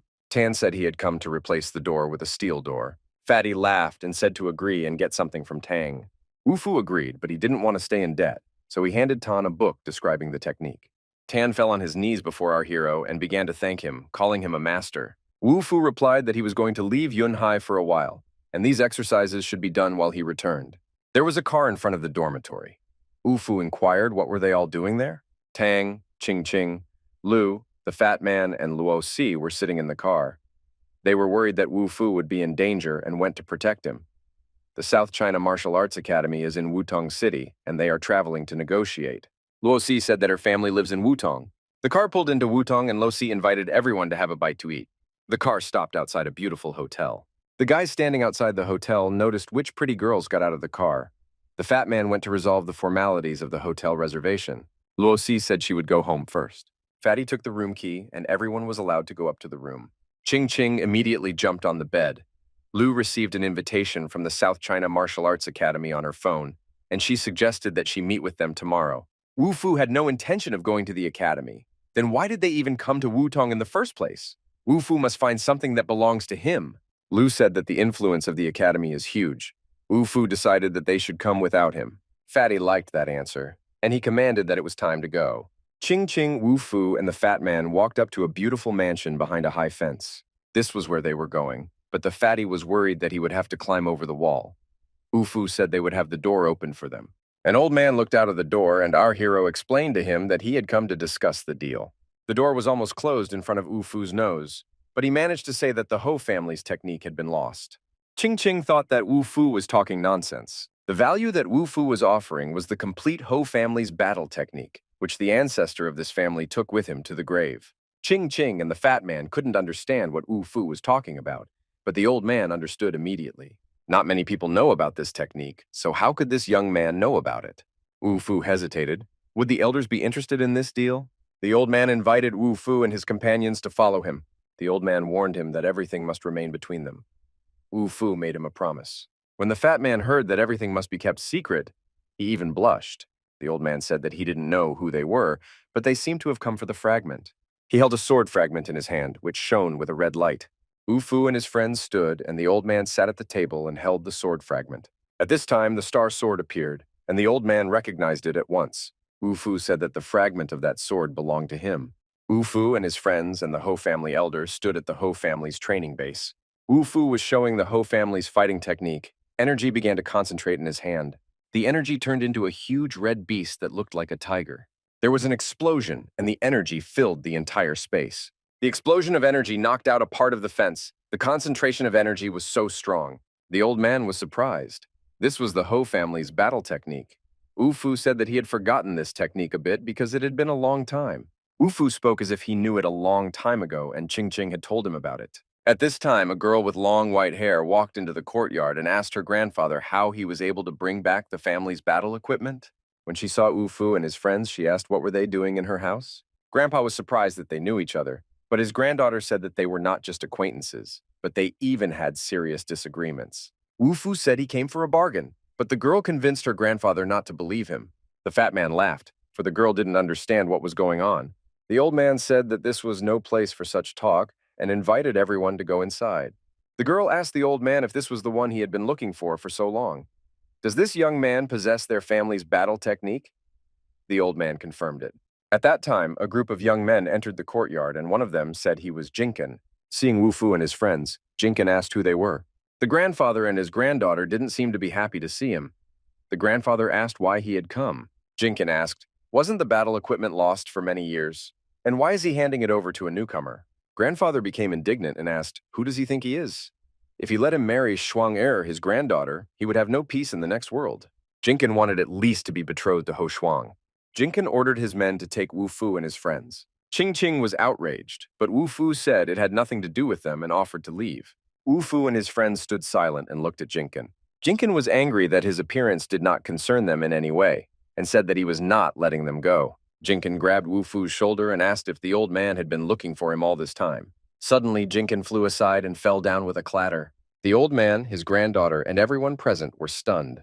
Wu Fu warned Jinkin that if he poked his finger at him again, he would die. Jinkin yelled for this guy not to be missed, but to be killed. He yelled to follow his orders. One of his comrades looked up and said over Jinkin. Jinkin raised his head and looked up. There was a star sword hovering above him, surrounded by energy. Wu Fu said that Jinkin was lucky today. He wasn't going to kill anyone today. Ho Shuang thought that Wu Fu was a great man. Jinkin was angry and asked who was that guy. The girl said it was her grandfather's newcomer, but Jinkang didn't believe it. Ho Shuang turned to her grandfather to confirm what she said. Jinkin, along with his company, turned and they left. He was very angry at Wu Fu's appearance and decided that he would kill him. Ho Shuang was very frightened, and she asked her grandfather what they should do now. Ho Shuang suggested that Grandpa ask Wu Fu for help. At that time, the fat man sneezed vigorously, and Wu Fu thought someone had said his name. The fat man was embarrassed that he sneezed so loudly. Wu Fu and his friends walked out of the gate of the house, and Ho Shuang watched them. Wu Fu and his friends decided to go back to the bar and turn down an alley. Ho Shuang kept watching them from around the corner. Suddenly, she found herself at a dead end and couldn't figure out where everyone had gone. Suddenly, someone gently touched her shoulder with a finger. The girl was glad when she saw Wu Fu. He asked if she was looking for them. Ching Ching called the girl a fox and asked why she was following them. She replied that she was worried that Jinkin would attack them. Hu Shuang said she was here to protect them. When Ching Ching saw the girl's big breasts, she was terribly upset. Then Ching Ching got terribly angry and grabbed a needle to pierce Ho Shuang's silicone breast. The girl covered her breasts with her hands, but Ching Ching kept questioning her as to why she was following them. The girl blushed and replied that she was here to ask for their help. But instead of asking what happened, Wu Fu and his friends turned around and left. Ho Shuang stood slumped and very upset and said that the Jin family had great power and now their family had messed with them. Hearing her words, our hero stopped. Wu Fu turned around and told the girl that he agreed. Ho Shuang didn't understand what Wu Fu agreed with. She thought of her own. Ho Xian thought that Wu Fu agreed to take her as his wife and began to shout that she would not marry him. Wu Fu said he agreed to help get even with Jin's family. The girl had thought of everything, and Wu Fu just needed to find strong opponents. Ho Shuang stood there, a little confused. It had turned out to be so simple. The friends were once again outside the hotel they were staying at. When they entered the hotel, Lu came up to them and said that Wu Fu was just in time. The hotel was full of people. Lu said that people from the South China Martial Arts Academy had come and they were at home here, so we need to be careful with him. The guys from the Martial Arts Academy thought Wu Fu was a redneck from an unknown university and were going to beat him to a pulp. Wu Fu was always happy to fight and gladly agreed. Wu Fu's calmness didn't please the Academy guys, and the fight started right in the hotel lobby. Altogether, the guys pounced on Wu Fu, and one of them even wanted to call an ambulance for him. A pile of people formed in the center of the lobby, and there was someone standing on the second floor watching the fight. 11. It was Li Meng Yao, and she thought there weren't enough people to fight Wu Fu. About a dozen guys surrounded Wu Fu and tried to at least knock him down. Wu Fu used his strength without even taking his hands out of his pockets, and the guys scattered apart. One guy from the Martial Arts Academy, who wanted to call an ambulance on the phone, approached Wu Fu. The dog barked happily in the fat man's arms. Suddenly, Jing Kang appeared and asked, "Where did the stray dog come from?" He threw it with such force that the dog broke through the glass in the window. Wu Fu really didn't like the way his dog was being treated. Jinkin came to the showdown with our hero. Li, remaining on the second floor unnoticed, was glad that Jin's family had found Wu Fu. The girls took the dog in their arms. The dog barked with exasperation. Jinkin suggested Ching Ching and Lu begged him on his knees for mercy. Lu said she was worried about Jinkin because he had done so much to make Wu Fu angry. Jinkin stood smiling, flashing a gold chain around his neck. Suddenly, our hero attacked Jinkin and his friends. A bodyguard from Jinkin's team asked permission to deal with Wu Fu himself. A huge sphere of energy formed between them. Jinkin began taunting Wu Fu and saying that he had negligible strength, and how dare he get in his way. No sooner had he finished speaking than the unbelievable happened. The energy consumed the entire space. Hundreds of swords flew towards Jinkin and his men. Jinkin fell to the ground and pleaded for Wu Fu to stop, but Wu Fu held out his sword and said that no one dared to hurt his dog. Fire burned in Wu Fu's eyes, and seeing that fire, Jinkin said he was leaving now. Two of his men took Jinkin under their arms, and they quickly went out. Lee, who was standing on the second floor, thought they were a bunch of idiots. Lee pulled out a glowing green baggie and tossed it toward the departing Jinkin. The green blob of energy hit him in the head, and he collapsed just on the doorstep of the hotel. 4 cars stopped outside the hotel where Wu Fu and his friends were staying. Lee got excited and decided that Wu Fu would definitely die this time. Lu said that Jin's family had arrived. 4 men came in, and the main one asked Wu Fu, was he the one who killed Jin Kang? Wu Fu replied that he was not worthy of it. The boys surrounded Wu Fu, who was holding a dog in his arms, and told him not to think he could get away so easily. Our hero asked the man if they wanted trouble on their heads. The guy decided to attack Wu Fu, but the man stood still without reacting. A violent column of energy went from the ceiling to the floor, and an explosion erupted. Wu Fu calmly headed for the exit. One of the men made a claim that Jin Kang was the sole heir of the family, and Wu Fu dared to kill him. The hotel staff gathered around, and a furious member of the Jinkin family said that they would all be buried with Wu Fu. Everyone rushed to run for the exit, but they were reached by the beams and struck directly with fire in the back. Suddenly, some lady with a gun appeared and said that they would not be able to sneak out so easily today. Wu Fu orders got fed up with everything and walked toward the man with great speed. Wu Fu's face turned black. His eye turned into a glowing spot. He poked his finger into the man's forehead and said that he had not killed anyone. The man continued to be indignant. How dare Wu Fu not admit that he killed Jinkin? And at this time, energy appeared at the end of Wu Fu's finger. Wu Fu pierced the man's forehead with a beam as if it were a laser. A hole appeared in the man's head and he fell down dead. The old lady and all the members of the Jin family were simply shocked. If that guy had known that Wu Fu was so fiery, he wouldn't have messed with him until he died. Lee stood on the second-floor balcony like that and watched what was happening. Then an old lady came to Wu Fu and said that she didn't care who he was, but no one in all Wutong would dare to help him. Wu Fu looked at the lady carefully. Under her shoes, the floor was breaking through. The full lady grabbed an axe and lunged at Wu Fu. The full lady's energy made butterflies flutter. This aura did not cling to our hero in any way. He calmly walked towards the exit. The people present could not understand what was going on. Luo Si came forward and said that the Jin family couldn't control all of Wutong. Luo Si was sitting in a bathrobe with her hair loose. The Jin family realized that the 6 gods of the Luo family had arrived. I wonder which god they are dealing with. Luo Si rushed over to Wu Fu. He reassured her that no one could harm him. The elderly lady chuckled on the sidelines. The full lady said that Wu Fu had killed her brother and should now prepare to meet his death. Luo Si was very surprised to see this lady here. Wu Fu reiterated once again that he didn't kill Jin Kang. But since the lady dared to act, a fire lit up in Wu Fu's eyes and he said he would kill her. Ching Ching pressed her hands to her lips and thought it was cool. The lady called Wu Fu a lousy brat, which made him very angry. Suddenly she saw the aura of our hero's sword. The sword aura filled the entire space, but the lady decided to fight because Wu Fu was only at the Yuanshen level. Wu Fu was much stronger than she expected and used the star sword technique. A flame swirled in his hand. It was getting bigger and bigger. The aura of the sword filled the entire space with it. The lady looked at it with horror. Seeing such a technique, the Jinkin family members somehow changed their minds about killing him, but the lady encouraged them. All this time, Li Meng Yao stood on the second-floor balcony and watched. Suddenly, Wu Fu approached her from behind. He had noticed her some time ago. Wu Fu attacked Li and threw her off the second floor. Li was lying on the floor with Wu Fu's foot on her head. The old lady realized that Wu Fu was being accused because of this girl. He didn't explain anything and told them to leave. The Jinkang family members tried to pull him back and remind him who he was talking to. Luo Shi invited Wu Fu to visit her house. Ching Ching also asked to go with them. A member of the Jin family asked the lady what they should do now. She ordered to go and find out who he really was. The lady had to notify her men of her brother's death, or else they would be the ones killed. Li Meng Yao, who was still lying on the floor, suddenly began to laugh. She was asked why she was laughing.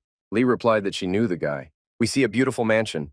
It is the residence of the Luo Shi family. Luo Xi's grandmother came out to meet Wu Fu and his friends and announced that Wu Fu is a special person. Grandma also remarked that Wu Fu was handsome, and Luo Xi was very shy. Ching Ching got very angry seeing Grandma and Luo Xi discussing Wu Fu. Wu Fu didn't even notice the girls competing over him. He didn't care. Grandma suggested that the guests rest. The grandmother told her granddaughter to go with the guests, and she called Wu Fu with her. She had something to talk to him about. She invited Wu Fu into the room and told him that she knew about the disagreement with Jin's family. She was grateful for Wu Fu's help to improve the Xiushu sword technique.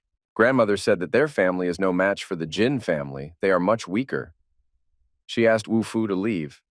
He realized that she didn't want to be dragged into the showdown. Grandma saw Wu Fu grinning and asked why. He replied that he was amused by her ignorance of Jin's family.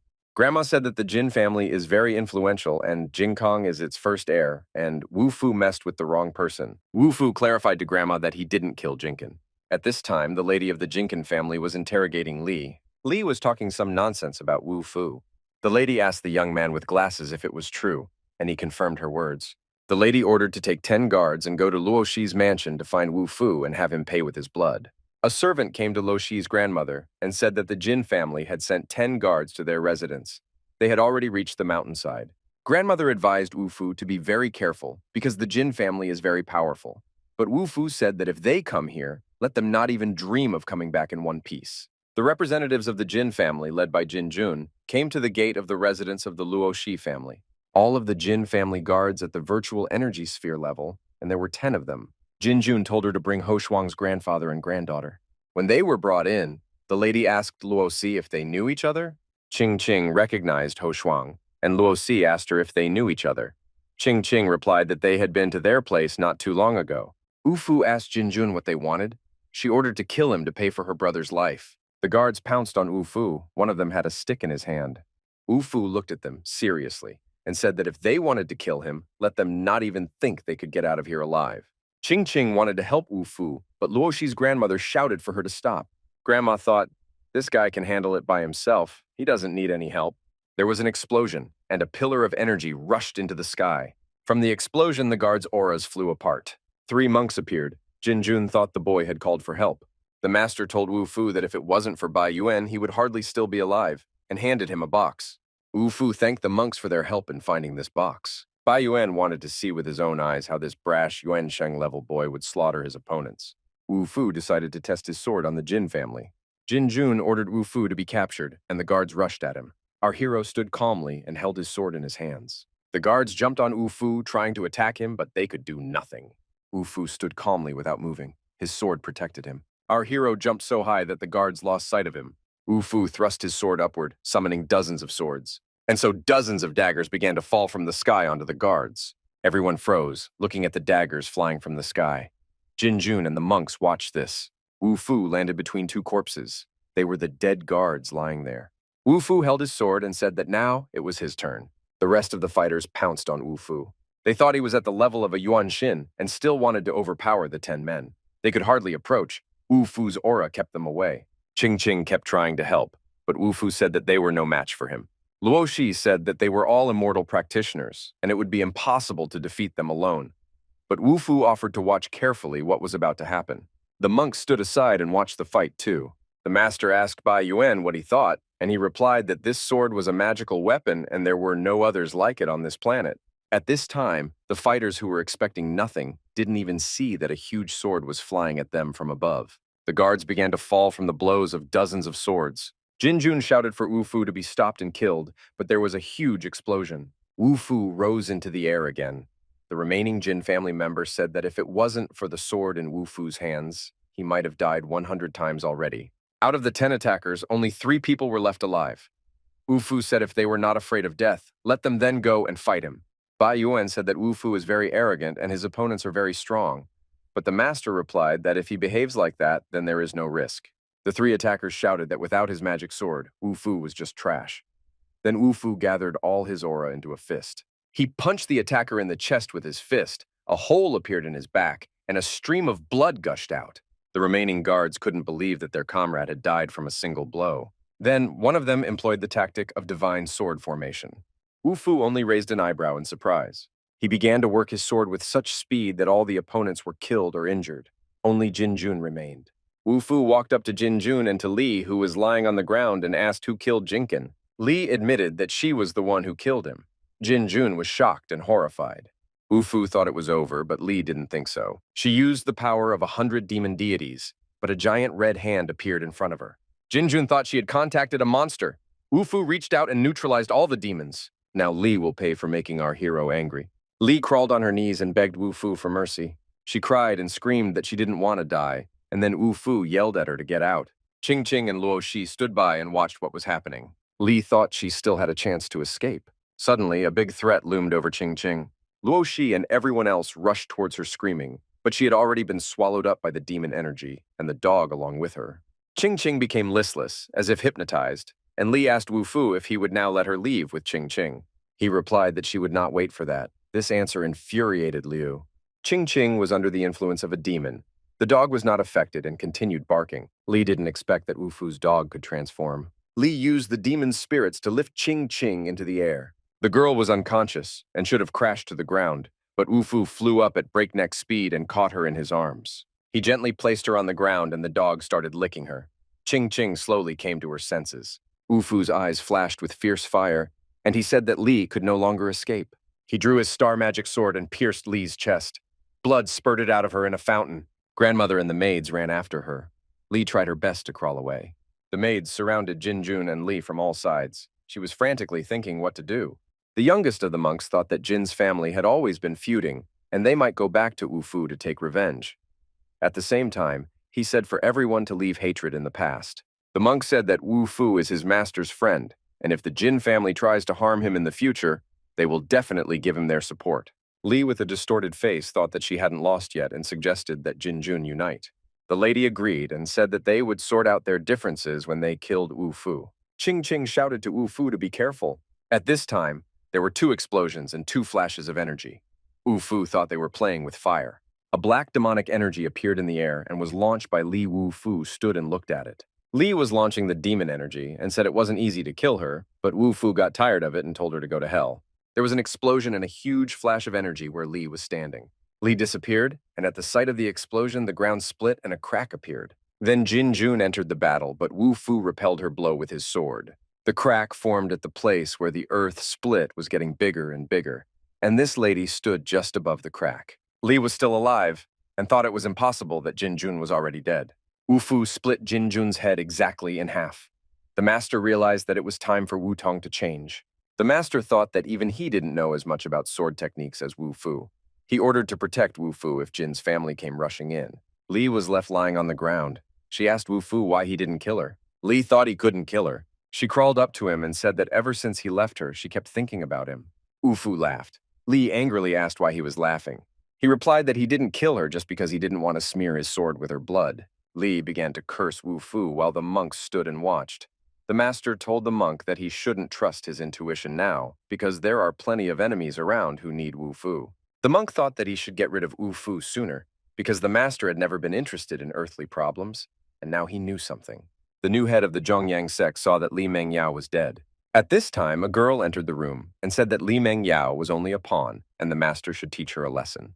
Meanwhile, Qing Qing was taking a shower at the hotel. A dog came into the shower room and began to inspect Qing Qing washing herself. Qing Qing threw the dog out and said that his master was as much a lover of girls as his dog. Wu Fu went into the shower room and picked up the dog. Qing Qing covered her eyes with her hand and told him to get out. Wu Fu didn't understand what she was covering her eyes for. Walking out, he told her to cover herself better. The girl was furious. The next day, Lu, Qing Qing, and Wu Fu stood at the gate of the South China Martial Arts Academy. Qing Qing was very worried that her breasts were not as big as Lu's. The guy standing at the gate told Wu Fu that he had come for a showdown. Wu Fu was surprised, and the guy showed him what was going on. At that time, the guy with the bat was harassing the young man with glasses. Wu Fu and Qing Qing stood and ate watermelon. And Lu, seeing the guy with glasses being bullied, asked if he should help him. The guy with the bat was chasing the guy with glasses. He said the guy was the first one he was going to whack today. Lu couldn't understand why Wu Fu and Qing Qing were watching so calmly. The guy with glasses knocked the guy with the bat to the ground with such force that the ground cracked beneath him. The guy corrected his glasses and asked why he was looking for him. Wu Fu, seeing this situation, thought he had arrived at the right place. They began to cling to our hero to get him to turn around. They wanted to see who he was. They wanted to make Wu Fu kneel down and sing. Wu Fu nodded at the guy with glasses and asked who he was. When the 2 boys heard Wu Fu's name, they laughed at him, but the guy with glasses was sweating and dumbfounded. The boy with the glasses came up with a reason and wanted to sneak out. Wu Fu asked the dog if he was hungry. These guys must have a lot of spirit stones in their pockets. The guy came to a rage. Suddenly, everyone saw the huge face of the dog. Its mouth was like a cave and its teeth were like rocks. Wufu's dog had grown a lot. The boy stood at attention and wondered how a little puppy could grow so fast. The dog had saliva flowing from its mouth, splashing straight at the guys. Ching Ching laughed and said that the dog wanted to eat their spirit stones. Sweat ran down the faces of the guys from the martial arts academy. They realized that this was the dog's way of asking for food. They gave it all the spirit stones, and the dog became kind and affectionate again. Lu told Wu Fu not to let his guard down because the South China Martial Arts Academy is full of talented students. The boys gave all the crystals to the dog, and the dog finally became small again. The guys felt sorry for the crystals. They had been collecting them for over 2 years. A man came up to Wu Fu and the girls and asked why they had a scuffle at the gate. It was the captain and his assistant. He told Wu Fu to kneel down and beg for mercy, then perhaps they would forgive him. Wu Fu threw the boy aside with one hand and told him to disappear. Everyone looked at Wu Fu with astonishment. Our hero motioned for the lad to close his mouth. Wu Fu stood with his hands in his pockets in the middle of the courtyard. The strongest aura emanated from him. He concentrated the energy in his hand, and it dispersed all over the space. But here came the teacher and said that Wu Fu had good ability. The teacher said that if he had come a little later, the captain would have been dead by now. The captain didn't believe it. He asked, "What about this guy? Isn't he only at the Yuanshan level?" The captain held a grudge against Wu Fu, and the teacher invited everyone to go to the academy. Lu asked the teacher if there are many such arrogant idiots in this academy. The teacher replied, "Aren't they the same?" The teacher said that Wu Fu is the first one who came to them just for the sake of fighting. One of the boys said that Wu Fu would also be the last because he would be his opponent. He was a sturdy guy with well-developed muscles. Our hero answered him that he was not strong enough. There were stronger opponents here. The guy got angry and threw himself at Wu Fu. The guy said that Wu Fu wouldn't be able to take any of his punches. It was a guy named Clone. He rushed at Wu Fu without thinking, but he quickly bounced back from his blow. The guy was really angry because he failed to attack Wu Fu. Wu Fu, in turn, also attacked the guy. Their fists connected in a punch. Wu Fu's punch was so strong that the bones on the guy's arm broke. This guy really didn't have the strength to fight Wu Fu, so our hero invited someone who really knows how to fight. The guy was lying on the floor and still breathing. The teacher came over to him. The academy students said that they have many gifted practitioners, so let Wu Fu not think that there is no one to cripple him. Wu Fu grinned and said that there weren't that many. Lu turned to Mr. Tian and said that Wu Fu is a member of the student council of Yunhai University. Last time he and his men came to show off at the university. Now it was Yunhai University's turn to show off.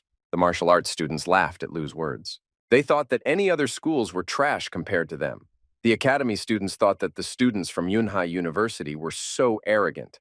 They had just arrived and had already beaten up everyone in their way.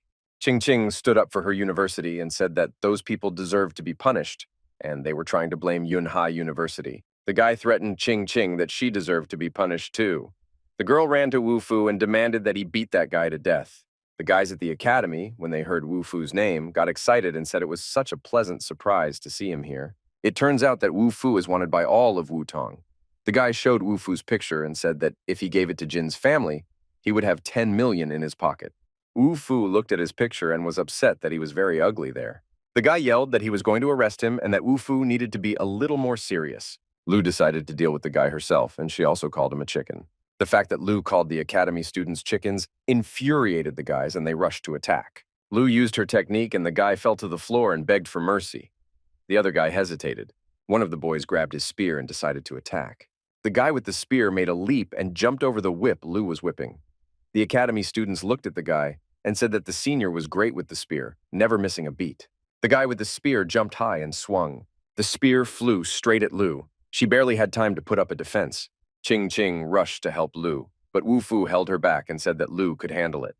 "You just have to stand there and watch." Lu held the whip as a defense, and the guy told her that if she agreed to apologize and let him have fun with her, he would let her go. Lu kept blocking the older man's attacks, and he told her not to say he was heartless. Lu barely stayed on her feet from the elder's attack. She didn't realize he was so powerful, and she would have to unleash all her strength. The elder leaned on his spear and motioned for Lu to stop, since he didn't have time to mess around with her. Ching Ching picked up a mace and was about to beat the elder to death. The elder, seeing her intentions, invited her to join in. Lu flicked the red whip in the air and shouted that the opponent was her and not to touch Ching Ching. The whip wriggled, spreading incredible energy. It crawled towards the elder like a snake. The elder only laughed that she wanted to scratch his back. Wu Fu watched the fight between Lu and the guy from the academy. He thought that the guy had lost his mind. He had no marksmanship at all. Lu turned away for a moment, and the guy with the spear was behind her. Drops of blood splattered in the air, but the whip whistled so that the guy fell off his feet. Across the elder's entire face was a streak from the whip blow. Lu, covered in bloodstains, was prodding him. Now Lu was twirling the whip so fast that the lad couldn't detect her. He whirled around her, but could not see her at all. Wu Fu looked at this and thought this guy is an idiot. He was tricked. Lu was twisting her whip with such force that it was making out some cosmic shapes in the air. The whip was wrapped around the elder's body harder and harder. In the end, his whole body was bound with the whip. His hands and feet were bound, and his head too. He could not move an arm or a leg. Lu, covered in bloodstains, held the whip in her hands and asked the guy lying on the floor who was going to have fun with whom now. The guy apologized for her to let him go. Wu Fu said they have a lot of things to do, need to go. Wu Fu's dog, for some reason, came up to the guy lying on the ground and started barking. Then Wu Fu went over to him, put his sword to him, and asked him where are there more blade shards around here. The guy said that besides Wu Fu, there were two other groups of people asking him about the shards. They are now in the guest room of the student council of the academy. In the dormitory, in the student council room, there was a man lying on the floor. When Wu Fu, Ching, and Lu went to the door of the room, they smelled some acrid and vile odor from behind the door. Wu Fu took Lu's hand and said that something was wrong there. There was a stream of blood coming out from under the door. Lu offered to get out of here, but Wu Fu said it was too late. Outside the dormitory, a crowd of people surrounded them. A guy in a hooded jacket was telling the president of the academy's student council that he heard a group of people rushing inside and heard screaming. We should rush in and rescue them, but the president replied that they were probably already dead. Ching asked the student council president what was wrong with their school. First they provoked them and now they are accused of murder. The man in the blue shirt said that outsiders were not allowed to enter the student council office, but Ching replied that if they hadn't hidden the blade shards, no one would have come here. The guy in the blue jacket asked them, "Are they also here because of the shards?" He put a huge knife to Ching's chest and asked who sent them. Was it the school or did they decide to come? Wu Fu did not need permission to return what belonged to him. He felt the presence of fragments here. The guys got angry and said that not everything in the world belongs to him, no matter who he thinks he is. Wu Fu was told not to even think that after killing those people, he would have to leave easily. The guy in the hood stood silently behind them.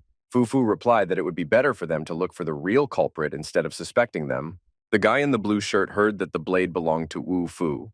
So let him now explain where the marks of the sword on the wall come from. He pointed to the marks of the sword that were visible all over the wall. If they are innocent, then why were they in such a hurry to leave this place? Ching said that when they arrived, there were no marks on the wall. Lu tried to explain that their presence here was just a coincidence. The student council president accused them of killing a student council member over some shrapnel. Wu Fu again told them that they had not killed anyone. Suddenly, during their conversation, a powerful explosion of energy was heard. Lu and Ching did not expect that there would be an explosion of such force. At this time, two monks stood on the roof of one of the high-rise buildings and said that the origin of this guy was unknown. If they don't deal with him soon, he will ruin all their plans in the future. The purple-haired monk said that the head of the Jin family is going to leave the country, and everyone already knows about Jinkin's death. Wu Fu won't last long. Bai Yuan said that the refining of the spirit accumulation pill would be completed soon. Ching took the mace and said that she would beat anyone who dared to take even one step. The student council president of the academy ordered everyone to leave, but Ching said that they were not just here for the shards. Wu Fu said that they came to declare war with the martial arts academy. Our hero said if they were all here together, it would simplify his task. The guys from the academy laughed because someone had already said this once, and now grass had grown on his grave. The student council president ordered Wu Fu to be captured. In Wu Fu's previous life, it took 1,000 years to learn 1,000 techniques. Today, he takes the chance to apply his knowledge. Wu Fu began to float in the air in a halo of his energy. The students of the academy realized that everything is not so simple. Wu Fu turns out to be immortal. Wu Fu wrote everything down in heavenly scrolls. He recalled all his notes. Our hero remembered all his best techniques. Ching and Lu Yi were simply delighted with Wu Fu. How did he manage to sort out thousands of magical visions? The student council president ordered all his people to hide behind him. Wu Fu invited everyone to come up and show if they had the courage. The president said that Jin's family will find him everywhere, so they don't want any problems. He suggested that they leave the martial arts academy. The girl from the academy told the president that they couldn't just let them go. They killed their people. but the president replied that they weren't the criminals. One guy felt the fragments in Wu Fu's weapon and suggested that everyone together take revenge on him for those killed. Wu Fu asked them not to worry. He would not kill anyone just like that, innocently. The president's hair stood on end. The academy students began to attack Wu Fu anyway. He stood wrapped in his energy. Wu Fu looked at everyone with his gaze and said, "If they attack, they will either die or be seriously injured." With the help of magic, they conjured up the image of a woman, the embodiment of energy. Lu and Qing looked at Wu Fu with admiration. He is only 20 years old, but what strength he has. Lu thought that it would take 10,000 years to master 10,000 martial techniques. The student council president was shocked. His team was also stunned. Wu Fu used a secret technique. A girl from the academy team kept egging on the president, "Why doesn't he do anything?" But the president was not so stupid. The girl asked the president, "Wasn't it Wu Fu who killed these people?"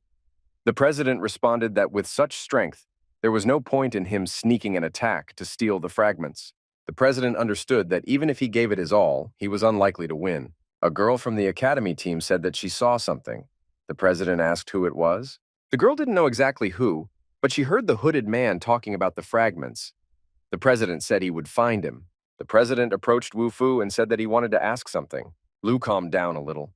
Now, after they've figured it out, they won't be accused of murder. The dog was also worried and was happy when it was all over. Qing calmed the dog down, saying that Wu Fu never loses. The president of the academy's student council has never lost. Qing was surprised. Is he an unusual student? The guy from the academy team was thinking how they were going to fight if none of them moved, but the girl said that they were already fighting. The president and Wu Fu fought on an energy level. Each of them had an energy force behind them that affected the other. The president's glasses burst from tension. He grabbed his head, and a girl from his team asked if he was okay. The president asked to stop the fight. He was shocked. After all, he was the only one in the world who inherited the ancient technique, the Buddha's fist. He would like to know how Wu Fu could possess her. Our hero stood, completely enveloped in energy, and looked like a winner. He observed the life of galaxies for many years, and he managed to master all the techniques and skills that exist in the world. Soon, fragments flew from the burst of energy directed by the president. Wu Fu also did not remain in debt, and his energy also rushed towards the president. 16. The protection that was behind the president did not allow him to fall. No matter how hard he tried to attack Wu Fu, nothing worked. In the end, he fell to the floor, exhausted. Members of his team ran up to him and asked if he was okay. Looking at how his opponent could not gather his strength, Wu Fu said that the winner had already been determined. The president's team disagreed with this and said that Wu Fu definitely had wounds in the meridians. The president barely rose to his feet. Qing asked who won. Lu replied that it seemed like Wu Fu. The president walked with his head down. He knelt before our hero and asked to be accepted as a student. The president's team couldn't believe it. They thought it was a dream. The president begged Wu Fu to accept him as a student, but Wu Fu was still hesitating. Wu Fu had to go to another place, but he invited the president to go with him. Our hero said that he would think about his proposal. The student council president said to continue the search for the criminal, but he would be gone for some time. At this time, two guys were walking along the corridor of the Yonghai University dormitory. It was the fat man and Tang. The fat man still couldn't come to terms with the fact that Wu Fu had left, and in the city of Wutong, night fell, and the moon illuminated the roofs of the houses. At the Jin family residence, they were discussing whether Wu Fu had arrived. The head of the family, Jin, a monk with purple hair, was talking among themselves. The monk held a fragment in his hands. He was sure that Wu Fu would come for the shard. At this time, a girl in a white dress with high heels appeared in the hall. It was the representative of the Luo family from the Liuxin mountain region who arrived. It was Luo Shi. She said that she had heard that the great master from the Jin family would come here with one purpose, to detain and kill a student at the Yuanshen level. Lo said that her family wants to know whether this news is true or not. The head of the Jin family began to threaten that she risked making a new enemy in the person of their family. At this time, the door opened and more guests appeared. It was the elder of the Ho clan with his granddaughter. They also wanted to see how the great master of the great Jin family would engage in battle with a boy at the Yuansheng level. Since the two families came to protect Wu Fu, the Jin family asked who killed young Jinkang. This alone is enough to kill Wu Fu 100 times. Suddenly, a dog was heard barking, and everyone realized that Wu Fu was somewhere nearby. Representatives of the Jin family laughed that the boy was so scared that he sent a dog instead. Only the head of the family was supposed to laugh, and the rest were not allowed. So the one who laughed got punched in the teeth and fell from the second floor. He fell right near the threshold at the dog's feet. The dog couldn't understand what was happening. Why was this man lying at her feet? The man began to yell at the dog that it was because of it that he was pushed. The dog looked at him, smiling, and then became huge. She put her paw on his head and pressed him to the ground. The members of the Jin family's eyes bulged out of their sockets. The dog knocked out the guy at the Yuanshen level. The head of the family, Jin, thought that it was becoming more and more interesting. Luo Shi said that even the dog that always accompanies Wu Fu would reach the level of Yuan Sheng. Just then a voice came from behind the doors. A dog wouldn't eat spiritual stones without a reason. Wu Fu stood on the threshold with his friends and a huge dog. The president of the academy's student council also stood with him. Seeing the teacher, Qing Qing said that she had not seen each other for a long time. Luo Shi thought that Qing Qing's manners had become very bad. The younger members of the Jin family thought that even the dog was better than them. Family head Jin radiated such bad energy that even the aura in the room was dirty. Wu Fu and his friends had to build a protective dome. The president asked why the Jin family was looking for Wu Fu. The head of the family, Jin, advised the young man not to interfere in other people's affairs, so as not to become an enemy of the family. The purple-haired monk thought, since Wu Fu has appeared, he can leave. Suddenly, Luo Shi used her technique and shouted to the monk to stop. She told the monk that he seemed to know Wu Fu, and why don't he come down and say hello? The monk got angry. The monk sent energy so strong at her that even the butterflies did not help Luo Shi. Luo Shi flew out from the second floor. It's good that she dodged the flow. Wu Fu thought that many present would like to see the moment of his death, and the purification of the master's pill will soon be completed. The elder of the Huo family said that he would protect Wu Fu to go forward, and he would deal with them. His granddaughter also said that he needed to hurry up and move on. Our hero thought that if he allowed a woman to clear the way for him, then his immortality would immediately become unjustified. The head of the family, Jin, began to create a powerful energy vortex around himself. How dare Wu Fu think he could handle him? He summoned the sword of the serpentine dragon, which had never been defeated before. He said that Wu Fu would definitely die this time. The president of the student council of the academy was surprised. After all, Wu Fu is capable of attacking from a distance. Why doesn't he do anything? Lu said he had already done something.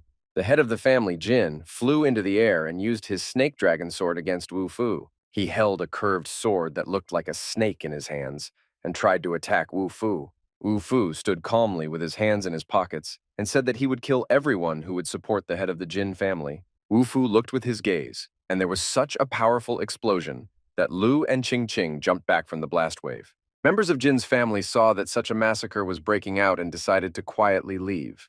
The purple-haired monk watched from outside the door and waited for Wu Fu to die.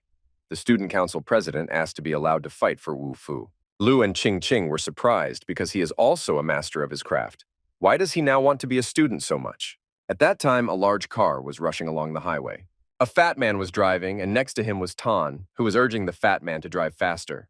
The head of the family, Jin, said that he would finish everyone off. The president rushed towards the Jin family so that Wu Fu could concentrate and use the ancient Buddha fist technique. He was struck by such a powerful blow that he fell. Wu Fu looked at him and thought that not all people are such insects. The president rose to his feet. Pointing to the girls, he asked them to help him because he had 8 opponents. The girls were surprised. Where did his self-confidence go? Members of the Jin family made fun of Wu Fu and his friends. In fact, 2 men were going up against the entire Jin family. Wu Fu concentrated his energy at this time. Our hero created a protective dome, and none of the attackers could break through it. But after a while, the dome cracked and fragments fell. Wu Fu was left without protection. Lu was scared because the Jin family is very powerful. The girl thought that she was not their opponent, but Qing Qing shouted that she didn't care. She needed to start a fight. The dog was also eager to fight. Wu Fu told the student council president that they just needed to detain the rivals for a while, and he would deal with the rest. Family head Jin and the other 2 attacked Wu Fu again. Wu Fu was collecting the sword fragments. He realized that they stole the blade fragment to lure him here. He summoned his blade. Crazy energy filled the entire space. The purple-haired monk saw all this and was shocked. At this time, the fragment flew out of the monk's hands and flew across the hall. The head of the Jin family only watched him go. He wanted to cut this fragment with his snake dragon sword, but he failed. The sword encountered a splinter and fell apart into small pieces. The head of the Jin family was shocked. This sword had never failed him. The Jin family were horrified. How was this possible? The fragments of the snake dragon scattered throughout the hall.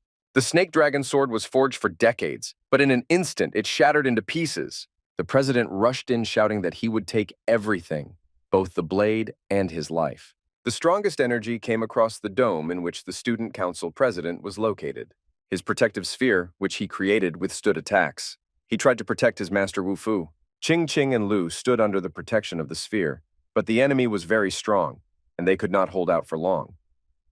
Wu Fu was sitting and concentrating at this time. The head of the Jin family sent deadly energy with parting words so that everyone would go to hell with Wu Fu. Those protected by the spheres saw a flying clot of energy. The sphere was broken. Family head Jin thought that the president was much stronger. Lu lay on the floor in a torn t-shirt and called Wu Fu.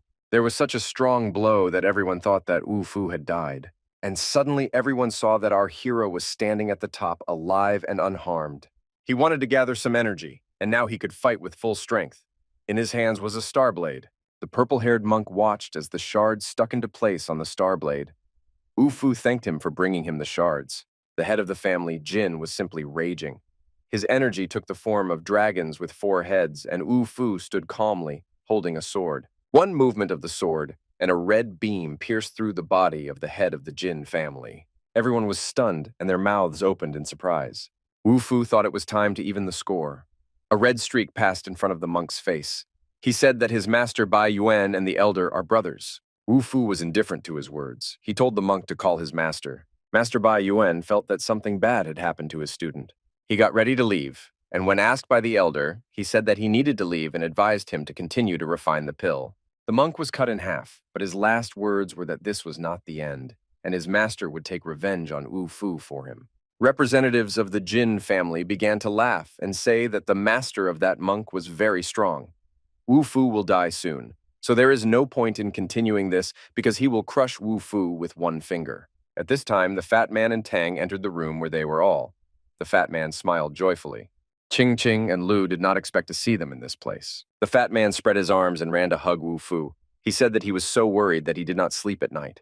The fat man's joy was so sincere that everyone else understood the absurdity of this situation. The fat man spread his arms and walked towards Wu Fu to hug him. He was very worried about Wu Fu. Only now did the fat man see how many people had gathered here. The head of the Jin family wondered where this idiot came from.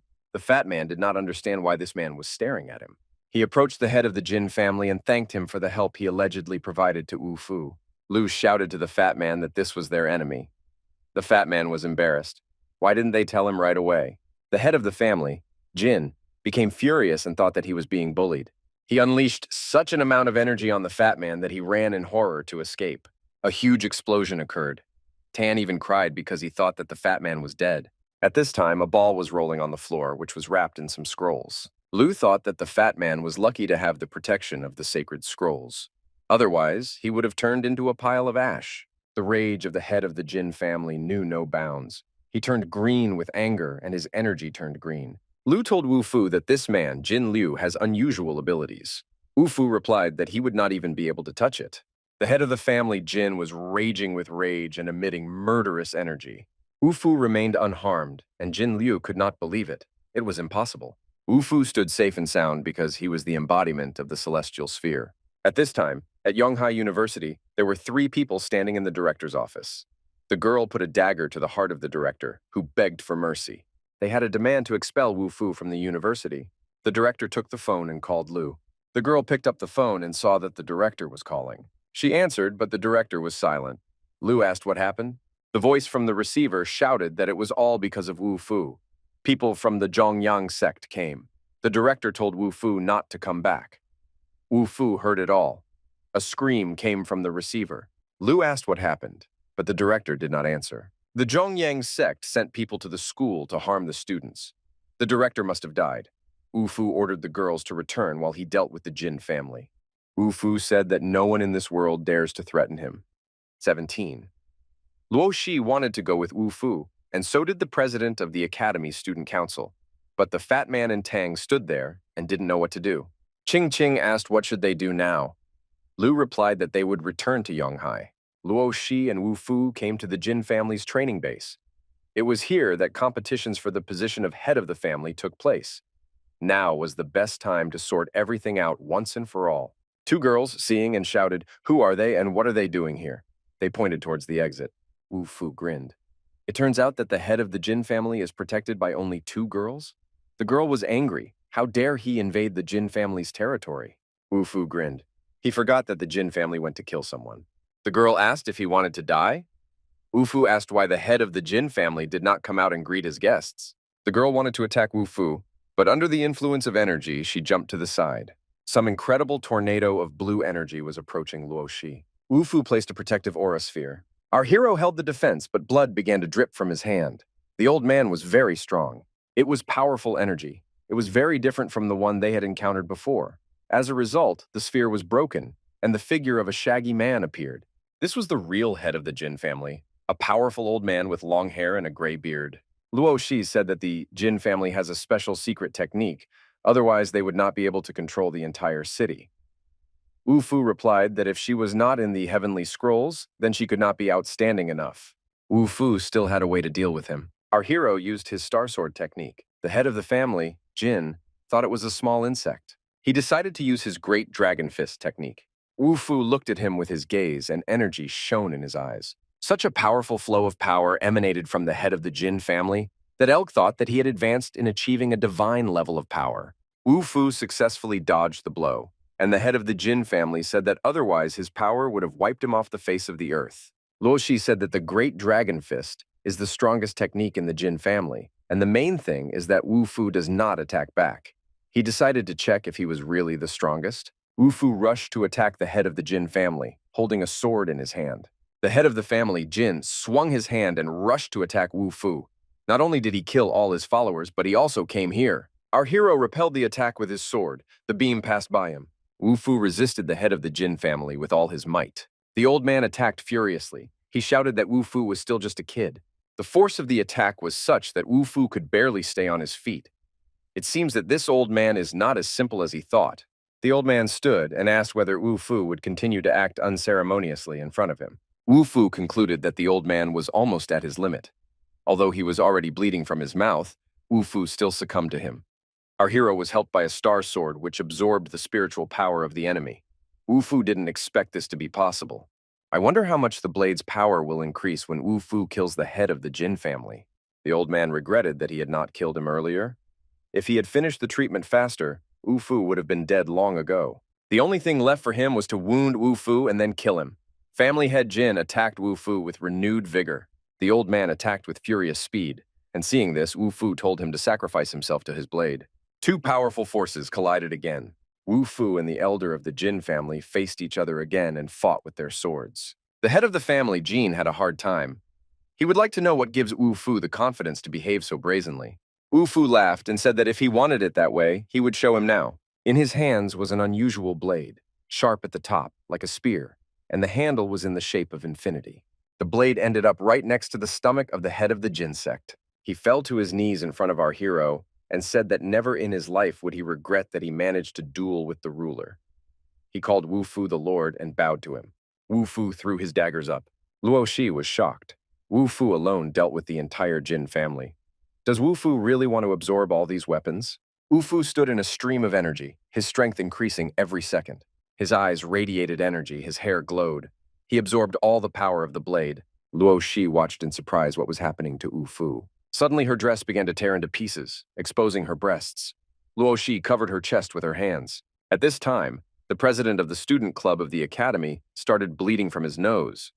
Luo Shi asked what went wrong. Wu Fu replied that his cultivation was blocked by Jin's blade, but still, his strength increased greatly. In his previous life, he had not encountered anything like this. Wu Fu prepared to return to Yonghai. Luo Shi was about to go with him, but he said that the Jin family was destroyed, and these lands would belong to her family. In a small shabby room somewhere in Yonghai, they were looking for Wu Fu's parents. They didn't know that he was an orphan. Sect leader Zhang Yang stood near the entrance to the Yunhai school gym. He said that starting at 6 p.m., he would kill one person every minute until Wu Fu returned. Qing Qing and Lu sat in the bushes and watched them. They did not know what to do. The fat man and Tang were also there, and the fat man wondered, isn't there a law according to which it is forbidden to harm ordinary people? The fat man offered to attack himself because they would be killed while Wu Fu arrived, but he was reassured. Qing Qing, Lu, and Tang suddenly saw a terrible picture. They were surrounded on all sides by people from the Zhongyang sect. The head of the sect saw the girls and boys and said they were just in time. It was time to kill someone. Suddenly, a strong whirlwind came, and everyone staggered from the gust of energy. Ching Ching shouted joyfully that Wu Fu was here. The sect leader thought that Wu Fu was too scared to come here. Wu Fu stood in a yellow robe. His dog was sitting on his head, and sect leader Zhongyang was standing next to him. He didn't think about killing anyone yet. He was waiting for Wu Fu. The fat man was afraid that Wu Fu had lost all his strength. Tan grabbed his head. They thought that it was all over for them. The guys who were taken hostage waited until Wu Fu died. Then they would be released. After all, it's all because of him. The head of the Zhongyang sect suggested that Wu Fu give him the weapon, then perhaps he would save his life. Wu Fu suggested that he first free all the people. The guys shouted joyfully that they were saved. One of the guys was punched in the mouth to keep him from opening his mouth. Wu Fu watched what was happening with a menacing look. Lu feverishly wondered what she should do if Wu Fu's powers were gone, and the head of the Zhongyang sect sent so many people. The dog escaped from Lu's hands and rushed to attack. One of the sect representatives attacked the dog. The blow was so strong that the dog sprayed blood from its mouth. The dog fell to the ground and blood ran out of its mouth. Wu Fu and Lu looked at the dog in horror. Lu said that he would die because he killed the dog. This man said that they were just a bunch of useless kids. How could they avenge the dog? The man who killed the dog said that the guys who were detained could kill Wu Fu and they would be released. The guys from the university were already going to attack our hero, because it was because of him that they were detained. Why should they suffer? The guys attacked Wu Fu with knives. They will be saved if they kill him. One of the guys received a sharp blow to the face with a fist. Wu Fu became furious with rage. He said he would personally finish off these ungrateful bastards. Sect leader Zhongyang and Lu also saw that his strength had not disappeared. Lu was very worried about the dog and called her. Wu Fu's face was black with anger. He approached the one who killed the dog.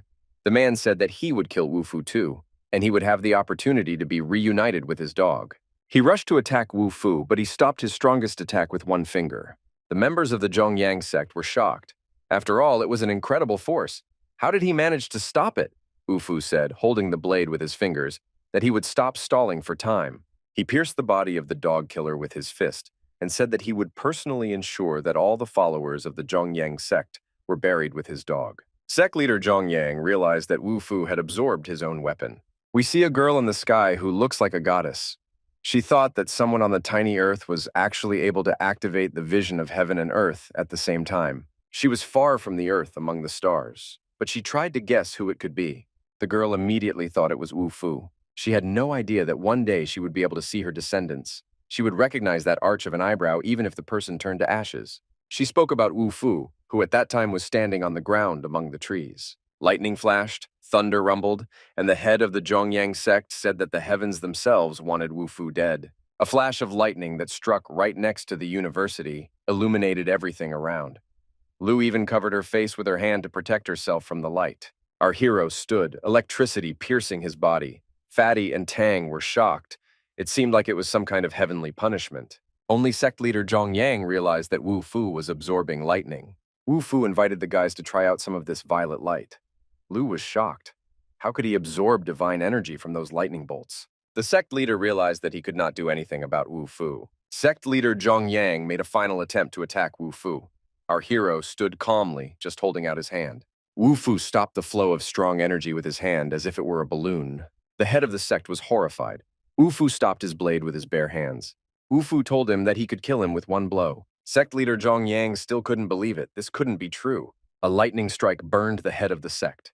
The followers were horrified to see their dead master. No one dares to harm Wu Fu's people or even his dog. Seeing the dead master, his followers fled. Lu stood nearby and looked at Wu Fu. She asked if he was okay. Lu anxiously took Wu Fu's hand. He said he was a little tired, but he was fine. The fat man approached the dog, and it turned out that she was still alive. The dog climbed into the cocoon.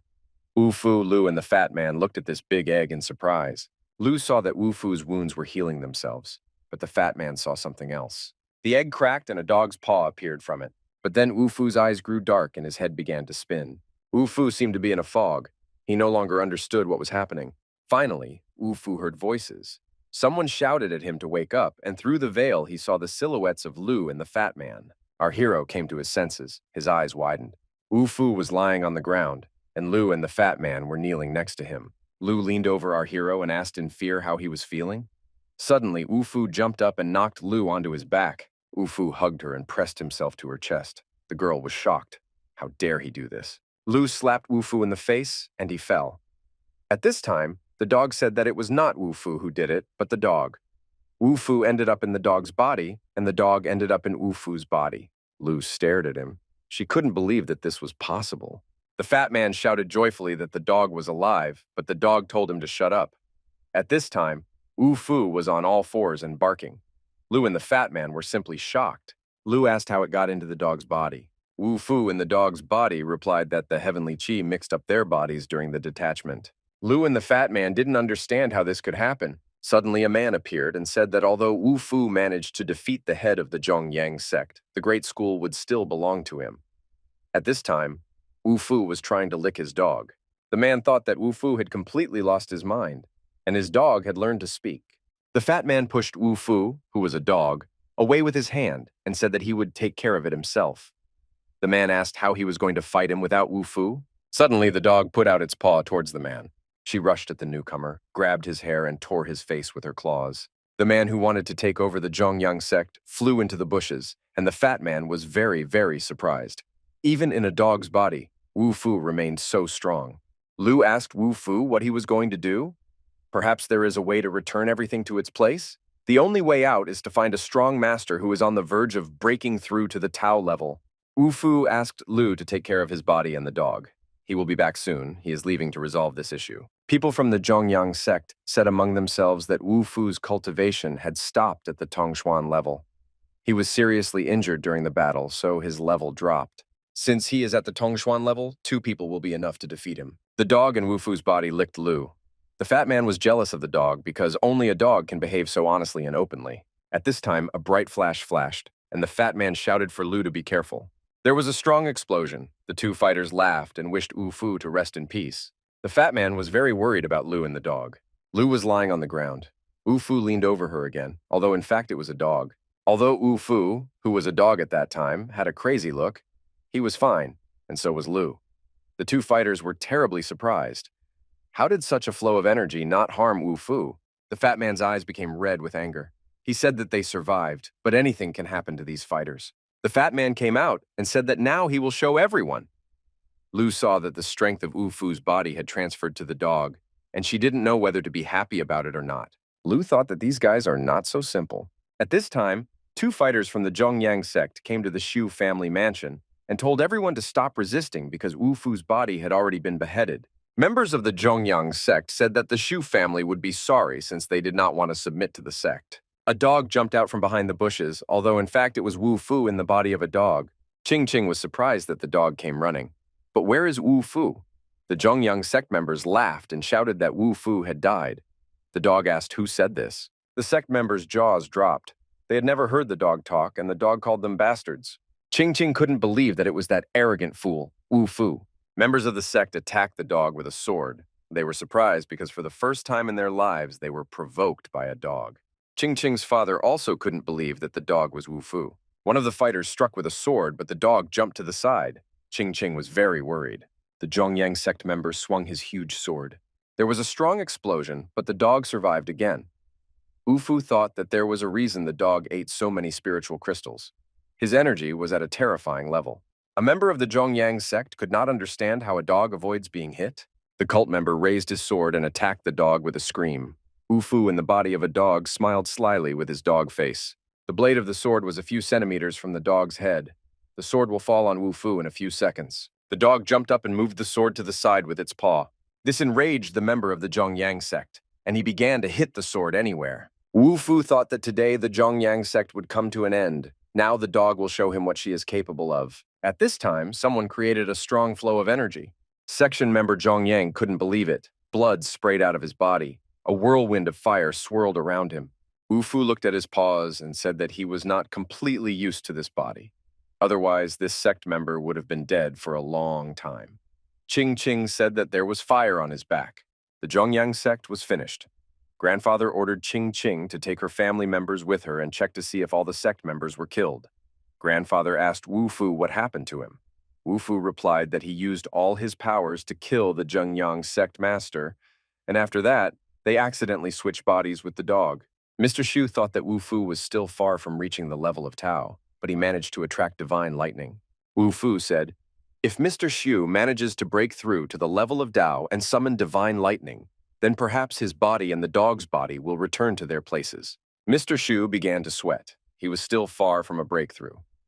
This breakthrough needs the right time and place for it to work. Wu Fu said that these were just divine lightning, and he would deal with this moment now. The monk stood on the mountain and watched as divine lightning flashed behind the mountains. Bai Yuan could not understand what kind of person was able to summon them twice in a day. Bai Yuan entered the house and bowed.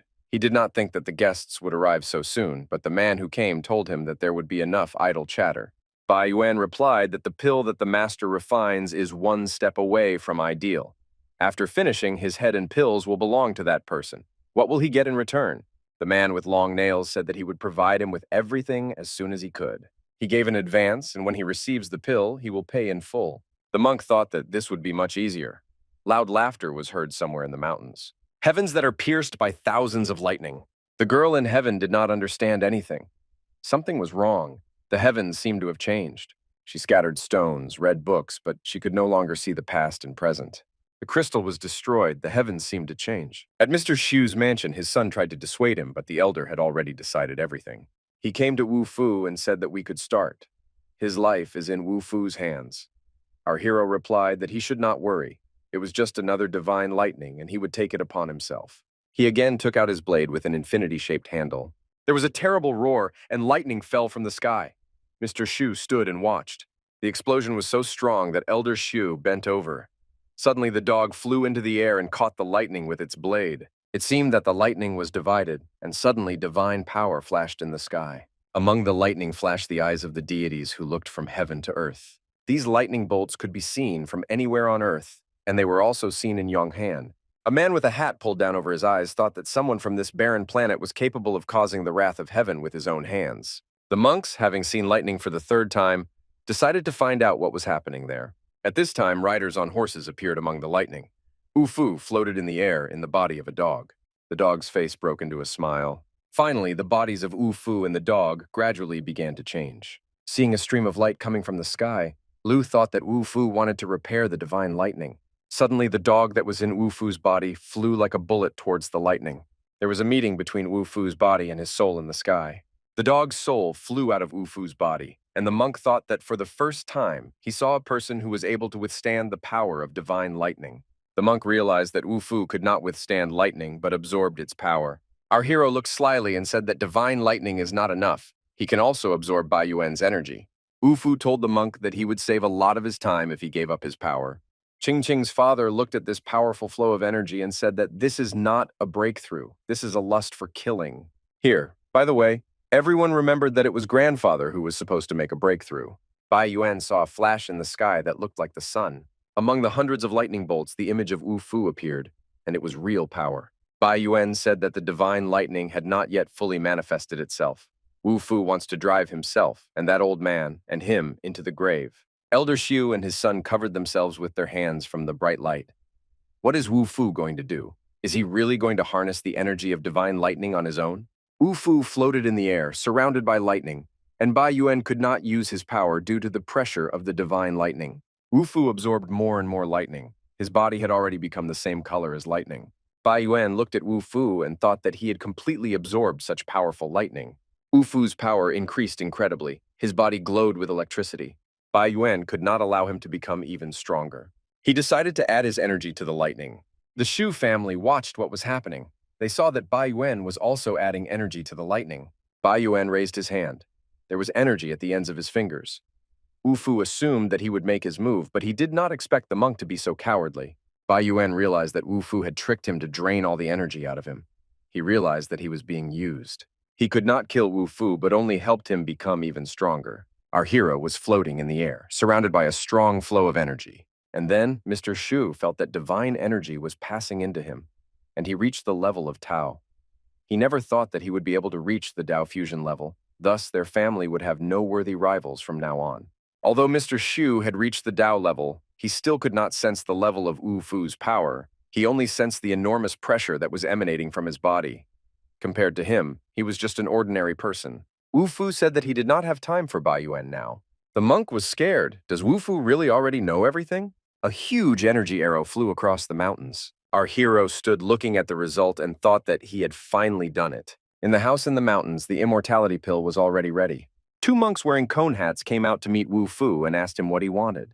Wu-Fu didn't expect them to appear so quickly. Once the pill is cleared, the master will face a death sentence, and Wu-Fu will not have enough strength to leave here without losses. The monks said that they were friends of the master and they were here to help him complete the process. The only way out for Wu-Fu is to deceive them. Wu-Fu began refining the pill, and a round purple ball sparkled in his hands. The monks were surprised. It seems that he really is a student of the master. He knows how to refine this pill. Wu-Fu entered the house, but Bai Yuan shouted not to be allowed in. But it was too late. The flow of energy had already spread throughout the house. One of the monks pulled out a spear and said that Wu-Fu would not be able to carry it through easily. The tip of the spear was already a centimeter from Wu-Fu's face. Our hero replied that he did it on purpose. Wu-Fu took the pill from the master and said that since they needed it so much, they should stay away. Bai Yuan knew that once the pill's refining process was completed, Wu-Fu might be severely injured. The monk rushed at Wu-Fu to take the pill, but Wu-Fu thought that if this pill was broken, he could refine a new one. One press of the fingers, and the pill in the hand broke. All the monks were in shock. Bai Yuan shouted that he would cut Wu-Fu's body into thousands of pieces. Now Wu-Fu won't be able to escape so easily. The master came and asked why Wu-Fu spoiled the pill. He replied that if the master had completed her purification, he could have died. At this time, he still took out this pill and showed it to the master. Bai Yuan saw the perfectly refined soul-mixing pill. They put a blade to the master's throat and said, "How dare he lie to them?" The refining pill had already been completed, but the master was not lying. The monks thought that Wu-Fu had deceived them. It was a fake pill. Bai Yuan couldn't believe that Wu-Fu had a purified pill, but then the self-destruction process began. Bai Yuan sat with empty eyes and kept repeating that he did not believe. Province of Nancy, village of Maple Leaf. Wu-Fu was lying on the bed and the girl gave him a pill. The girl's grandfather entered the room and said that her life energy was coming to an end, and there was no point in feeding him pills. Lin Er, that was the girl's name, said that she felt that his energy was stronger than anyone else's. Suddenly an aura appeared above Wu-Fu's body. A man entered the room and said that they knew nothing about the origin of this young man. We need to report him to the spiritual medicine sect. A girl and a man came to the spiritual medicine sect, which was located in the mountains. It seemed to the man that the aura of the maple leaf suddenly intensified, and they went into the house. Wu-Fu came to his senses and felt that his meridians were intact, but he needed a couple more days of rest. Wu-Fu didn't think that Bai Yuan would be destroyed by so much energy, but he needed to find the old man. Wu-Fu went out and saw the villagers gathered near the house. Our hero didn't understand where he was and why there were so many people. The man said that this guy doesn't have as much energy as that old man. Wu-Fu, hearing about the old man, became wary. People began to go about their business. Wu-Fu touched the guy's shoulder and asked him where the old man was. The guy got scared and immediately pulled out his sword. Wu-Fu said that he only needed to know where the old man was. The guy replied that he was in the licorice pavilion. The guy told his friend that he needed to go back and inform the elders about this. On the way to the mountain, an elderly fat man saw a woman's leg peeking out from behind a tree. While the man was dreaming about the beauty, Wu-Fu walked past him. It was he who distracted the fat man with his leg, since he was severely wounded and could not fight him. Our hero had never heard of the spiritual medicine sect before in her past life. He climbed up the tall stairs. He was met by a man with a whip and asked what he was doing here. A guard stood at the gate and said that strangers were not allowed to take a step on his land and ordered Wu-Fu to lick the floor here for forgiveness. Wu-Fu wanted to leave, but the guard insisted that Wu-Fu lick the floors. If it weren't for Wu-Fu's wounds, the guard would already be in the next world.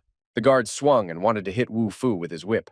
The guard began to shout in rage that the stranger dared to attack him and behave so arrogantly. Suddenly, Wu-Fu saw the Licorice Hall's great senior disciple, Lin Mu.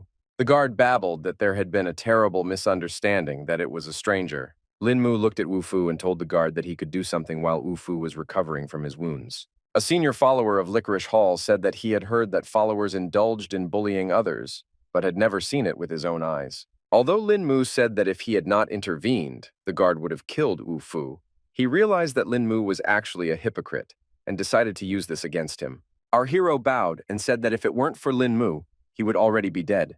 Lin Mu told Wu-Fu not to be afraid of anything while he was here. The girl recognized Wu-Fu, whom she was nursing at home, and thought, "What is he doing here?" Wu-Fu turned and walked past the guard. Walking next to the guard, he slapped him in the face. Everyone present opened their mouths in surprise. The guard grabbed Wu-Fu by the chest and began shouting that he would destroy him now. Lin Mu thought for a moment and told the guard to watch his speech. The guard realized that Wu Fu was provoking him and decided that as soon as Brother Lin left, he would take revenge on him. Wu Fu didn't wait for this and kicked the guard in the groin. Our hero thanked Lin Mu for his help and said that otherwise he would not have been able to take revenge for the insult.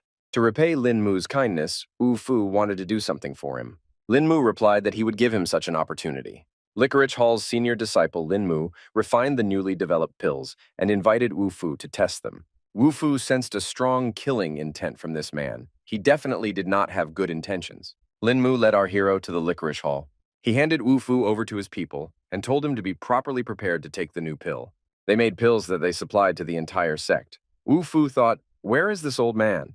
The old man was well received here. He knows a lot of things. Wu Fu wondered where he was. Wu Fu was given something to eat and told to take it before he took the pill. It was a pill that counteracted the effects of other drugs. This means that other pills will not work during the study. Wu Fu went to the room where Lin Mu was waiting for him. Fu entered the refined pill hall. The servants were surprised how he agreed to such an experiment. He went into the room and thought that these pills would be enough to fully restore his strength. In front of him stood a tripod decorated with dragons, and pills were visible everywhere.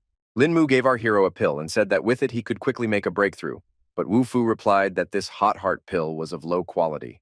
Lin Mu was surprised that Wu Fu also understood this matter. Wu Fu replied that not only did he understand, but he could turn this trash into treasure. Wu Fu said that Lin Mu was going to poison him. Maybe he'll try his poison pill himself. Wu Fu grabbed Lin Mu by the throat, and he protested. Then Wu Fu threw him to the floor, stuffed a pill into his mouth, and ordered him to swallow. If it weren't for Wu Fu's serious injuries, Lin Mu would have already been dead 100 times over. Lin Mu sat with his head down, blood flowing from his nose. With Wu Fu free of obstacles, he could go about his business. The guards outside the door heard some strange noise. In the hall, a master was sitting on the floor, and a guy and a girl were standing next to him. The guards went to check what was there in the purification hall. One of the guards shouted into a megaphone that the hall was surrounded. A fight broke out between the Licorice Hall guards. Wu Fu was floating on top of the tripod with an aura cloud above him. He combined 2 pills into one. The guards rushed at him with swords and spears in order to cut him into pieces. The master stopped one of the guards and said that such a dose of medicine would definitely kill him. Our hero asked what they were whispering about there. The guard saw that Lin Mu was dead. The master was sure that combining the 2 pills would lead to death. The master was shocked by the news that Lin Mu was dead. The master realized that it was the work of Wu Fu, and instead of dying, he was restored. The master of the Licorice Hall began to call everyone together. He ordered the destruction of this scoundrel. Suddenly, a powerful explosion of energy was heard behind him. The master could not believe where Wu Fu got such power, and said that this explosion was enough to destroy all the weaklings. The guard began to drag out Lin Mu's corpse. Wu Fu said that without these pills, a month would not have been enough for him to regain his strength. The master began to take pills to come to his senses. Wu Fu said if they free the old man, he will help them compensate for the losses. He didn't have anything against them, and he didn't absorb as many pills as they thought. The master of the Licorice Hall realized that it turned out that all this was because of the old man, but the council of the masters had already ended. Wu Fu replied that peace negotiations were not his style. The master felt a very dense aura. He decided to attack our hero after all. Wu Fu stood calmly with his hands folded, and the fighters were already flying towards him. The fighter swung a mace with sharp spikes at Wu Fu. Wu Fu continued to stand calmly, but then he used his star sword tactics. The attacker was cut in half by the sword. Wu Fu asked again, "Will they let the old man go?" Everyone realized that it was the blade's aura. The master realized that this young man had such terrifying power. The spiritual medicine sect specialized in pill refining rather than martial arts, and they stood no chance against Wu Fu. They sent a detachment of their fighters against him. Another man with red hair and a red beard appeared. He asked how Wu Fu dared to cause problems for his sect. Our hero felt a slight tension. The sect master personally arrived here, and they all made fun of Wu Fu. Suddenly, a shoe flew towards the sect master's face. A good mark from the soul was imprinted on the master's face. Everyone was shocked. Wu Fu said that no one in this world could force him to kneel down and beg for mercy. The master barked to be killed. And so fighters with spears at the ready began to attack Wu Fu. Wu Fu used the Starblade technique again. The hatted monks, seeing the column of energy rising into the sky, realized that Wu Fu was also there. One of the monks thought that Wu Fu was more valuable than the old man. After Wu Fu's attack, more than 10 people simply disappeared instantly. Wu Fu put his hand on the red-haired man's shoulder and said that if he wanted to save the sect, he should free the old man. In 1 second, Wu Fu turned into a huge giant. The red-haired man and everyone present were very scared. The master of the licorice hall ordered the old man to be brought. Wu Fu became his usual height. He asked if the sect leader would release the old man, and he replied that he would. Our hero was taken to where the old man was sitting. One of the sect's people attacked him again, swinging a mace. The man shouted at him that he was an idiot and to stop. A second after the explosion of energy, the attacker seemed to evaporate. There was a blue aura around our hero. The man who attacked Wu Fu flew far into the sky. The sect members were shocked. How strong was Wu Fu that he sent their comrade flying? Wu Fu stood calmly and watched as the one who wanted to attack him returned from the sky. Wu Fu watched as the man with the mace raised his hands and said he surrendered. The red-haired man was in despair. He called his people a bunch of idiots. People stood at attention as Wu Fu walked down the corridor.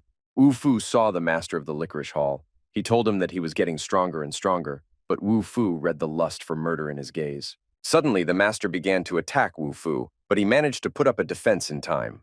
The master also flew after the fighter into the sky. Shards of stones began to fall. Red couldn't understand what was happening. At this time, an old man was sitting in a dark stone cave. Wu Fu saw the silhouette of a man in a cloak with a hood between the stones. It was Yunjui's follower. It was a monk with a cross on his chest, wearing a purple cloak with a hood. The red-haired master's hair stood on end when he saw such a powerful man. Wu Fu saw a man in a purple cloak and asked if he was looking for him. A monk in a cloak with a hood was holding a stone in his hands. The man in the hooded cloak realized that the loss of the highest treasure was somehow connected with our hero. Who is he? Wu Fu replied that he was a terror flying on the wings of the night. The monk began to slowly melt away and told Wu Fu to enjoy his pride while he could. The monk suddenly disappeared, leaving only purple smoke. Wu Fu stood and thought, did they really find out about the Starblade? With the strength he had now, he could not cope with them. He needed to gain strength. Wu Fu decided to break through to the Dao Fusion level and then reach the Honorable Warrior level. The master was terribly jealous of Wu Fu. He finally saw his teacher and asked what he was going to do now. The old master said that refining spiritual pills was the goal of his entire life, but such pills are now of no value. He should go back and come up with a new plan. The master said that before he left, he wanted to visit the Lu family in the mountain valley. Wu Fu suggested going together. Finally, the two older ones arrived. The red-haired master began to complain to them that his pill sect was almost destroyed by this scoundrel. The sect leader cried that Wu Fu killed all his disciples and consumed all the pills. The old man told Wu Fu that Wu Fu would handle everyone on his own, and he would stay away for now. Wu Fu wasn't sure he could kill them all, but he could take the old man away from here. The red-haired master was surprised. If Wu Fu is going to escape, why is he speaking publicly? Suddenly, something flashed at breakneck speed. In one leap, Wu Fu found himself in front of the hatted monk. Wu Fu and the master stood and watched. There was some kind of black energy above. Wu Fu thought that this would not stop him. Wu Fu used the Star Sword aura. The monks thought, what a powerful aura this blade has. Powerful energy carried one of the monks upward, so that even his hat flew off his head. The master and the monks could not believe that this could be true. Is Wu Fu really at the Dao Fusion level? But the monks at least knew where Wu Fu and the old man were going. We see the Lu family's territory in a mountain valley. Lu sat and remembered Wu Fu. Nothing has been heard from him for a long time. Another girl, perhaps her sister or friend, said that Lu worried about him too much. Does she like Wu Fu? Lu blushed and replied that there was nothing like that. Some kind of whirlwind swept past their house. Lu decided to go and see what was going on. Wu Fu and the master landed in such a way that a crater was left where they landed. Everything was fine with them. They got there without any problems. The guards rushed after them and wanted to grab them. Wu Fu extended his hand and told everyone to stand. The guards froze in place. They didn't expect our hero to be so strong. Wu Fu said that he was misunderstood. He wanted to bring a master here, but the guard was furious. They destroyed the building and the fence to get here. Suddenly, the star blade began to emit energy. While the guard was yelling, Wu Fu felt that the star blade began to react unusually to the surrounding aura. He recognized something. Master asked Wu Fu, "Is something wrong?" He replied that he felt something and would go check it out. In 1 second, he flew away just as he had arrived. The guards were shocked. The master remained standing in his place. The guards decided to make the master pay for what he had done. At this time, Lu came outside and asked what was happening here. Lu recognized the old master and asked about Wu Fu. Lu told the guards that she knew the man. Her sister thought that there was nothing to worry about. She had already completely figured it out. She wanted to go home, but Wu Fu suddenly appeared in front of her. Wu Fu looked at the girl and exclaimed, "Is that you?" Seeing our hero, the girl burst into tears. The girl stood and sobbed. Wu Fu was covered in sweat. The girl had huge, luxurious breasts. The girl was crying loudly, but Wu Fu needed to get back to his work. He did not expect to find ancient ruins here. Lu came and saw her sister crying. My sister said she was scared to death. A pervert has arrived here. Lu reassured her sister and said that she knew him and he was good.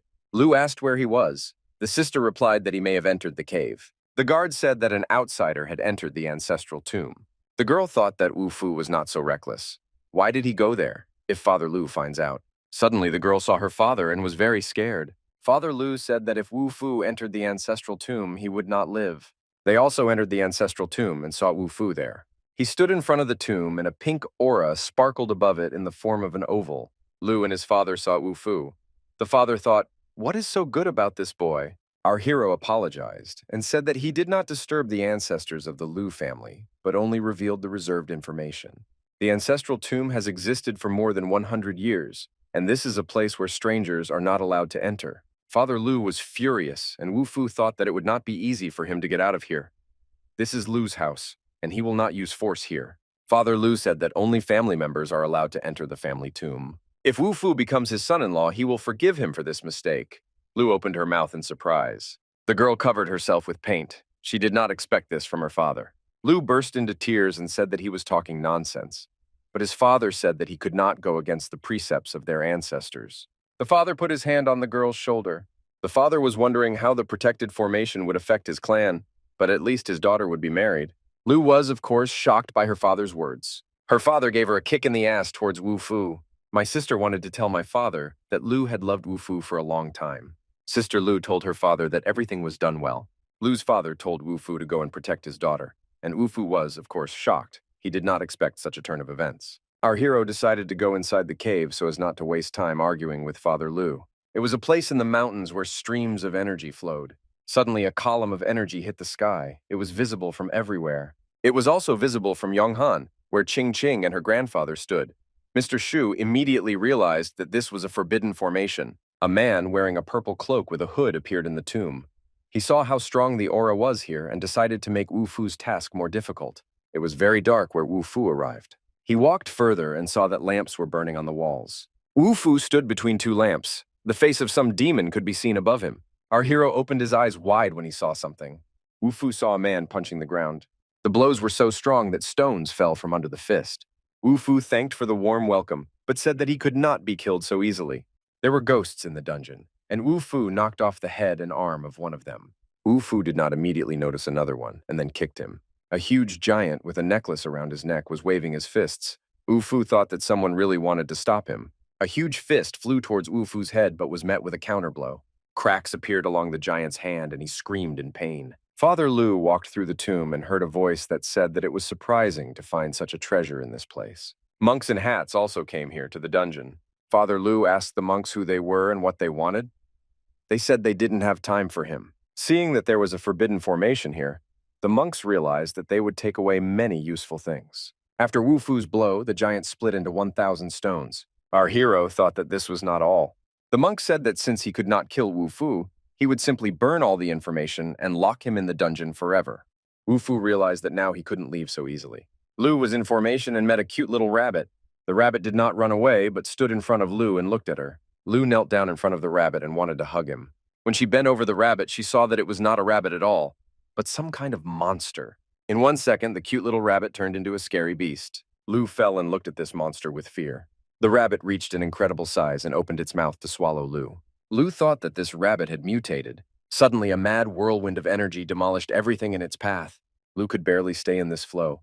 She wondered why the rabbit suddenly became so strong.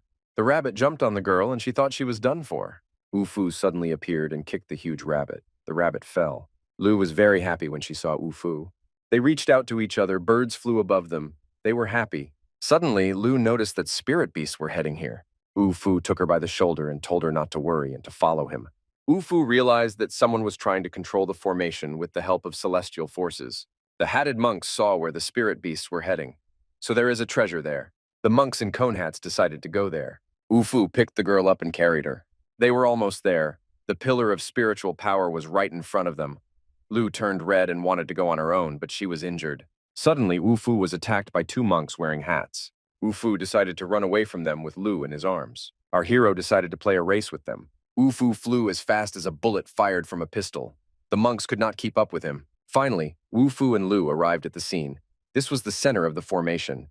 There were 4 pillars, and in the middle stood a purple crystal, from which a strong aura emanated. The star sword resonated with the crystal at this location. Suddenly, the crystal split into pieces and began to fly towards the star sword. This was the last fragment.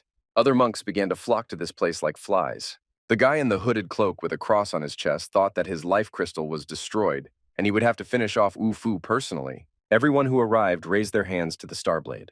Lu attacked one of them. He immediately fell. She was asked who she was and asked to get out of the way. Wu Fu meditated with the star sword. Lu stood guard and said that she would kill anyone who dared to approach him. Several people stood and laughed that the fragile girl could defeat them all. Lu knew that Wu Fu was now absorbing the star sword, and she had to protect it even at the cost of her life. Wu Fu had already finished absorbing the sword and came to deal with these people. These people were surprised how he finished so quickly. But there were many of them, and they decided that they had nothing to fear. Wu Fu tried to stop these people. He said that he was not the one they could handle. One of the monks said that he would not let him escape this time. The monk said that Wu Fu is surrounded and they will see how he gets out of here. He had no intention of getting out. He decided to try his new sword on them. The blow of the new star sword smashed everything around. The attack was so powerful that the monks could not cope with it, and yet one of them parried the blow of the sword with his hand. Wu Fu realized that it would be hot and asked Lu to step back. This will be a fight to the death. Energy raged around. Explosions were heard. Everyone who was nearby fell. One of the monks got so worked up that it was impossible to understand where he was. But Wu Fu still struck him with the sword.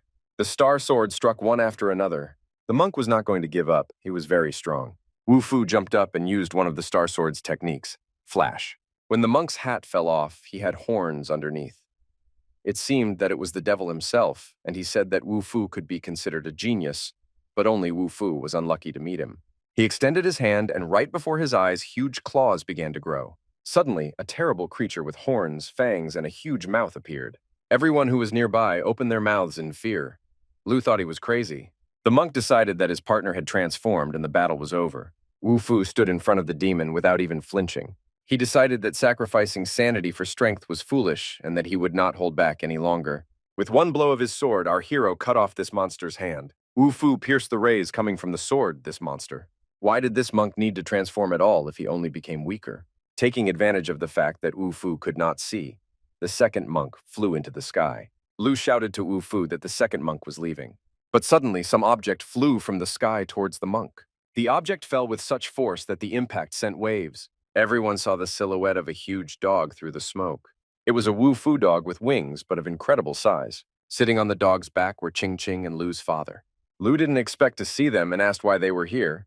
Ching Ching rushed to hug them. Father Lu said that he was worried about her, and when he was about to go after her, he met Ching Ching. Father Lu asked where the 2 strong men who were coming here were. They are nowhere to be seen.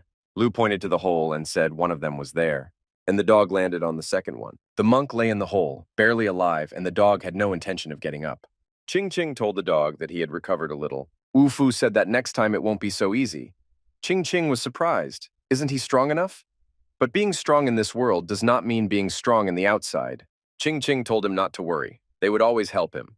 Wu Fu replied that in the outside world, everyone is at the level of a venerable warrior. Hearing this, the girls were very upset. Wu Fu suggested retreating and preparing. In the heavenly cave, a tomb hung on chains. A man in a purple cloak with a hood and a cross on his chest said that the intruder had appeared. It's time to wake up. From the purple mass, shrouded in smoke, the outlines of some kind of animal appeared. We see the Shu family mansion again, and Wu Fu visiting Ching Ching. Her grandfather prepared for him all the spiritual stones that he asked for. Wu Fu said that with all these spiritual stones, he would be able to improve his cultivation in a short time. Grandfather thought that these were stones for the dog because she loved them very much. Wu Fu felt that an old friend of his would soon arrive here. Ching Ching asked, "Is this a friend or an enemy?" Wu Fu told her that if they met in the outside world, he would simply kill him. There is still a chance to fight back in this world. A red pillar of energy appeared between the mountains. A man with long brown hair appeared from the energy sphere. The aura level was weak for him, and he was limited to the mid-venerable warrior stage. Wu Fu sat in one of the rooms and absorbed the energy of spiritual stones. Ching Ching brought him stones and said that if he didn't need anything, she would leave. Wu Fu asked her not to leave. The girl blushed very much and asked what he wanted. Wu Fu suggested that she take up cultivation here. It would help her become stronger. Ching Ching was upset. Wu Fu thinks about cultivation again. We see the building of Yonghai University. Members of some sect came to the basketball court and said that they would make him pay for the destruction of this sect. The fat man called them a bunch of weaklings and said he would show them the power of his fists. He tried to attack the sect members with his fists. The fat man received a good blow to the jaw. Tan walked up to him. He was worried about how the fat man was feeling. The fat man replied that he simply lost concentration and showed the middle finger to the approaching cult member. The fat man quietly whispered to Tan that he needed to run sharply in different directions. The sect members realized that the fat man could not win and decided to run away. The sect members surrounded the fat man and Tang from all sides. Tan said they were finished. The fat man said not to hit anyone in the face. His words angered the sect members, and they decided to beat them to death. The fighters rushed at the fat man and Tan with their fists, but at that time some kind of whirlwind swept through. A huge mace fell on the sect members. The soldiers were crushed and trampled and fell one after another. It was Ching Ching who came to their rescue and said that there was no need to shout, they were not dead yet. Ching Ching was wearing a beautiful long cloak this time and had a mace on her shoulders. The fat man was very surprised. Suddenly, a man appeared and said that he heard that they were looking for him.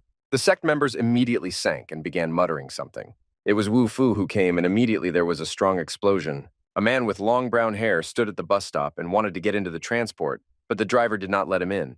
He said no weapons allowed. The man asked if he hid it, would they let him in? The driver replied that if he could hide such a large weapon, then he would let him through. The man absorbed this weapon in 1 second. The driver's mouth opened in surprise and he ran away from the bus. At this time, the sect member, seeing Wu Fu, fell down and said that if he knew that Wu Fu was here, he would not dare to come. Wu Fu released him and told him to disappear. Then Luo Shi came up and said that Wu Fu had finally returned to school. Our hero was about to leave. Luo Shi asked him where he was going. He replied that if he stayed, everyone else would be drawn into all this squabbling. Luo Shi held his sleeve. Wu Fu turned to her. The girl said that the shu sword technique had become an obstacle in her heart, and if she could not overcome it, it would become the problem of her whole life. Wu Fu and Luo Shi came to a cave in the mountain. Luo Shi took off her dress. She stood naked, only covering herself with her hair. Wu Fu said that she did not need to pay for the family.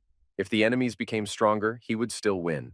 Luo Shi extended her hand to him and said that he was the hero of her dreams. The fat man was crying at this time that Ching Ching was leaving, and Ching Ching thought that this woman, Luo Shi, was one step ahead of her. At this time, a stranger with long hair arrived at Yonghai University and said that this school smelled rotten. A man with long hair approached the gates of Yonghai University. Behind his back, he had a knife longer than he was tall. The students at the gate said that the university does not accept foreign guests. The stranger asked what kind of person Wu Fu was. They told him that if he wanted to meet him, he needed to ask them. The stranger struck with his sword with terrifying force. People managed to jump to the sides. They thought that this was the enemy that Wu Fu was talking about. The stranger said if they understood who he was, then let them tell where Wu Fu is. A moment, and Wu Fu himself rushed like a bullet. He said that he did not expect that one of the 12 venerable kings would be here. The stranger broke into a smile and asked how he knew him. Tang asked Wu Fu, "Is this the strength of a venerable warrior?" Wu Fu replied that he could be even stronger, since his strength on earth is limited. Tang asked Wu Fu why doesn't he run away. He replied that 12 venerable kings were just an obstacle in his way. Wu Fu's eyes flashed and said that among all of them, only one would survive. The venerable king assumed enormous dimensions and asked Wu Fu how he thought he could cope with him with his strength. A blow rang out and Wu Fu instantly dodged the blow. The venerable king said that if Wu Fu was so insightful, he would leave his body safe. Wu Fu struck with his star sword. The venerable king grabbed the sword with his bare hands. The enemy said that if not for the limitation of his power, he would have wiped out the entire planet with the movement of one finger. Wu Fu told him to stop talking nonsense. The venerable king said that with his strength, Wu Fu simply burns through the potential of this sword. The venerable king snatched the star sword from Wu Fu's hands. He took the sword and said that he would take it as a memory of the meeting. Our hero replied that he could not take this sword. Tan was shocked. The stranger took the sword with his bare hands. Wu Fu extended his hand and the sword was in his hands again. He said that the star sword belongs only to him. The venerable king replied that if he killed Wu Fu, the sword would become his. He charged at Wu Fu with a shout. Our hero dodged again. It was not so easy to kill him. The venerable king was furious that Wu Fu dared to resist. In a fit of rage, he again attacked Wu Fu. Tang was in awe of Wu Fu's ability. The venerable king was limited in power, and it was unknown who could emerge victorious here. Wu Fu used the tactic of 7 waves of raging swords. The venerable king did not expect that he knew such sword techniques, and Wu Fu attacked him again. The first wave of raging swords was a powerful energy, and thousands of swords flew towards the enemy. The enemy put up protection in the form of a sphere, and the swords did not penetrate it. The venerable king was shocked that Wu Fu knew the last move. It became clear to him why the predictors had made such a big deal out of it. Maybe they've met before. The enemy immediately changed his appearance and began to look like a monster. Help came from Luo Shi, she suggested, trying the Shukshu sword technique. The venerable king readied his huge sword. Luo Shi and Wu Fu created such energy that the enemy's sword shattered into pieces. The venerable king suddenly turned into a terrible beast with burning eyes. Luo Shi thought that this was the strength of the venerable master. This monster stretched out its huge hands to the girl and wanted to grab her like a doll. Wu Fu instantly jumped up and covered it with his sword. He told Luo Shi to just watch. He will take on this guy. Wu Fu said that the venerable king had overestimated his abilities. The rival told Wu Fu that he needed to accept the fact that he would lose his life, even though he was only 20 years old. Our hero smiled and said that he was far from 20. He had been living for more than 1,000 years. The venerable king felt such power from the star sword that he decided to release all his power as well. Such powerful energy came from him that it was impossible to stand still. He held his long sword and prepared to strike a terrible blow. The venerable king rushed to the attack. He shouted that Wu Fu was just an insect. Wu Fu's opponent cut through the entire space with a sword filled with red energy. Although the venerable king's attack was not aimed at Luo Shi, she felt sick. The blow from the sword caused a split in the ground, and Luo Shi stood on the edge of this cliff. The venerable king said that in the world that is illuminated by 9 luminaries, there is not a single person who can resist him. At this time, Wu Fu suddenly appeared behind him. It was impossible. Wu Fu thought since he didn't have enough power to destroy his soul now, he would imprison his body here forever. He pierced the venerable king with a sword and said that soon he would deal with him completely. The enemy was petrified. The king stood as a monument but said that one day Wu Fu will leave this planet, and he will make him suffer a painful death. A huge purple ball flew in, emitting incredible energy. From somewhere out of the sky, a fist of incredible size appeared and almost killed Wu Fu. The venerable king laughed and said that he would wait for Wu Fu outside. Wu Fu was too tired, and Mr. Xu supported him. Grandfather Qing Qing asked why Wu Fu did not escape the battle. He replied that it was one of his past enemies, and it was too shameful to run away from him. And somewhere in another world, that purple ball flew in and carried away the venerable king. A man in a cloak with a hood with a cross on his chest said that his overconfidence did not lead to good things, and his salvation cost him too much. The venerable king said that he had never been told about this 1,000-year-old monster. The man in the cloak was surprised. What kind of 1,000-year-old monster are we talking about? The venerable king replied that Wu Fu called himself that. The man in the cloak thought about the star blade. Wu Fu was lying in bed at the Xu family's house. Qing Qing asked her father that they take revenge for our hero. The elder of the Xu family said that Wu Fu suffered so much, even though he only destroyed his enemy's physical body. Qing Qing was worried that the enemy would return again, and her grandfather told her that if he showed up again, he would protect Wu Fu with his life. Grandfather said that he was now leaving Wu Fu to Qing Qing. The girl's face turned red and she felt very embarrassed. Wu Fu was lying in bed and had not yet regained consciousness. Qing Qing looked at him, her cheeks flushed. The Wu Fu dog appeared, stood on the bed with its paws and barked. Hearing the dog bark, Wu Fu opened his eyes. He sat up on the bed and said that the medications helped him a lot, and he had to restore the flow of internal energy himself. Qing Qing said that he needed to rest properly, but Wu Fu replied that such wounds were nothing to him. Luo Shi was at home in her residence, demonstrating to her grandmother how she had mastered the Shu sword technique. She told her grandmother that Wu Fu was seriously injured, and people from her sect would go with her to help him. The grandmother replied how terrible the enemy was, that even Wu Fu could not cope with him. Somewhere in another world, we see the silhouettes of 2 devils. The hooded man said that Wu Fu wouldn't be so lucky next time. The fat man came to the Xu family's residence to see Wu Fu, but the guards did not let him in. Members of the student council came along with the fat man, but the guards said that he could only let him in alone. But then the order came to let them all in. The fat man asked Qing Qing where Wu Fu was, and she replied that he was training. The fat man was shocked because Wu Fu had not yet recovered from his wounds, but he was already training.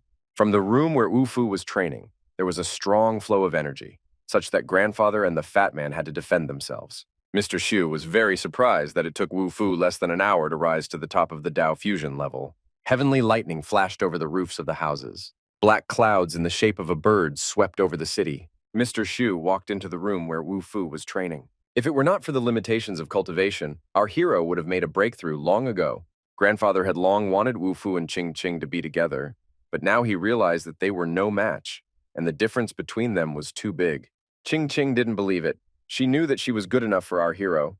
Luo Shi also flew to her beloved Wu Fu as if on wings. Mr. Xu said that Wu Fu was most likely the youngest venerable warrior in the world, but he replied that reaching such a level is only possible after the first heavenly retribution. But the power of heavenly influence in this place is not enough. Mr. Xu was shocked. How could one let go of the opportunity to become a master at the level of a venerable warrior? To which our hero replied that if he broke through now, he would not be able to reach the level of the king of the gods. Some purple energy appeared near the gate of the Xu family's mansion. The guards went to warn the master that they had a guest. In the sky, it was as if someone had parted the curtains with their hands and was looking at the ground. Then the scary face of the monster appeared. A monk appeared, covering the hole in the sky. The security guard came and reported to Mr. Xu that they had an intruder. Mr. Xu, Wu Fu, and the fat man came to see who was there. Wu Fu said that the guys brought Master Bai Yuan. The fat man opened his mouth in surprise. It was Chen Bai Yuan himself. But then they saw that it was Luo Beizhuan from Mount Titania. Mr. Xu said that this is the strongest person on Earth. Wu Fu said that he could even kill someone from the outside world, let alone the strongest person on Earth. Ching Ching saw two more people coming with Luo Beizhuan. These were assassins from the outside world who were capable of killing the strongest masters.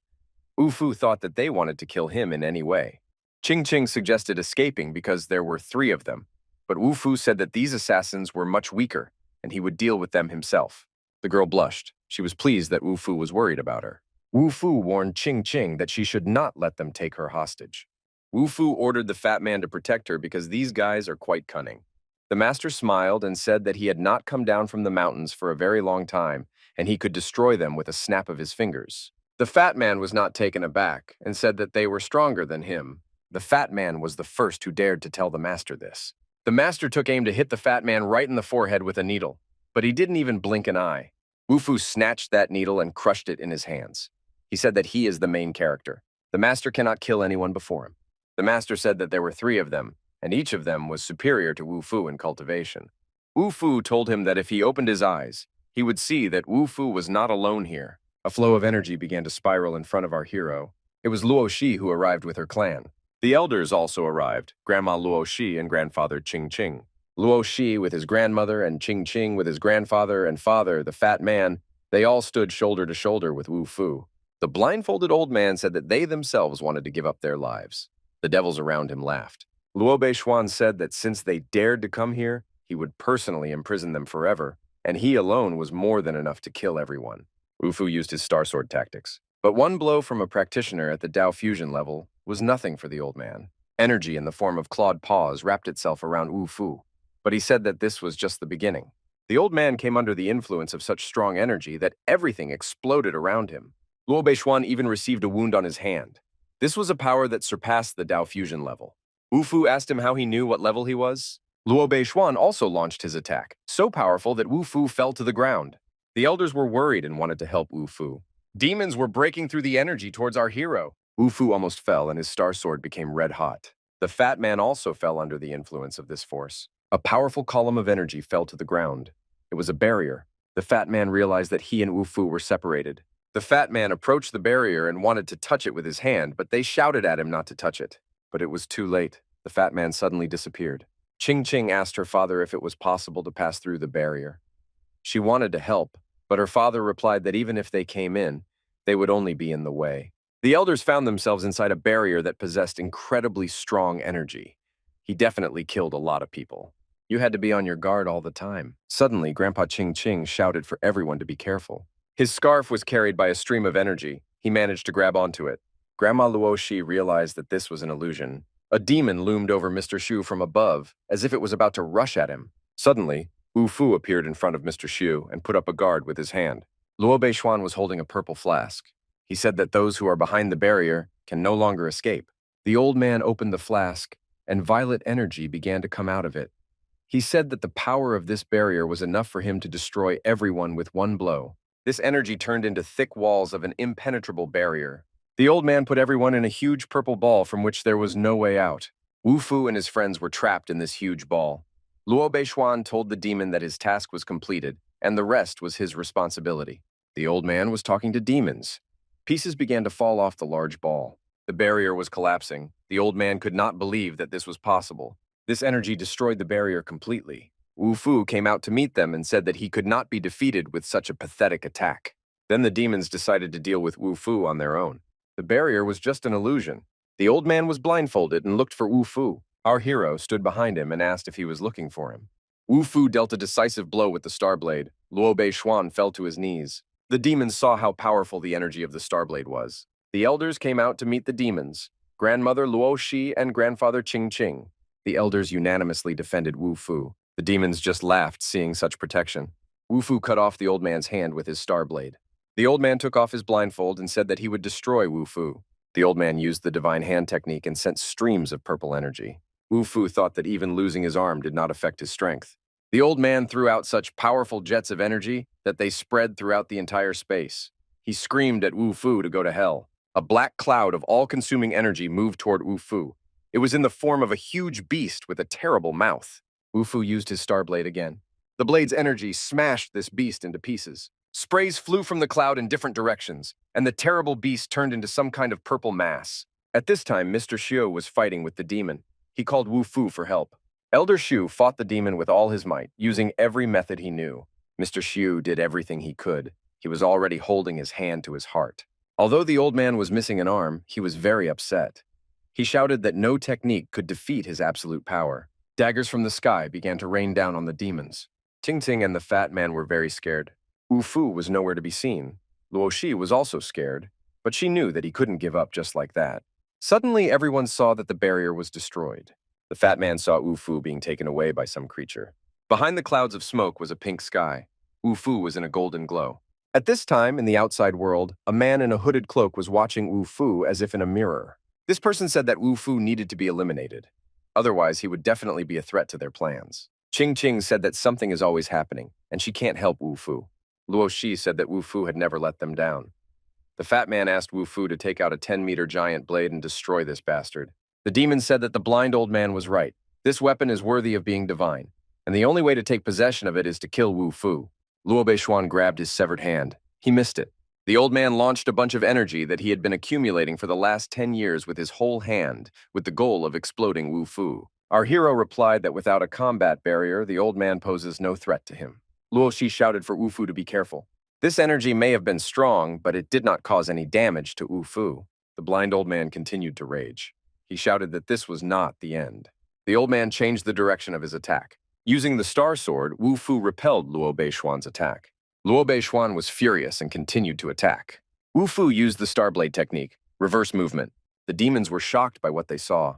They flew at each other, Luo Beishuan with his cloud of energy and the star sword. Upon colliding, the energy entered Wu Fu's blade. It turns out that the star sword could absorb other people's skills. Luo Beishuan was shocked.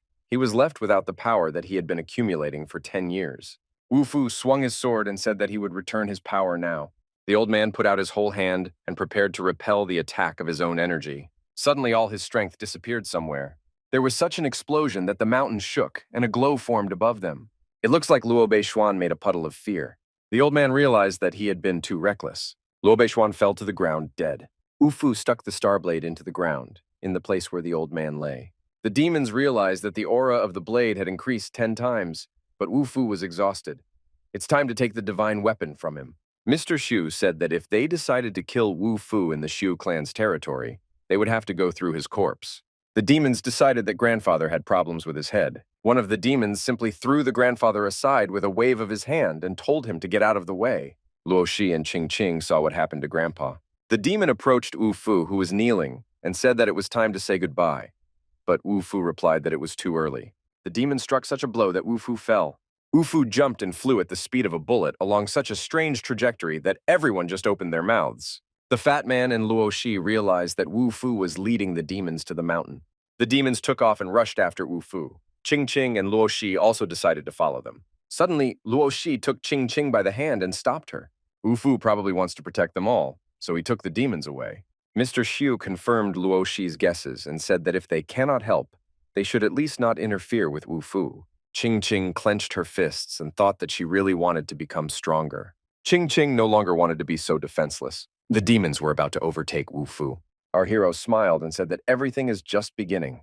The fat man did not agree to stay here and wait for Wu Fu. He was about to follow his friend, but Luo Shi and Ching Ching dissuaded him, saying that he had led the enemies away for their sake. Suddenly, the earth shook and everything was covered in dust. The fat man pointed to the side. A deafening explosion was heard in that direction, and huge clouds of black smoke appeared. Those watching Wu Fu from the outside world realized that there had been a failure again. An older man watched with a man in a hooded cloak, and he said that this boy was causing too much trouble. How could he lead them into a trap? Wu Fu flew at the speed of a bullet into the stone cave in the mountain. The demons entered after him, assuming that there was a dead end ahead and Wu Fu could not escape. Wu Fu thought with a smile that they were the ones who couldn't escape. Wu Fu led them to the yin-yang battle barrier, capable of killing even a practitioner at the level of divine concentration. The demons did not believe it and rushed to attack. Wu Fu clenched his star blade in his hand. Suddenly, the barrier was activated. The demons began to seem to dissolve into the barrier field. There was such an explosion that blew the mountain into pieces along with the demons. In the outside world, a guy in a hooded cloak came and asked what went wrong. The old man told him that it was a yin-yang barrier. The old man said that this is the strongest barrier that was created quite recently. How did Wu Fu know about him? The guy in the hooded cloak said that if everyone they sent was destroyed, then the old man would die next. He laughed. If the lower world is too small for him, why don't they allow him to go further? The old man said that he could wait until he gained enough strength and then kill him. The guy in the hood decided that maybe he would do just that. Wu Fu saw the silhouettes of the fat man and Luo Shi through the fog and heard the barking of a dog. He came to his senses and realized that he was lying in bed and his dog was next to him. Wu Fu sat up on the bed. The fat man and Luo Shi stood nearby. The fat man said that when they saw an explosion in the mountains and got to the place, they saw that the mountain had disappeared and only a huge crater remained. Wu Fu lay in the crater. No wonder he lost consciousness from such a strong explosion. Mr. Shu looked into the room and saw that Wu Fu had come to his senses. He told Wu Fu to rest peacefully, with many masters outside monitoring his safety. The elder of the Shu family said that he was worried that masters from the outside world would increasingly visit them. Old people like him won't be able to help much if he has to go into battle. Wu Fu replied that Mr. Shu should not worry since his target was him. Until he is here, they will have no reason to come here. He is going to gain strength in the future to ascend to heaven. Grandpa Ching Ching opened his mouth in surprise. Is Wu Fu going to leave the earth? Our hero replied that with the spiritual energy of the earth, the only way to go further is to enter beyond the earth itself. Mr. Xiao said that as soon as Wu Fu leaves them, his enemies will have a free hand, and this is what they are waiting for. Wu Fu replied not to worry, as the ancient warriors alone were not enough to scare him. Heaven is quite a big space, and it will be difficult to catch Wu Fu there. The old man replied that if Wu Fu had thought everything through, then he could be calm. Luo Shi was also very worried about Wu Fu. Wu Fu asked, "Where is Ching Ching?" The fat man replied that after they found Wu Fu, she went north to gain strength. Wu Fu wondered, what was she going to do in the north? The master stood on the edge of the cliff and said that stronger warriors were being born, and unrest in the world could no longer be avoided. He asked Ching Ching, shouldn't she be keeping an eye on Wu Fu now? Ching Ching asked the master to take her to the outside world. The old man asked why she was there. She replied that it was for Wu Fu. After all, the earth is only the beginning stage, and it also wants to become stronger. The master told her that he could not take her. Ching Ching burst into tears and begged the master to take her with him so that she could gain strength. In the end, the master gave in to her. Ching Ching put a huge backpack on her shoulders and said that she was ready.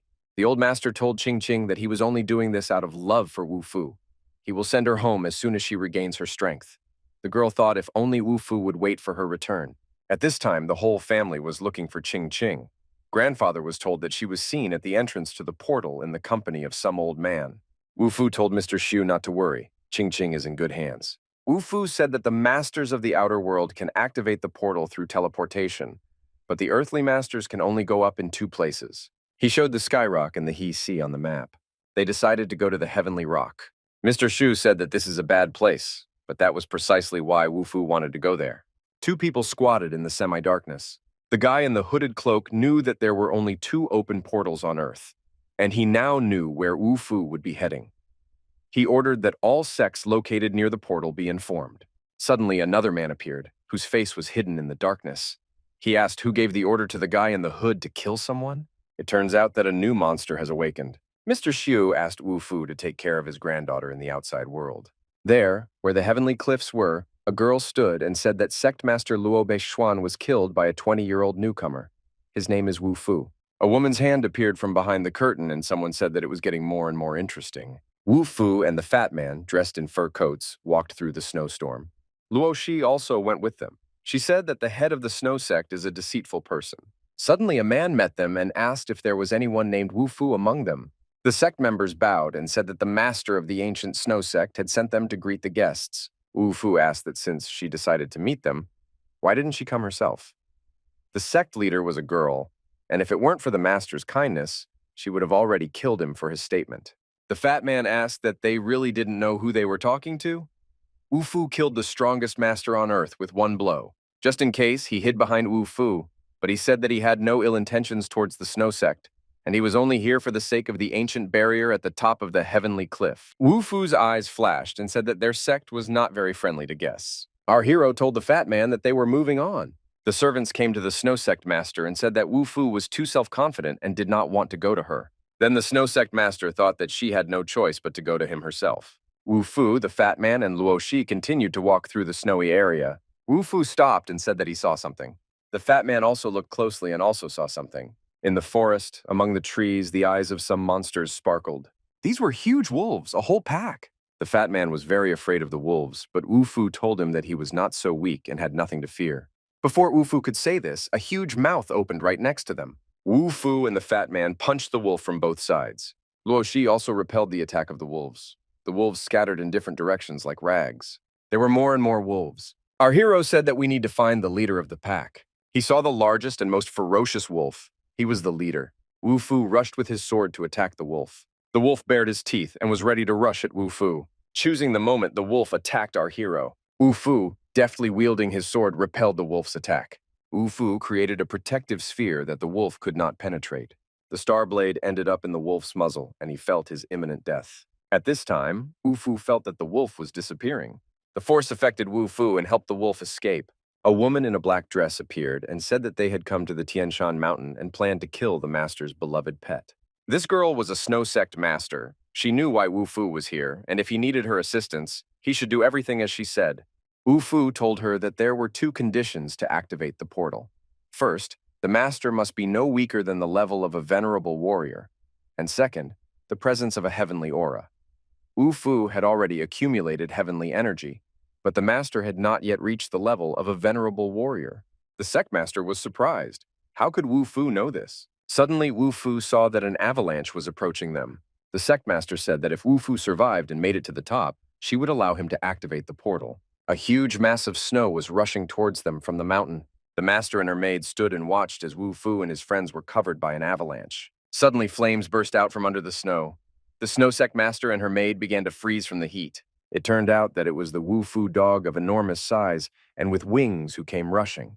The snow sect master thought that she was underestimating Wu Fu if he had such a spirit beast. Wu Fu, Luo Shi, and the fat man climbed onto the dog's back and they rushed to the top. The dog flew to the top like a bullet, and the master and maid were in shock. The snow sect master really liked Wu Fu. The dog brought all three to the top of the mountain. The fat man and the dog walked forward. It seemed to him that the Tian Shan mountain was not such a dangerous place, but Wu Fu shouted to him to wait for them. Luo Shi said that it couldn't be that simple, and Wu Fu agreed with her. They decided to hurry up to catch up with the fat man and the dog so that nothing would happen. But suddenly a scream was heard. Wu Fu rushed forward to the rescue of the fat man and the dog. Neither the fat man nor the huge dog were anywhere to be seen. Luo Shi came running and also didn't see the fat man and the dog. They were just here and suddenly disappeared.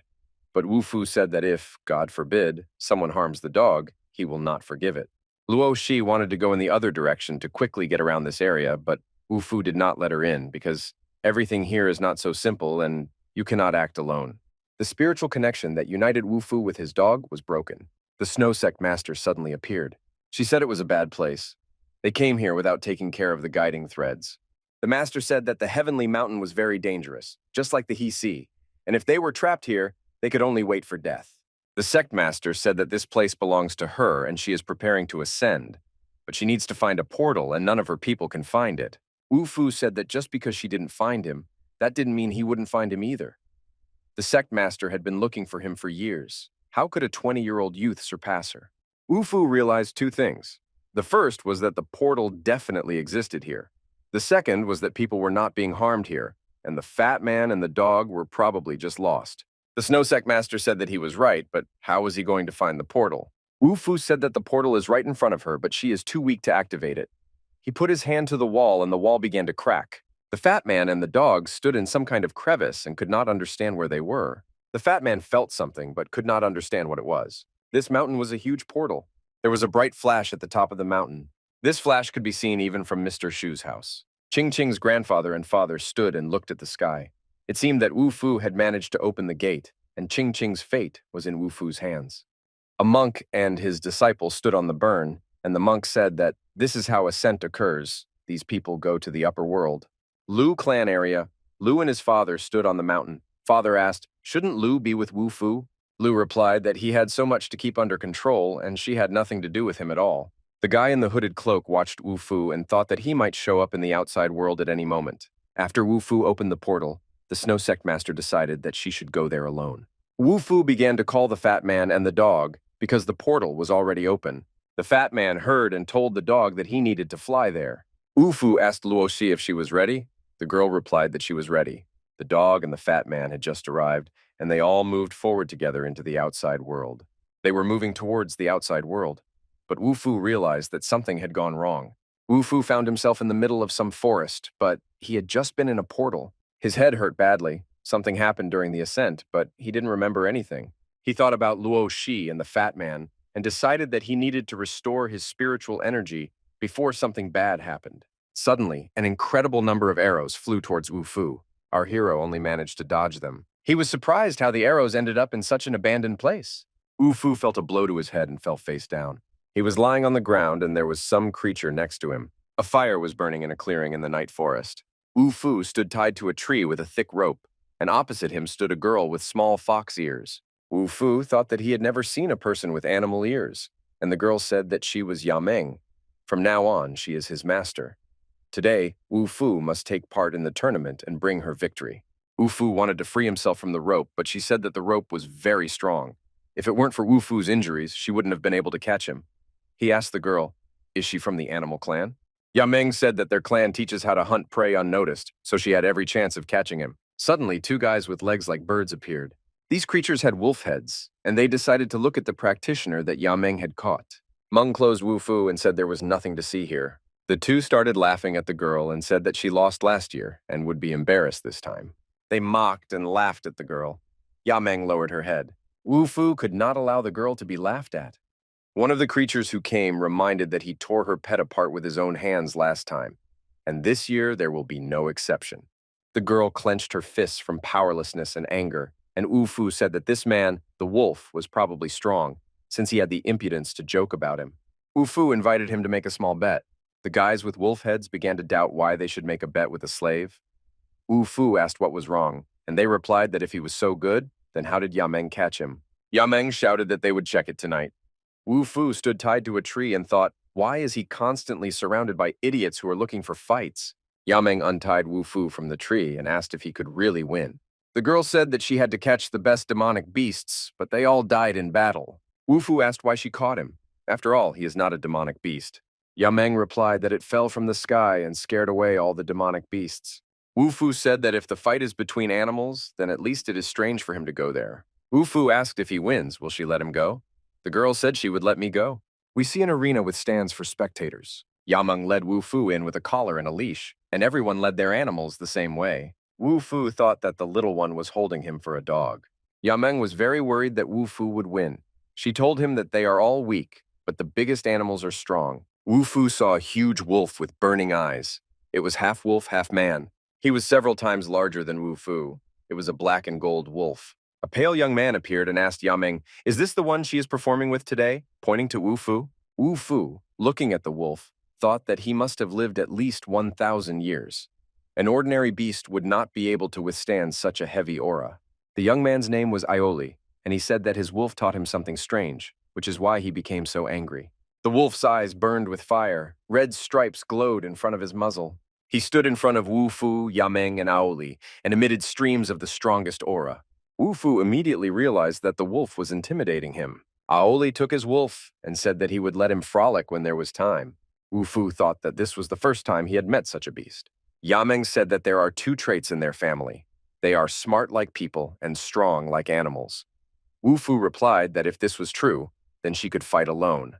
The girl said that she could, but the tournament of beasts is a battle between the beasts that they have captured and tamed. This shows the world their power, and it is one of their strongest skills. Yameng said that her animals are always torn to shreds, and Wu Fu replied that this proves that she is still very weak. The girl got angry. She said that she is his owner. How can she be weak? The wolf-headed man told Aoli that Yameng told him that the weak man would win the tournament. How can a servant win? He's just a puppy. But he dared to declare war on them. Aoli took his wolf and prepared to leave. The wolf-headed man asked if he wouldn't participate in the collision tonight. Aoli said that he was enough to deal with this man. The wolf thought that one day he would be able to overthrow his master. But right now he's letting his master, go. Yameng told Wu Fu to be careful so that he doesn't get crushed by the monsters. Wu Fu thought that dealing with them would be a piece of cake. The start of the competition was announced. Yameng said that she would go first. She gave Wu Fu a pill that makes him stronger, and he recovered a little thanks to it. The spectators laughed at Yameng and said that she had brought her chicken here. Some animal with horns like a ram came out and announced that the competition was beginning. Some animals came out, they gnawed at each other's throats. The animals tore each other with their claws and butted each other with their horns. The guy with the wolf head said that this time there were strong monsters, and he didn't even need his tigers to tear the little man apart. Wu Fu watched the monsters. The next batch was stronger than the previous one. A monster appeared with the head of a tiger and the body of a man. The tiger charged at Wu Fu with all his might. Wu Fu easily dodged the tiger's attack. The tiger attacked our hero again and almost caught him with his paw. Wu Fu put up a guard and thought that the tiger was very fast. Our hero blocked the tiger's attack, and the tiger could not do anything. Several more tigers came to the rescue and rushed to attack. Everyone was sure that the tigers would tear the man to pieces, and only Yameng asked that he not die. Yameng saw that Wu Fu was alive, but the wolf-headed man couldn't understand how this was possible. The tiger pawed at Wu Fu but did not cause him any harm. The tiger attacked again, but Wu Fu thought that he might be strong, but he had the mental capacity of a child. Suddenly there was a huge explosion of energy. The owner of the tigers could not believe what he saw. Yameng also opened her mouth in surprise. A huge hole formed at the site of the explosion, and all the tigers fell into it. It was strange. Wu Fu hit once and the tiger immediately fell. The owners of the animals began to ask, who is this guy who defeated the tiger with one blow? Yameng thought that this guy is not so simple. The tiger owner entered the ring and said that Wu Fu was cheating. His tiger could not lose. Wu Fu replied that he won because the tiger was simply weak, but the wolfman said that Yameng probably gave him something that made him so strong. Yameng came to Wu Fu's defense and said that, is it really so difficult to recognize someone's strength? The wolf-headed man said he wanted to check this guy out. Yameng said there was nothing to check. His cat was defeated in front of everyone and everyone saw it. The wolfman still couldn't calm down and wanted to test the power of Wu Fu personally. Yameng got really angry and said that he would have to go through her first. Wu Fu was surprised how this little girl protected him. Wu Fu said that he can win, but he doesn't want to fight. It might be too strong for him. Yameng asked Wu Fu not to provoke the wolf-headed man. But it was too late. His eyes turned red, and he said that Wu Fu would answer for his words. Yameng released her claws and told Wu Fu to hide behind her. Wu Fu put his hand on her head and said that he did not need her protection. The wolf launched another attack against Wu Fu. Wu Fu grabbed his muzzle with his hands and squeezed his mouth. Our hero said that he does not like to be compared to others. Wu Fu was sitting on the ground, and the wolf bent down because Wu Fu's hand pressed his muzzle. Wu Fu asked him, is he still in doubt? The wolf thought he couldn't move such a terrifying force. Aoli appeared with his huge wolf and asked Wu Fu not to mock the weak. With such strength, Wu Fu is worthy of the title of Immortal Cultivator. He said that orcs are a people who value strength and they despise people. But Wu Fu is special. Wu Fu asked him if he wanted to fight. Aoli immediately refused to fight our hero. Aoli was surprised. How did Wu Fu deal with 8 tigers single-handedly? Wu Fu replied that it was nothing special, but he could see that his demon was interested. Aoli collected all the energy in his hand and said that it is necessary to seize power. This is the law by which all species live. Isn't now the right time? Wu Fu said that he would not simply obey. Aoli replied that everything depended on his strength, and there was no need to put him on a par with the wolf and tigers. Yameng shouted that she did not agree to their fight. She covered Wu Fu with her hands and said that if Aoli wants to have fun, let him look for someone else. Yameng said that Wu Fu represents her, and this fight showed that she is also strong. Aoli asked if she was sure that she would have enough strength to get out of here alive. Aoli asked her if she wanted to go to Tianhuaitan. Wu Fu asked them what Tianhuaitan was. Yameng turned and told Wu Fu that they were leaving. Wu Fu kept thinking about Luo Shi and the fat man. What happened to them? He hoped they were okay. Wu Fu realized that this guy knew where Tianhuaitan was. Yameng and Wu Fu were leaving Aoli, and he thought that he could not leave Wu Fu because he was dangerous. Wu Fu thought that this girl was very weak, and there would be many dangers on her way. Yameng thanked Wu Fu for today's victory. Wu Fu reminded her that she promised to let him go. Yameng replied that the competition was not over yet, and she would release him as soon as the ceremony was completed. Wu Fu thought that the girl was not going to let him go. Yameng told Wu Fu that he needed to participate in a tournament like those held on Earth. Wu Fu thought that they had known each other for half an hour, and she wanted him to fight for her. Yameng said that people who complete the Colosseum will be able to go further into the Hope Forest, and it will be a great workout. Hope Forest is the trial of the Orc tribe, and only those who pass it will be recognized in the tribe. Then Wu Fu will have the opportunity to become a leader. Yameng didn't even go through the monster community, but she heard that it was a real nightmare. Wu Fu thought it might be interesting. There might be treasure inside. Yameng said that they don't have to participate in the trial, so they don't have to worry. Wu Fu asked why. Yameng replied that he didn't need to know that. Wu Fu said that he couldn't promise anything because Yameng didn't answer questions when he asked them. The girl said she didn't know. Yun is the only orc from her generation who went there. Wu Fu thought that he was not so bad since he passed the trial. The next day, early in the morning, Wu Fu was sitting in the forest covered with some kind of cape. He thought that that girl might be cruel, but she didn't leave him in the cold. Wu Fu thought that he should leave as soon as possible, even though his wounds had not yet healed. Suddenly, he heard a voice behind him. Wu Fu saw his familiar orc, Aoli. Aoli sat on a branch and told Wu Fu that he needed to leave because he was a stranger here. Wu Fu replied that he had no intention of coming here. It was Yameng who caught him and brought him here. Aoli said that he could remove Wu Fu's shackles, and he replied that he would go and tell Yameng. Aoli said that Wu Fu could just leave now. Our hero replied that he would not leave without saying anything to Yameng. Aoli invited Wu Fu to follow him. Wu Fu asked how he could remove these shackles, and the orc threw him a stone. Wu Fu asked Aoli, "What is this?" But Aoli did not answer and simply told him to follow him. Suddenly, a wolf appeared and said that he would conduct Wu Fu. Wu Fu took off the cloak that Yameng gave him and followed the wolf. Wu Fu didn't know how to use this stone. The wolf said that Wu Fu could get out if he kept walking straight. Yameng saw that Wu Fu was not there, but she told him not to go far. Aoli came and said that Wu Fu had already left. The orc said he was a weakling, so he sent him away. Yameng was furious, because if there is a weakling among them, then according to the rules, they either kill him or get rid of him. Aoli told Yameng that they would go to Tianhuaitan, and she might not think about it anymore. Yameng didn't really like the idea of going with the orc to Tianhuaitan. A wolf came running to them and reported that someone had entered the forest. When asked who it was, he replied that it was yesterday's man. Wu Fu walked in circles all the time and got lost. He decided to look from above. Wu Fu climbed to the top of the tallest tree and realized that this was a forest, and the one who accompanied him said that this was the way out. Yameng said yesterday that it will be very difficult to get out of here, and those mountains look kind of strange. Suddenly, a huge black cloud appeared. It was a huge flying wolf with wings. Wu Fu's body stopped obeying him, and he began to fall from the tree. Our hero met the gaze of the wolf. Wu Fu felt pain all over her body. He didn't remember what happened to him. It seems he fell from a tree. He sat in complete darkness. Only some kind of spiraling red energy appeared under his palm. The spot that was under Wu Fu's palm grew larger and larger. Some kind of energy enveloped his body more and more. Wu Fu realized that it wanted to devour him and began to try to get out.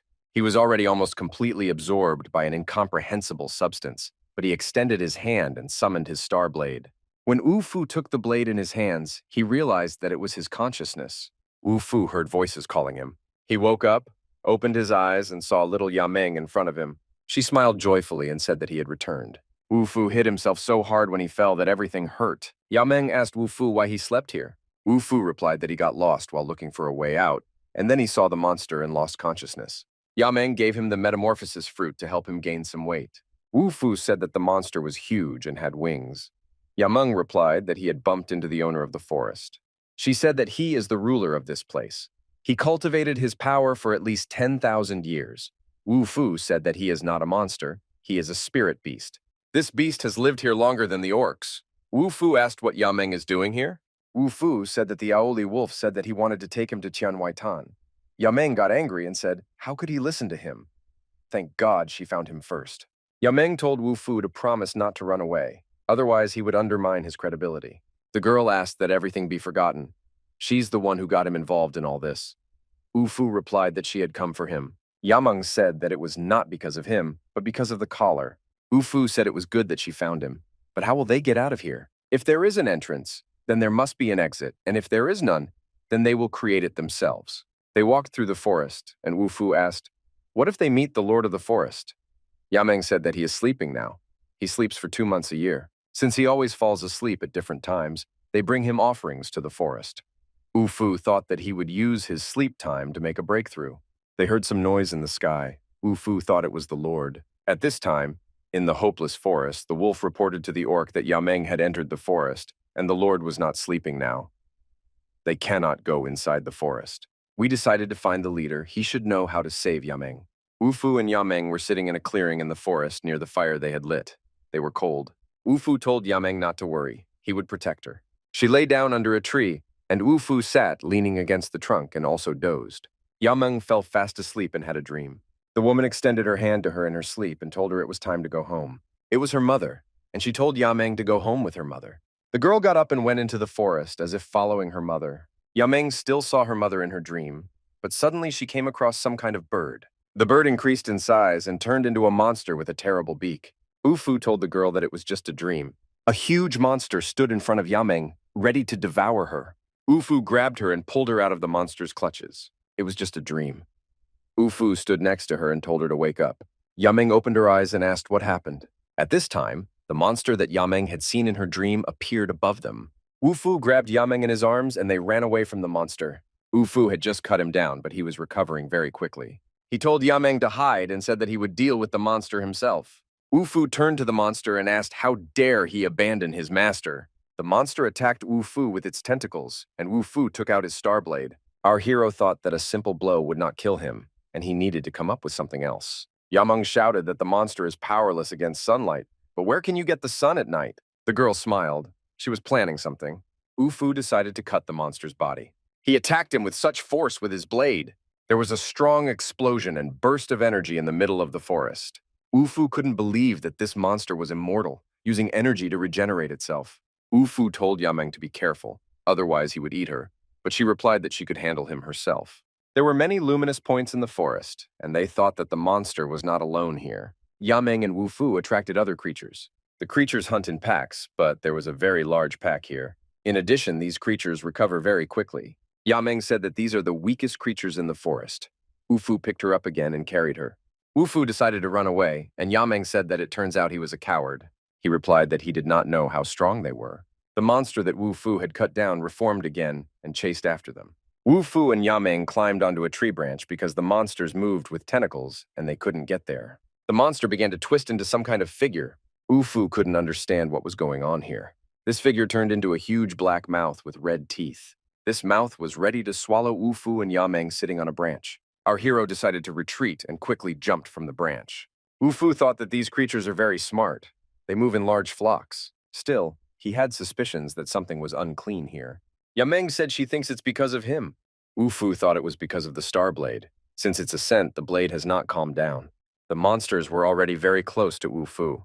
Wu Fu put Yameng on the ground and said that he would take them away so that she would be careful. Wu Fu began to tease the monster and beckon him. The monster became furious and opened its mouth. The monster's tentacles were next to Wu Fu's head. Wu Fu thought that he needed to act urgently. He sent a clot of energy straight into the monster's mouth. Wu Fu took out his blade and began to cut off the monster's tentacles one by one. Wu Fu attacked the monster from all sides, and wounds appeared on the monster's body. Eventually, the monster began to fall apart. Wu Fu realized that his sword strikes had no effect on the monster. He still remained alive. Wu Fu thought that this was an intelligent creature, since stupid monsters usually just surround it. Our hero realized that the monster was corroding his spiritual strength. Wu Fu was shocked by this discovery.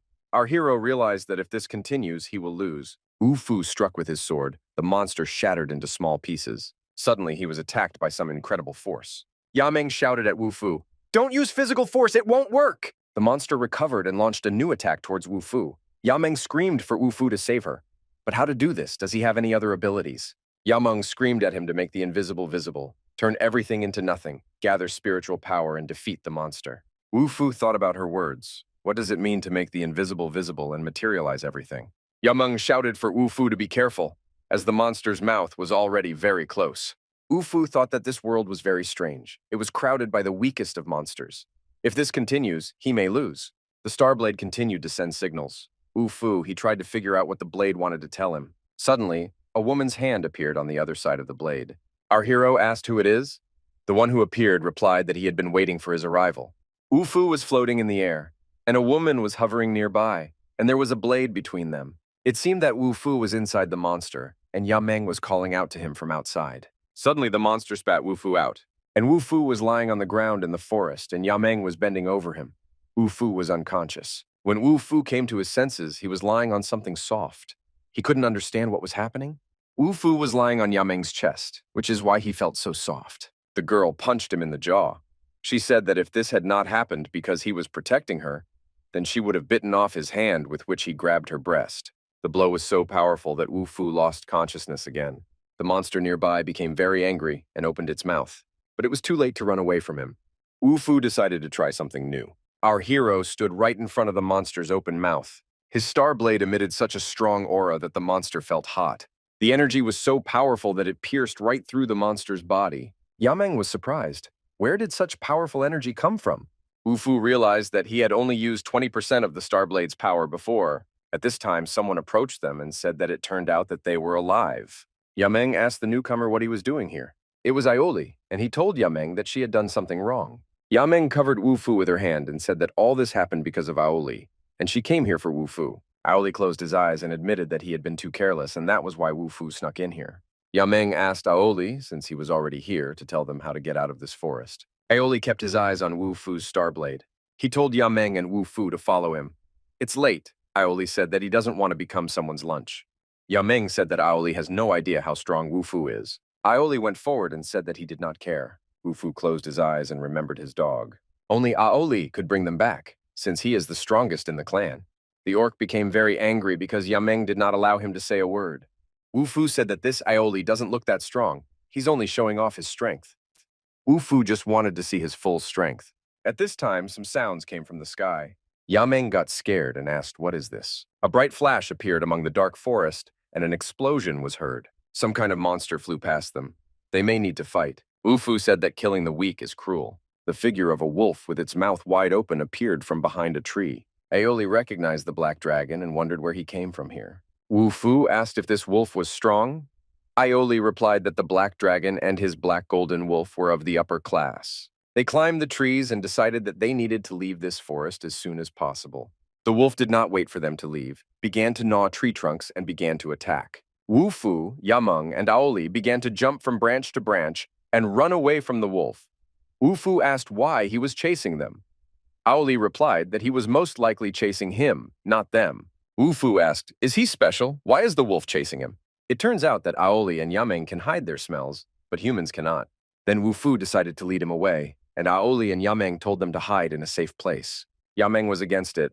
She didn't want to make Wu Fu alone, but he told her not to worry. The wolf rushed in pursuit of our hero. Wu Fu simply dodged the wolf's first attack. Wu Fu thought that the wolves were coming one after another. They were most likely attracted by his star blade. When Wu Fu found himself almost in the clutches of a wolf, he remembered the elemental skill. Wu Fu hid under a huge rock while the blade remained in the sky. The wolf, not paying attention to Wu Fu, rushed for the blade. Our hero understood, realized that they really needed a blade. Wu Fu created a protective sphere for himself, but the monster's claws made their way through it. There wasn't much strength left, and he could only try. The wolf rushed at Wu Fu again, his claws extended and his mouth open. The wolf smashed the stone behind which Wu Fu was hiding with one blow of his paw. And now he is standing, ready to swallow our hero. Wu Fu used the star sword technique and soared into the sky. The flow of energy created a huge explosion where the wolf stood. Wu Fu stood on his knees, leaning against his star blade, and thought that it was all over. But the wolf turned into a huge monster with horns, and Wu Fu was shocked. How could he remain alive? The monster said because Wu Fu is weak. Wu Fu was surprised that the monster could talk. The monster replied that in Hopeless Forest all high-ranking animals can speak, and asked where he got this blade from. Wu Fu asked why they all needed him. The monster laughed and said that he did not understand why the blade chose him as its owner. Wu Fu replied that the blade still chose him as its owner, and the monster said that Wu Fu was not worthy to possess it. and he only uses a small part of the blade's power. Wu Fu was shocked by these words. The monster said that he, a pathetic man, could not use all its power, and he would have to kill Wu Fu to take possession of the blade. While the monster was preparing to attack, Wu Fu disappeared. It was Aoli who dragged Wu Fu up a tree and told him to take a break. But for now, he would show what real strength means. The monster was furious that his prey was taken from him and began to attack. Aoli had his own sword, and he began to wield it so deftly that fiery streaks appeared in the sky. The monster did not expect such a powerful attack. Aoli was ready to kill him with his sharp curved sword. Suddenly, the monster fell to its knees. He set up a defense and told Aoli not to even try to break through it. The monster's defense was strong, and the attack energy could not harm it. The orc did not give up. He said that this would not work with him. He rushed into another attack on the monster, this time with 2 swords. The monster's defense was destroyed, and 2 beams from the swords pierced the monster's body. Aoli's aura was so strong that Wu Fu could barely stand on his feet. Aoli approached Wu Fu and told him to see what the difference was between Wu Fu and him. The defeated monster lay on the ground. Marks from swords were visible on its body. Wu Fu asked Aoli why then did he come and save him. Then little Yameng suddenly appeared and threw herself on Wu Fu's neck with joy that he was alive. Wu Fu asked Aoli why he didn't act sooner. The orc replied that the strongest always act last. Yameng said that Wu Fu does not know how to control his aura, which is why he could not defeat the monster. Aoli said that he didn't know Wu Fu was so frail. Wu Fu asked Aoli to show them the way because it was time to leave. Aoli replied that Wu Fu had spent too much energy, he needed to recover, and then they would leave this place. This night was the longest in the forest. It was still far from dawn. It was necessary to find a safe place because there are many monsters here. They saw some kind of cave in the mountain. Wu Fu kept thinking that ever since he got here, everyone has been talking about aura and its control. Our hero remembered the woman who appeared to him when he was unconscious and wondered where the star blade came from.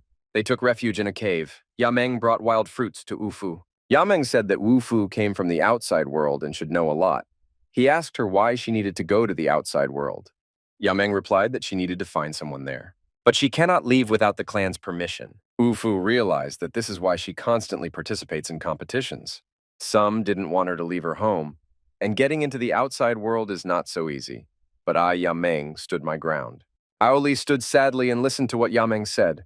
Wu Fu told her that he could take her to the outside world because he would return there anyway. Aoli heard their conversation and was very upset. He said it was already dawn and it was time to go. It was very beautiful here in the sunshine. Hopeless Forest is the clan's holy ground. Aoli said that the days here are very short and they must hurry to get to safety. As they walked through the forest, Wu Fu asked Yameng what her words meant. Make the invisible visible. Turn everything into nothing. Yameng collected the aura in her hand and said that the aura is preserved between heaven and earth, and after thousands of years it transforms into one of the 5 elements: metal, wood, water, fire, or earth. For ordinary people, the elements are dormant, and few can use aura. And monsters can control aura, so Fu couldn't defeat them. Yameng said that Wu Fu still managed to kill the creature that devoured souls, and it could not absorb it. Wu Fu thought that it was because of the Star Blade, which contained mysterious power. Wu Fu asked Yameng to teach him how to use the power of the elements, but Yameng laughed and said that she was not at the right level to teach someone. Suddenly, Aoli said that he could teach Wu Fu. With his strength, he will cope with this task. Wu Fu still hesitated to answer, and Aoli asked him if he didn't want to or was afraid. Wu Fu asked him why he suddenly became kinder out of the blue, and Aoli replied that it was better for him to use his strength to protect himself, rather than drag someone along with him. Aoli said that Wu Fu needs to protect himself and he will take care of Yameng. Yameng got angry and said that she was strong and did not need his protection. The orc said that he promised her mother to take care of her and she would have to accept it. Yameng thanked Aoli for his concern, and he said that he needed to make sure that Wu Fu gets out of here alive. Our hero also thanked Aoli for his help. Aoli and all orcs can control their aura to hide their scent. Wu Fu understood why Yameng quietly approached him. Aoli said that people with a strong aura can also hide their scent. Wu Fu asked how long it takes to train. Wu Fu asked how much is needed, 2 days or 2 hours or 2 months. Aoli replied that it was 2 years. Wu Fu was shocked. It had been a very long time. Aoli said that his aura is very pure, which is very rare. The 5 elements live in harmony with each other, but Wu Fu's aura is a little different, so Wu Fu needs to find what he is inclined to. Wu Fu thought, what is he in for? He has metal, Yameng has fire. Wu Fu asked, how can this be determined? Aoli replied that it is determined by perception, what aura your own attracts when interacting with the 5 elements. Aoli said that during the battle with the Black Dragon, Wu Fu's aura leaked out slightly, which means he has the makings, but he just doesn't know how to use it. Wu Fu thought that he didn't have much time. Aoli told him that you need to feel the 5 elements that move in the bodies of your opponents. Feel and destroy. Wu Fu thought that his Star Blade also had a sense of perception and constantly wanted to tell him something. Aoli created his aura and said that Wu Fu is still very weak. He can't break the aura barrier. He himself did this at the age of 10, and at 11 he found his element. And at the age of 14, he passed the trial and became the youngest warrior. But at this time it started to rain, and Yameng hurried to take cover from the rain. We see Hopeless Forest and the lair of the Lord of the Forest. We see a beautiful girl with a great figure and small horns. Wu Fu thought that they were constantly being watched and said out loud that it got dark very quickly after the rain. They made a fire again between the trees and sat around the fire. Aoli said that this forest is different from everything around. This is all because this forest fell from the sky. This was 1,000 years ago, and his ancestors even saw with their own eyes how a huge piece of land with a forest fell into their area. But there cannot be earth and heaven, so Aoli meant the outside world. The orc said that the outside world is a very mysterious and unpredictable place. The aura in this forest is stronger compared to other forests. It can move on its own and survive on its own. She could only come from outside. Wu Fu thought about it, and Aoli said that they needed to regain their strength. They still had a long night ahead of them. Wu Fu thought that he could learn a lot about the Starblade here. The woman that he saw was familiar to him, and he had not seen her for a very long time. This power made his heart flutter. Our hero wanted to take a walk, but Aoli said that if he couldn't sleep, let him go with him. Aoli said that the night is long, and he will find the most suitable place to sleep, especially for Wu Fu. Aoli led Wu Fu to the dead lake. This was the most dangerous and safest place in the forest at the same time. The lake is a creature that shows the evil and good side of every person who falls into it. The lake is so deep that you can get lost in it and immediately turn into food. Suddenly, Aoli pushed our hero into the lake. He instantly sank into the water, only his hand still remained on the surface. Aoli thought, will he immediately go to feed or not? Aoli thought that he needed to explain this to Yameng somehow.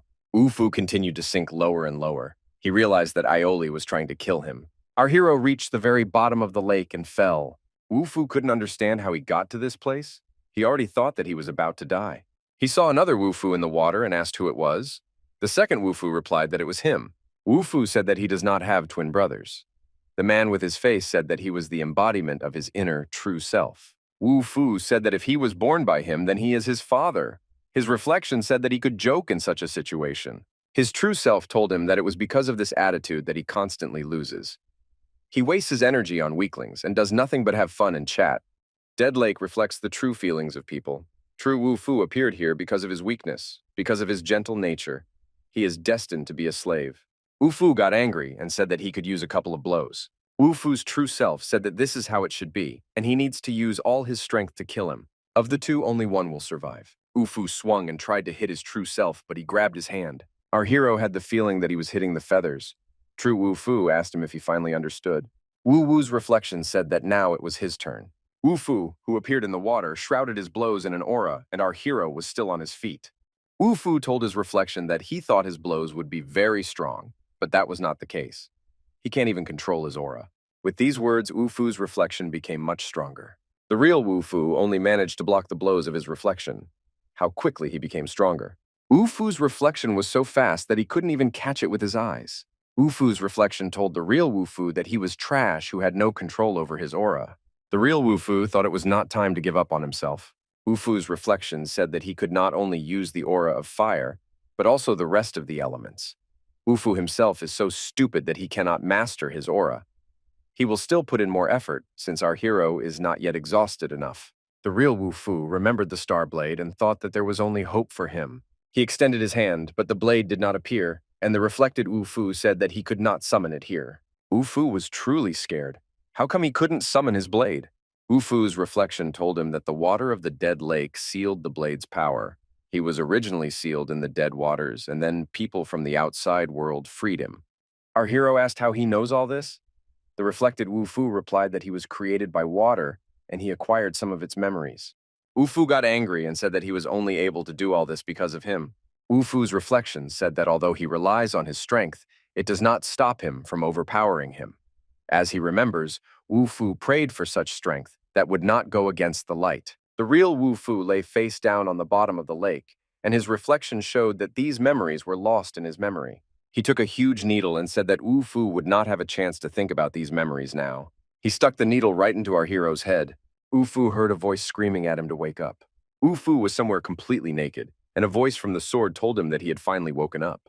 Our hero did not feel pain. It was a dream. Wu Fu thought that the sword could not talk, but the sword said that it was not a dream and it was in his mind. Wu Fu couldn't believe that the sword could talk. Our hero thought that the second one killed him. How did they end up in his mind? Sword said that Wu Fu was asking too many questions, but Wu Fu said if he didn't answer, then he would lie down and die. The sword agreed to answer. Sword said that Wu Fu was almost killed, but he saved him. It turns out that the ball has a mind. Sword explained to Wu Fu that if he did not make a breakthrough, he would die in the waters of the dead lake. Wu Fu said that he probably couldn't defeat himself. Blade replied that he, Wu Fu, could take his power. A drop of his blood is enough to release the power of the blade. If he uses the power of the blade, wouldn't that confirm what his other self said? That he was just a coward? The blade told Wu Fu that his inner self craved this power. Wu Fu remembered another woman. He asked how he could get out of here right now. Blade replied that he did not know. Then Wu Fu decided to stay here and just wait for death. The sword told him that if he died, how could he speak? The sword is his spiritual weapon. If Wu Fu dies, then he will die too.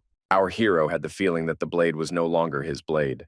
Blade replied that he was not that strong before, but Wu Fu asked him another question. He asked where the blade came from. After all the demonic creatures were also eager to get it. Blade said that just a drop of blood is enough to get out of here and deal with his second self. Wu Fu asked if there were other ways. Wu Fu said that if the blade doesn't tell him anything, then they will stay here. Blade replied that if they stayed here, they would both die. Wu Fu did not want to leave in the blood way. The blade was angry, but Wu Fu stood his ground so that the blade spoke in a different way, and that was all. Blade decided to try to persuade him. He couldn't leave him here to die. Wu Fu thought about the blade's words that he was begging for strength. Who is this force? And why doesn't he remember anything? The blade ordered our hero to stand up and said that he would only say this once. Blade thought he was helping himself. Wu Fu hurried him. Blade said that Wu Fu's aura was currently concentrated in the abdomen, and it needed to be turned into a strong aura and distributed throughout the body. Wu Fu's counterpart had already distributed the aura throughout his body, and the blade realized how powerful it was. The blade said that if the double can do it, then he can do it too. Wu Fu must use his aura to explore everything around him. He saw a huge ball of energy, and the blade told him to absorb it with an aura. Wu Fu's consciousness was slowly leaving, but the blade said that if Wu Fu couldn't absorb it, then he wouldn't become the strongest king of the gods. At that moment, his double approached him and said that from now on, he would replace Wu Fu, kill everyone, and become king. Second self Wu Fu said that you just need to wait until the lake absorbs the power of the star blade, and then it will be invincible. Wu Fu's double walked and thought, who should he start his murders with? Probably with Aioli. The real Wu Fu finally regained consciousness. They stood facing each other, and Wu Fu's reflection seemed to be scared. Wu Fu's double said that he talks too much, and if he killed him once, he can do it twice. A fight began between Wu Fu and his double, and Aoli stood on the shore of the lake and looked at the water. He couldn't believe the waters were so violent. He was afraid that the Lord of the Forest would wake up because of this. Wu Fu fought desperately with himself in the waters of the lake. Wu Fu realized that he had mastered the strong aura of water. Our hero also mastered a strong aura of fire. With the help of the fire aura, the real Wu Fu defeated his other self. Wu Fu asked his reflection what he knew, and said that he would guarantee him a quick death in that case. Wu Fu laughed and said that he didn't understand the situation he was in, and he needed to kill him. If Wu Fu's reflection dies, then the real Wu Fu will go to hell with him. The double began to split into pieces. He said that it was he who saved his mother. The double began to sprout claws. Wu Fu stopped when he heard the word mom, but the blade told him not to listen to this nonsense, but to kill him quickly. The dying double has already grown huge, devilish claws on his hand. He said that Wu Fu was a weakling. That's why the whole family died. He couldn't even protect his mother. Wu Fu told Starblade that if they made it out of here alive, he must explain who he really was. Wu Fu understood that he now had a fire and water aura, and his double had an aura that was fed by the lake, and it was black. It does not seem to belong to the 5 basic elements. Wu Fu's double took on the appearance of a demon more and more. Our hero attacked him one last time, but it was too late. The double turned into a real monster and chased Wu Fu. At that moment, an aura of fire pierced the body of the double.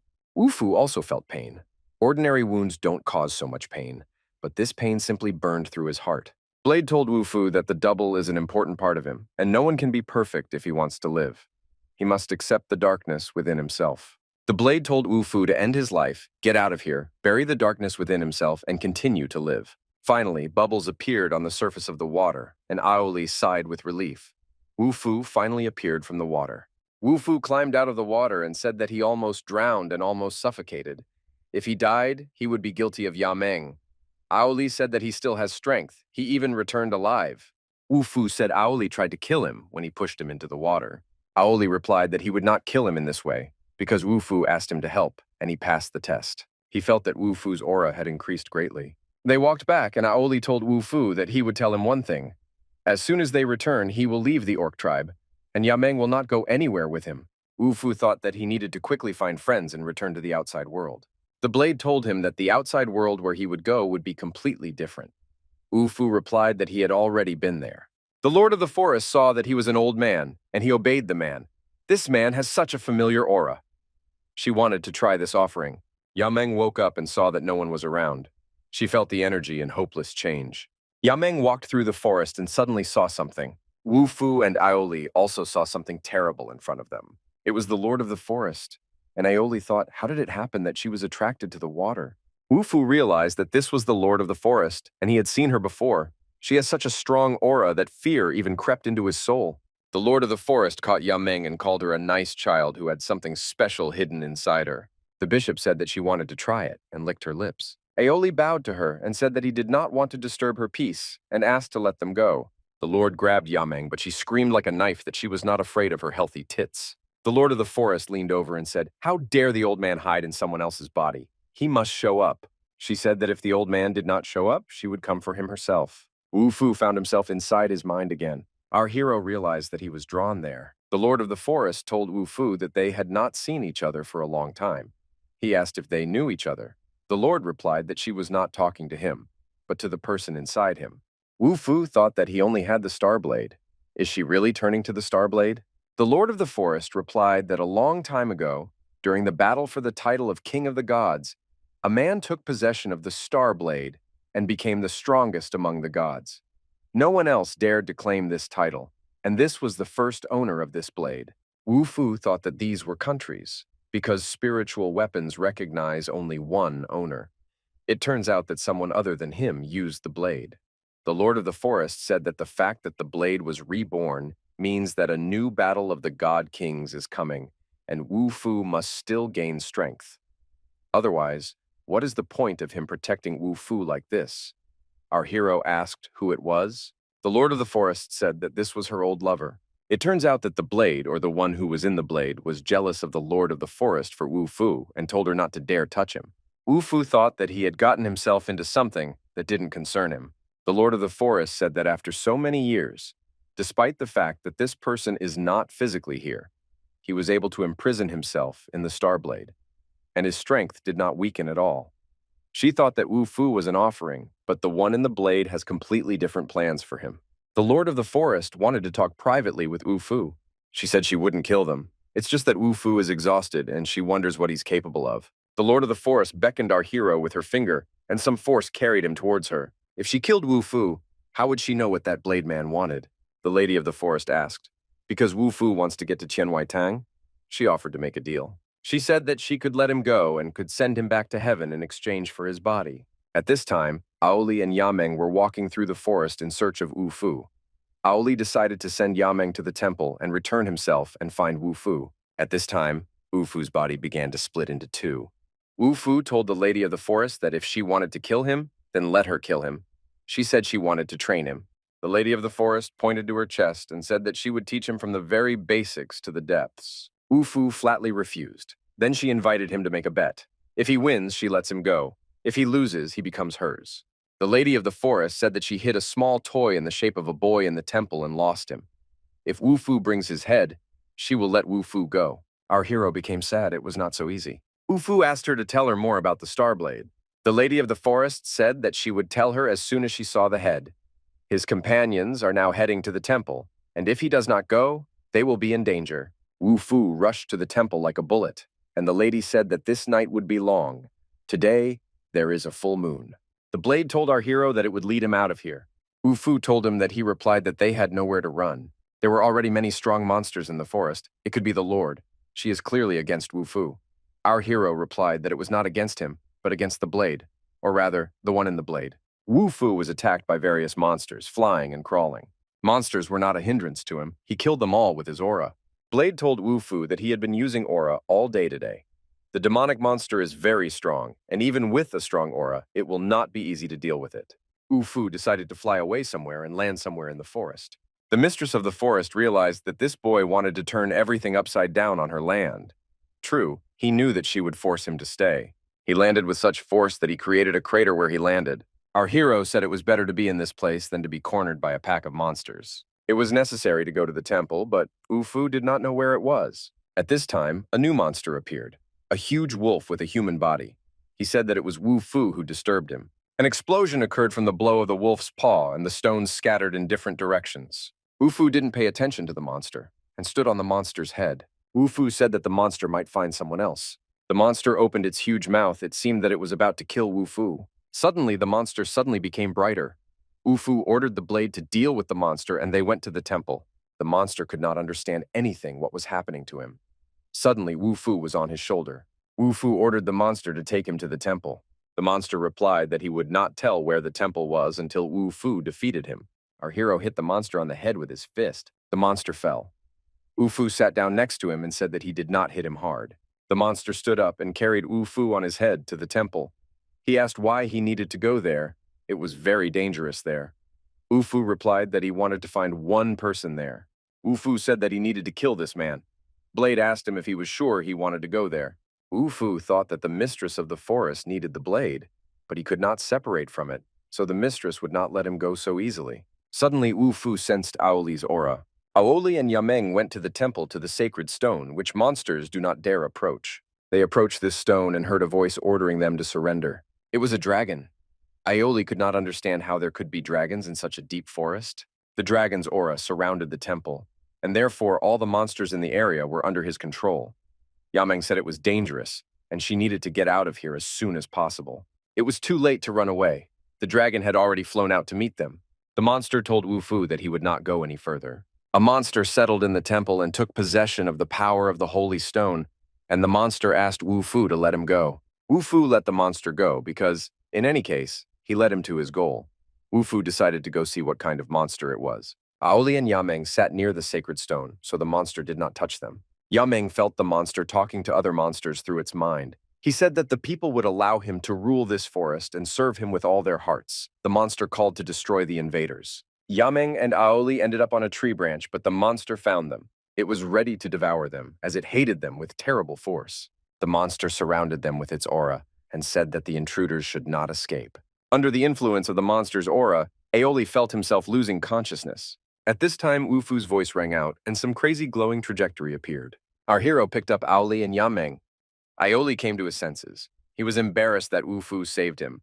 He suggested checking who could cut off the monster's head faster. Wu Fu told Aoli that he had to deal with the next group, and he would take on this guy. Yameng was sitting on a tree branch. Aoli did not want to leave Yameng with Wu Fu. He said it would be safer for her to stay with him. On the other side stood Wu Fu, and a monster loomed over him. Blade asked Wu Fu how he knew it was a monster, and he replied that his aura power was much stronger than the others. The blade began to glow in the hands of our hero. He had never seen such a monster. The monster prepared to attack Wu Fu. Wu Fu quickly created a protective sphere, and the monster buried itself in it. Somewhere, high in the sky, the monster began to form a clot of energy. It sent a powerful energy beam towards Wu Fu. If it were not for the energy body, then Wu Fu would now be collected piece by piece. Wu Fu used his wood aura, but only his Zanpakuto no longer worked. How can I cut off this monster's head now? The blade invited him to use the soul weapon. Wu Fu asked, "Isn't he the soul weapon?" Yameng was sitting alone on a branch and she was scared. A blue sphere with brown spots appeared in front of her. Aoli immediately appeared and said that it was good that Yameng had woken up. The monster opened its mouth, preparing to swallow Wu Fu. Wu Fu told the monster that before it eats him, he should look at his abilities first. He used his spirit weapon skill. There was a huge explosion. The monster roared from pain coursing through its body. Suddenly, a star blade appeared in the hands of our hero. With a scream, he plunged it into the monster's body. It was a fatal blow. The monster began to squirm. Only the soul weapon was able to damage him. Yameng and Aoli stood on the sacred stone and watched the battle, but for some reason Yameng had a bad feeling. It turns out that the blow that Wu Fu dealt to the monster was not fatal, and the monster began to attack again. Wu Fu ran up to Aoli and said that with the help of the Star Sword, the monster could only be wounded.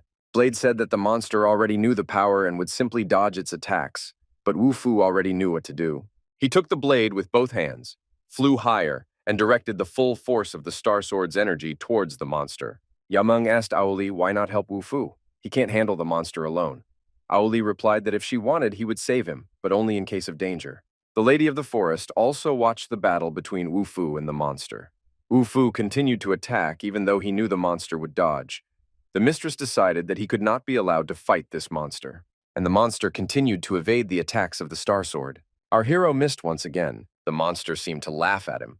Wu Fu told the monster that he thought he was aiming at him. Suddenly, Wu Fu used an aura that engulfed the monster's entire body and began to choke it. The Lady of the Forest thought that it was still a completely unnecessary monster. She wondered how this guy could use aura. No wonder that old man keeps it with him. But who is this guy? Aoli thought that Wu Fu first used fire aura, then water energy, and now wood energy. He rose very quickly, and perhaps he will help them find that person. Yameng, seeing Wu Fu fighting the monster, thought that she would now have support for going to Tain Wai Tan. Wu Fu invited the monster to end this game, which so far no one could win. But the monster wanted to fight Wu Fu to the death. Aoli warned Wu Fu that the monster was absorbing the aura of other monsters nearby. You need to get away from the monster. Wu Fu continued to fight the monster using wood aura. Wu Fu jumped onto the rock where Aoli and Yameng were standing. The monster was not stopped by the power of the sacred stone, and its head was next to Wu Fu. Yameng warned that the monster had become even stronger, so that Aoli and Wu Fu would be more careful. Wu Fu invited Aoli to bet on who would be the first to cut off the monster's head. The Lady of the Forest waited with interest for developments. She spent a lot of materials to create such a monster, and now, during the full moon, it absorbed the aura of the monsters nearby. If they still think that they can harm him so easily, then they are too stupid.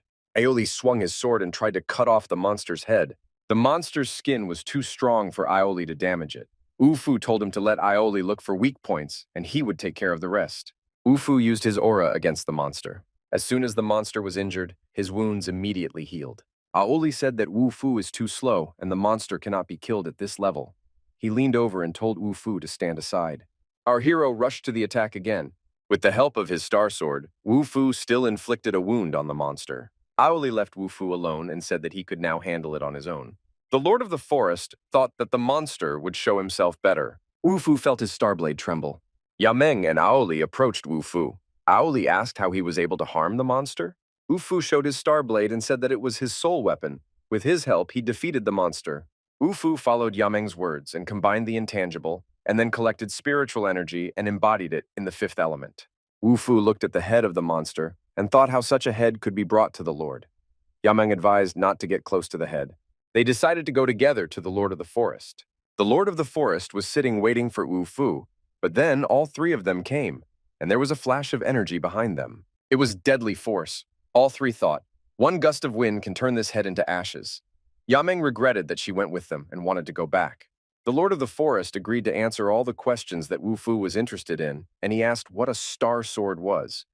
What is this battle of the gods, and who is this old man imprisoned in the Star Sword? The Lord of the Forest thought, there are so many questions. The Star Sword is an incredible weapon known throughout the world. It contains the power of the entire universe, and the owner of this sword gains incredible power. Wu Fu asked why he didn't see the strength in him before. Could the blade be sealed? Aoli thought this was unexpected. The sword in his hands has incredible power, and now he can be told the truth about Yameng. Wu Fu thought that the Battle of the Gods was a war that started over the Star Sword. Wu Fu asked the Lord of the Forest, where is heaven? The Lord of the Forest asked if he was not outside their boundaries now?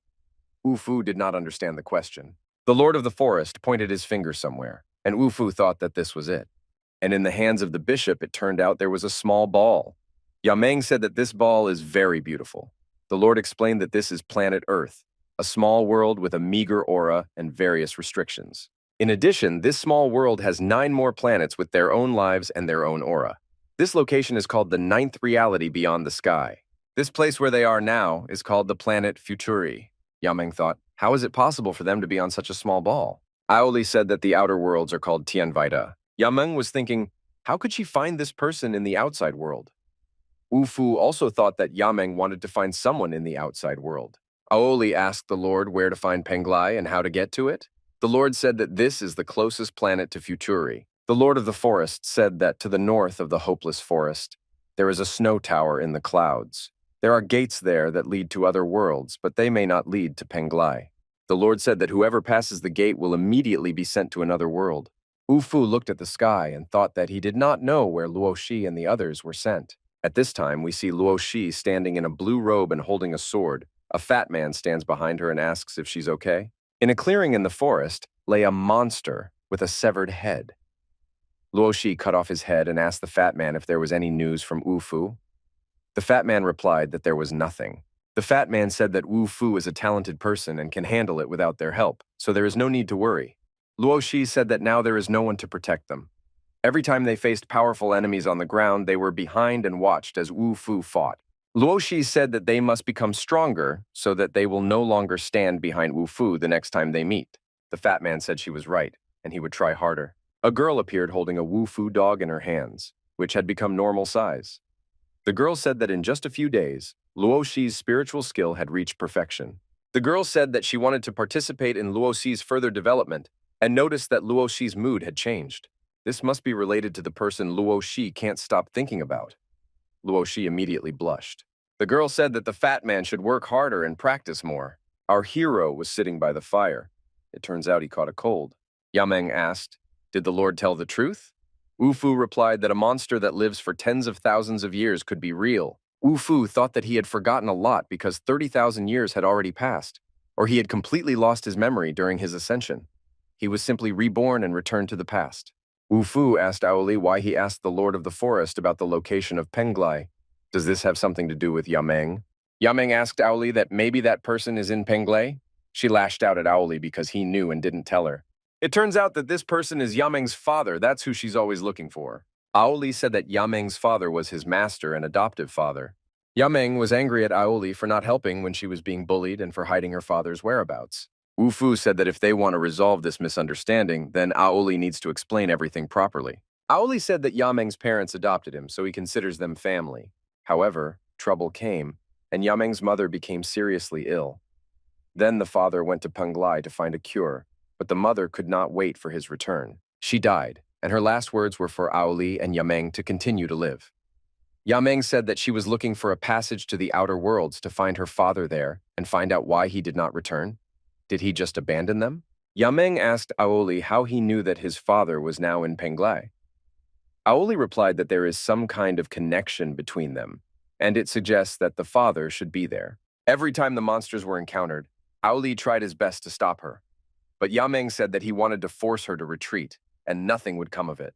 Ufu asked Aoli why he changed his mind. Aoli replied that it was because of him. As long as Wufu is around, nothing will happen to her. Wufu said that he was not her bodyguard, but Aoli replied that sooner or later, Yameng would find out the truth. Her father is trapped, and Aoli will not be able to protect her. Org grabbed Wufu by the shoulders and asked him to help them. Wufu even began to sweat from his face. Is this how he asks for help? Wufu, Yameng, and Aoli all got ready to go together. At this time, people with animal heads gathered and asked the leader if everything was okay with the holy stone. They gathered around the monster's corpse and discussed how it had been dismembered by a specialist in one blow. Our hero lay on the ground and slept peacefully. He heard someone calling him and opened his eyes. It is not clear what those sounds were. The aura worked, but the star sword could not be summoned. Someone huge approached Wufu from behind. It was Wufu's double who said that they had met again. Wufu asked the double, does he want to replace him? The double said that he came to answer Wu-F's questions. Our hero replied that he had no problems that needed his help to solve. Wufu's counterpart asked if he wanted to know why the memories from his past life were different from what happened. Wufu told him that he didn't care and his goal wouldn't change anyway. Wufu's counterpart said that he forgot about the goal of becoming the king of the gods and about the person he promised to save. Our hero replied that he had not forgotten anything. Ambition and revenge would always come first. Wufu wanted to hit his double and said that he was not welcome here. The double said that you should not believe the words of the old man in the star sword. Then a hand penetrated the sky, and the voice of Wufu's mother called him by name. Wufu told Mom not to worry. They would definitely save her and destroy the temple of the king of the gods. Wufu woke up and kept thinking about his double's words. Has he really forgotten something? Yameng asked Wu Fu why he was talking to himself, but Aoli was already rushing them. They walked through the forest. Wu Fu kept thinking, what did this guy want to say? But the truth will be revealed sooner or later. A group of animals with human bodies. These were the servants of the supreme ruler. They found Aoli, and the supreme ruler asked what was going on. Finally, Wu Fu, Aoli, and Yameng emerged from the hopeless forest. Yameng wanted to tell someone about her feat, how she passed the test of a hopeless forest. Aoli told her to tell her grandfather. Grandfather Yameng turned out to be an old fox. Yameng ran into her grandfather's arms. Grandfather asked Yameng, "Who is this stranger who broke into the hopeless forest?" The old fox wanted to talk alone with our hero. Wu Fu said that he was simply lost and did not want to go into the hopeless forest. Grandpa Yameng replied that he had already been told that he cheated and beat people. Aoli told Yameng not to worry. The supreme ruler would not offend Wu Fu. The supreme ruler called his head of the wolf club and asked if this was the stranger who helped Yameng defeat the beast and then burst into the hopeless forest. The head of the wolf club confirmed that this was so. He said that many monsters, even 8 tigers, could not stop him. When the wolf met him later, despite his pleas, Wu Fu rushed into the hopeless forest, and Yameng and Aoli had to follow him. Grandpa Yameng asked Wu Fu if he had anything to say. Wu Fu could not find an answer to such a blatant lie. Grandpa Yameng told him not to blame him then. Wu Fu thought that he might have to fight to get through. At that moment, the man with the head of a pig hit the wolf with all his might. He pressed him to the ground so that the ground cracked under his head. Grandpa Yameng asked the wolf if he really thought he would believe his words. The old fox said that Wu Fu must kill that giant monster in the temple. He said that he no longer had the same strength as young people. Wu Fu thought that he knew how to press on painful spots. It's no wonder he's in charge of the highest realm. When Wu Fu was left alone, Aoli came and asked what the supreme ruler told him. Wu Fu said that it was nothing like that, but he did not expect that the patriarch was such an energetically strong person in the upper realm. Aoli even asked what he was talking about. Our hero was surprised, don't they know? Wu Fu told them the entire hierarchy and said that he belonged to the virtual realm and was very far from the level of the supreme ruler. There was a bed in the room, and Luo Shi was sitting on the bed and meditating. A girl came with a Wu Fu dog in her arms named Wen Fen. She asked why a beautiful girl like Luo Shi only practiced and suggested that they go out for a walk. Wen Feng sees that she is trying for her beloved, but she needs to alternate between work and rest, and she is constantly studying. The girl said that she came to tell the good news. Her father says that in a few months, the secret kingdom of Penglai will be completely open, and many immortals will be trying to get there. Wen Feng's father asked her to take Luo Shi and the fat man there to test their capabilities. But Luo Shi said that she was not involved. Wen Feng wondered why Luo Shi didn't want to participate. Wen Feng dragged Luo Shi to have some fun and relax. At this time, grandfather Yameng gathered all his people and offered to drink to his granddaughter, who became the strongest warrior in the Orc clan. From today, Yameng has become a recognized fighter of the clan. Wu Fu stood next to Aoli on the balcony and watched what was happening. He was not used to such performances. Aoli offered Wu Fu a drink, but he said that he needed to sleep. Wu Fu lay on the bed in the treehouse and thought that he needed to study Aoli's ability to concentrate. Suddenly, Grandpa Yameng appeared in the room and said that he could teach him if he wanted. Grandpa Yameng said that if Wu Fu wanted to learn Aoli's concentration, he wouldn't mind helping him. Wu Fu replied that free cheese is only in a mousetrap. What does he want from him? The grandfather said that his granddaughter told him how Wu Fu helped her in a hopeless forest. So as a sign of gratitude, he wants to teach him. Wu Fu didn't really trust the old man, but the old man said that he himself was curious. The supreme ruler wondered how long it would take to train a person with a soul weapon and spiritual energy with the attributes of the 5 elements. Wu Fu couldn't understand how the old fox knew about the soul weapon in his body. The old fox told Wu Fu to throw away all his aura and soul weapons. Wu Fu did just that, and the fox saw the Starblade for the first time in his life. Wu Fu asked what to do next. The fox replied that he needed to collect it all together, but only very slowly, all the aura that he had released, and not lose anything. Wu Fu began to gather back all of his aura. This was not easy for him. Grandpa Yameng told Wu Fu not to rush, but then Wu Fu's double appeared and said that if the old fox had not protected his body in time, he would have died due to the surge of spiritual energy that had gathered in an instant. The double told Wu Fu that he would not survive anyway. The old fox looked at Wu Fu lying on the bed and thought that he had clearly told him not to rush, but fortunately he managed to control his aura. Otherwise, the result would have been completely different. The fox thought that if he could not wake up and restore his aura on his own, then the chaotic aura in his body would destroy him from the inside. Grandpa Yameng didn't understand what happened. Wu Fu stood up, an aura emanating from his body. He has already come to his senses. In fact, Wu Fu has not woken up yet. How then does he produce an aura? All the aura in his body was released again, and now he had found a place to collect it. Wu Fu's counterpart appeared again and said that the Star Sword's energy had not yet been corrected. The double told Wu Fu that as long as he used the power of the Star Sword with all his energy, no one would even think about taking this sword. Wu Fu grabbed his doppelganger and demanded that he tell him what was hiding the Star Sword. What is his purpose, and who owns the female voice in his head that appears sometimes? The double said that he sealed the old man in the sword. Why didn't this old man come out for so long? And Wu Fu will find out about the female voice when he finds this voice, and now he needs to return. Wu Fu's double said that our hero has not forgotten about his mother, and it seems that they will meet soon. Wu Fu finally came to his senses and sat up on the bed. The fox told Wu Fu that if he had not protected his body, he would have died long ago. The old fox said that everything has an aura. People, animals, monsters and plants, earth and water. They complement each other, and Wu Fu must pass it through his body to feel the power of nature and mix it with his aura. Wu Fu thought that if he had such an opportunity in his previous life, he probably would have become a divine king. The fox thought that Wu Fu was able to control his aura while in a coma and entered the realm by simply meditating. Wu Fu felt incredible comfort.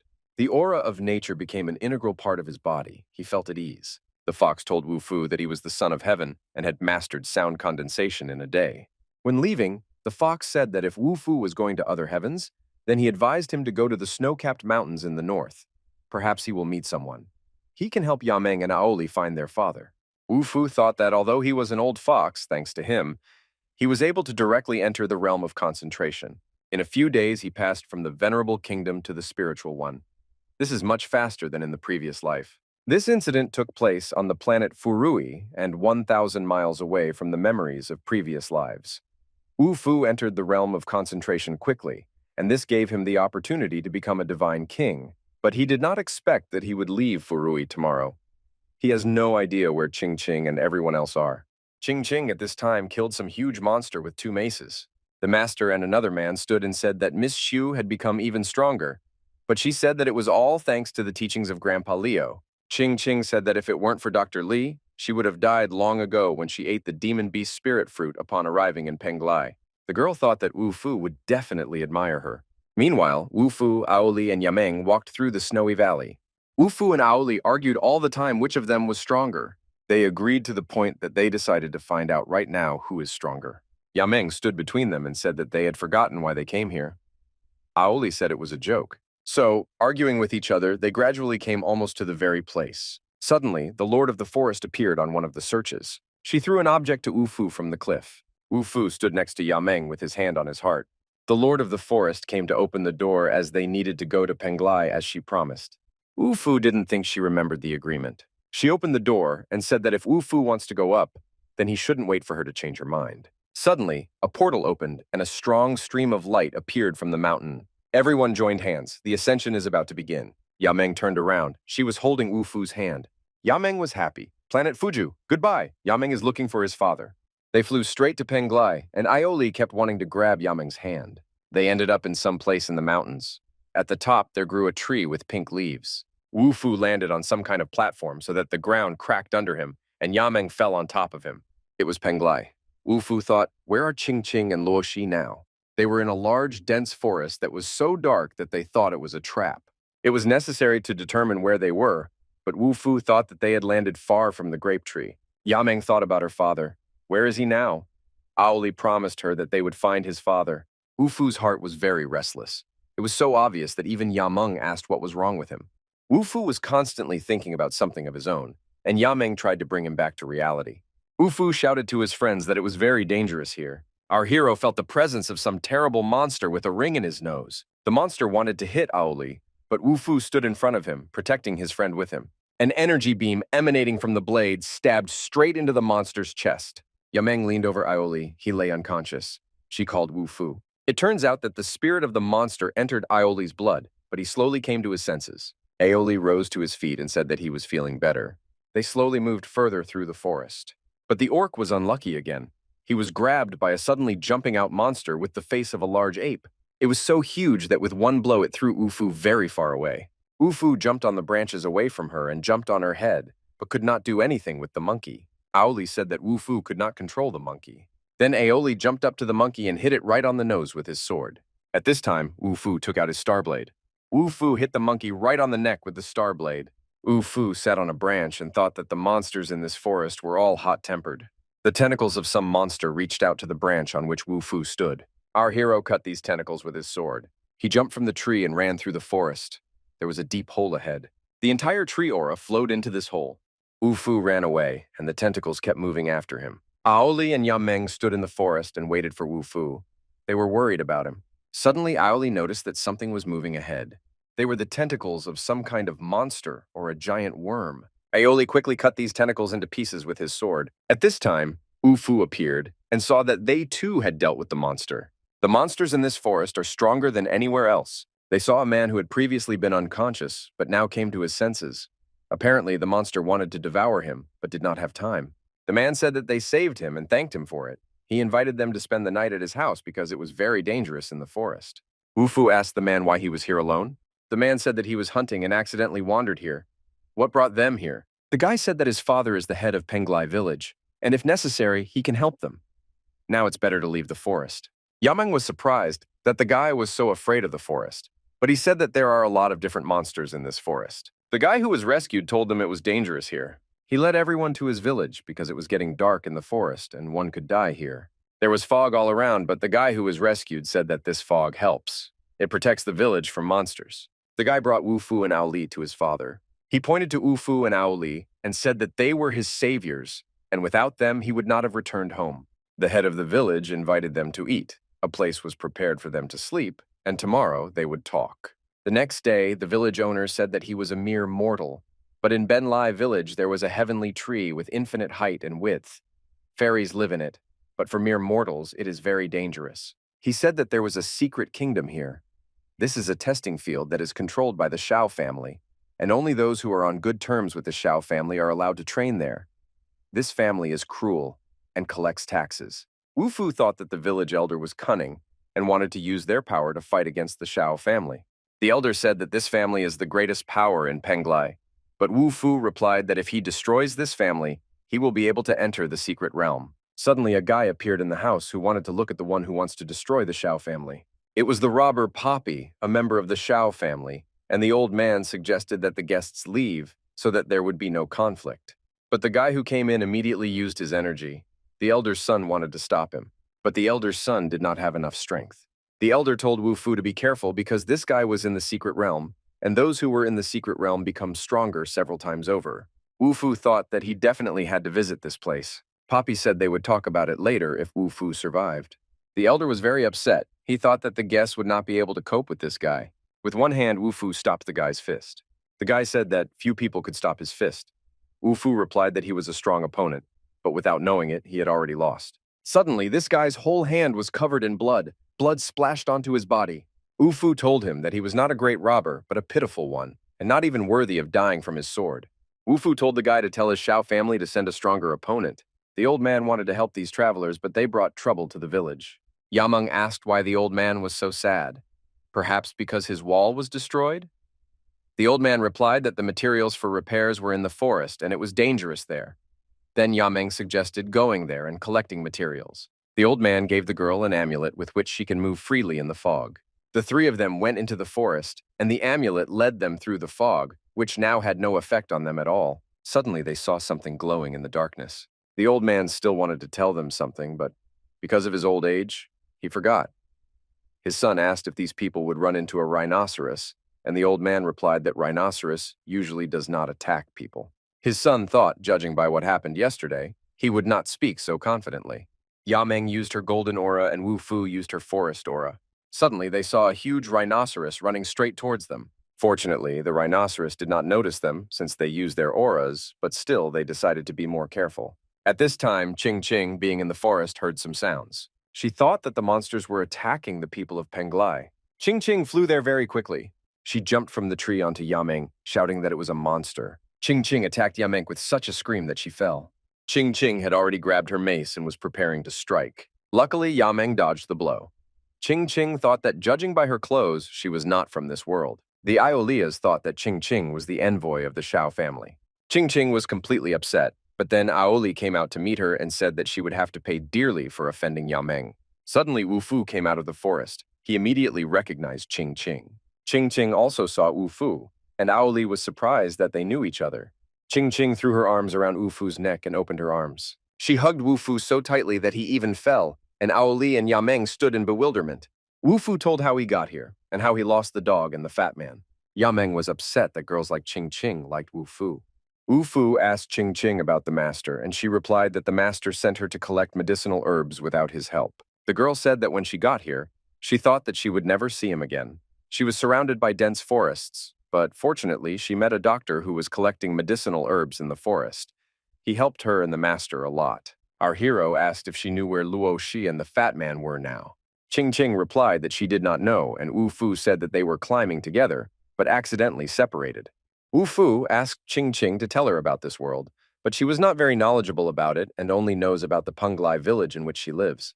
Our hero asked about the Tree of Heaven, but it turns out that the monsters, greatly strengthened thanks to him, do not allow him to get close to him. Everyone was in a bad mood, and Ching Ching generally had a bad feeling. Wu Fu asked about the Shao family. Ching Ching replied that it was the Penglai aristocracy that kept the entire territory in fear, and they came here often. They walked along a forest road, and Wu Fu asked where the master is now. Ching Ching replied that he was probably with his new friend Dr. Li. We see the house of the village elder. A man from the Shao family came and ordered his men to throw the old man out into the street. The guy said that he would show what happens when you go against the Shao family. Wu Fu appeared on the threshold of the house along with Aoli. The Shao family member said that he is not afraid of Wu Fu, and today he will learn a lesson about how to deal with the Shao family. The guy stood in front of Wu Fu and Aoli and said that Wu Fu just relies on his weapons. The guy thought that if he got the sword, then both the Shao family and Wu Fu would obediently obey his will. He rushed to attack our hero. Wu Fu put up a guard against his blow and struck himself. The guy said that it would be better for Wu Fu if he gave up the sword in an amicable way. Wu Fu attacked the guy, but he put up a defense. Our hero lured this guy into a trap. Ching Ching saw the master, who was worried that she had not returned for a long time. Wu Fu was very happy to meet his teacher again. A guy from the Shao family was already waiting for our hero. He charged at Wu Fu with his fists clenched. Wu Fu said that he does not value his life. Wu Fu also responded with an attack, and the guy sent his entire blow to the ground. Wu Fu blocked all of this guy's attacks. The master came up and offered his help, but Wu Fu replied that he had to end this himself.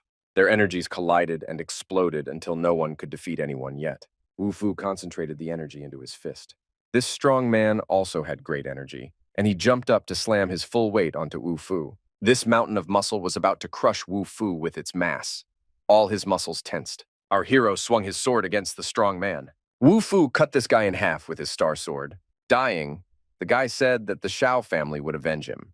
Wu Fu said to tell the Shao family that it was he who killed their people, and the village had nothing to do with it.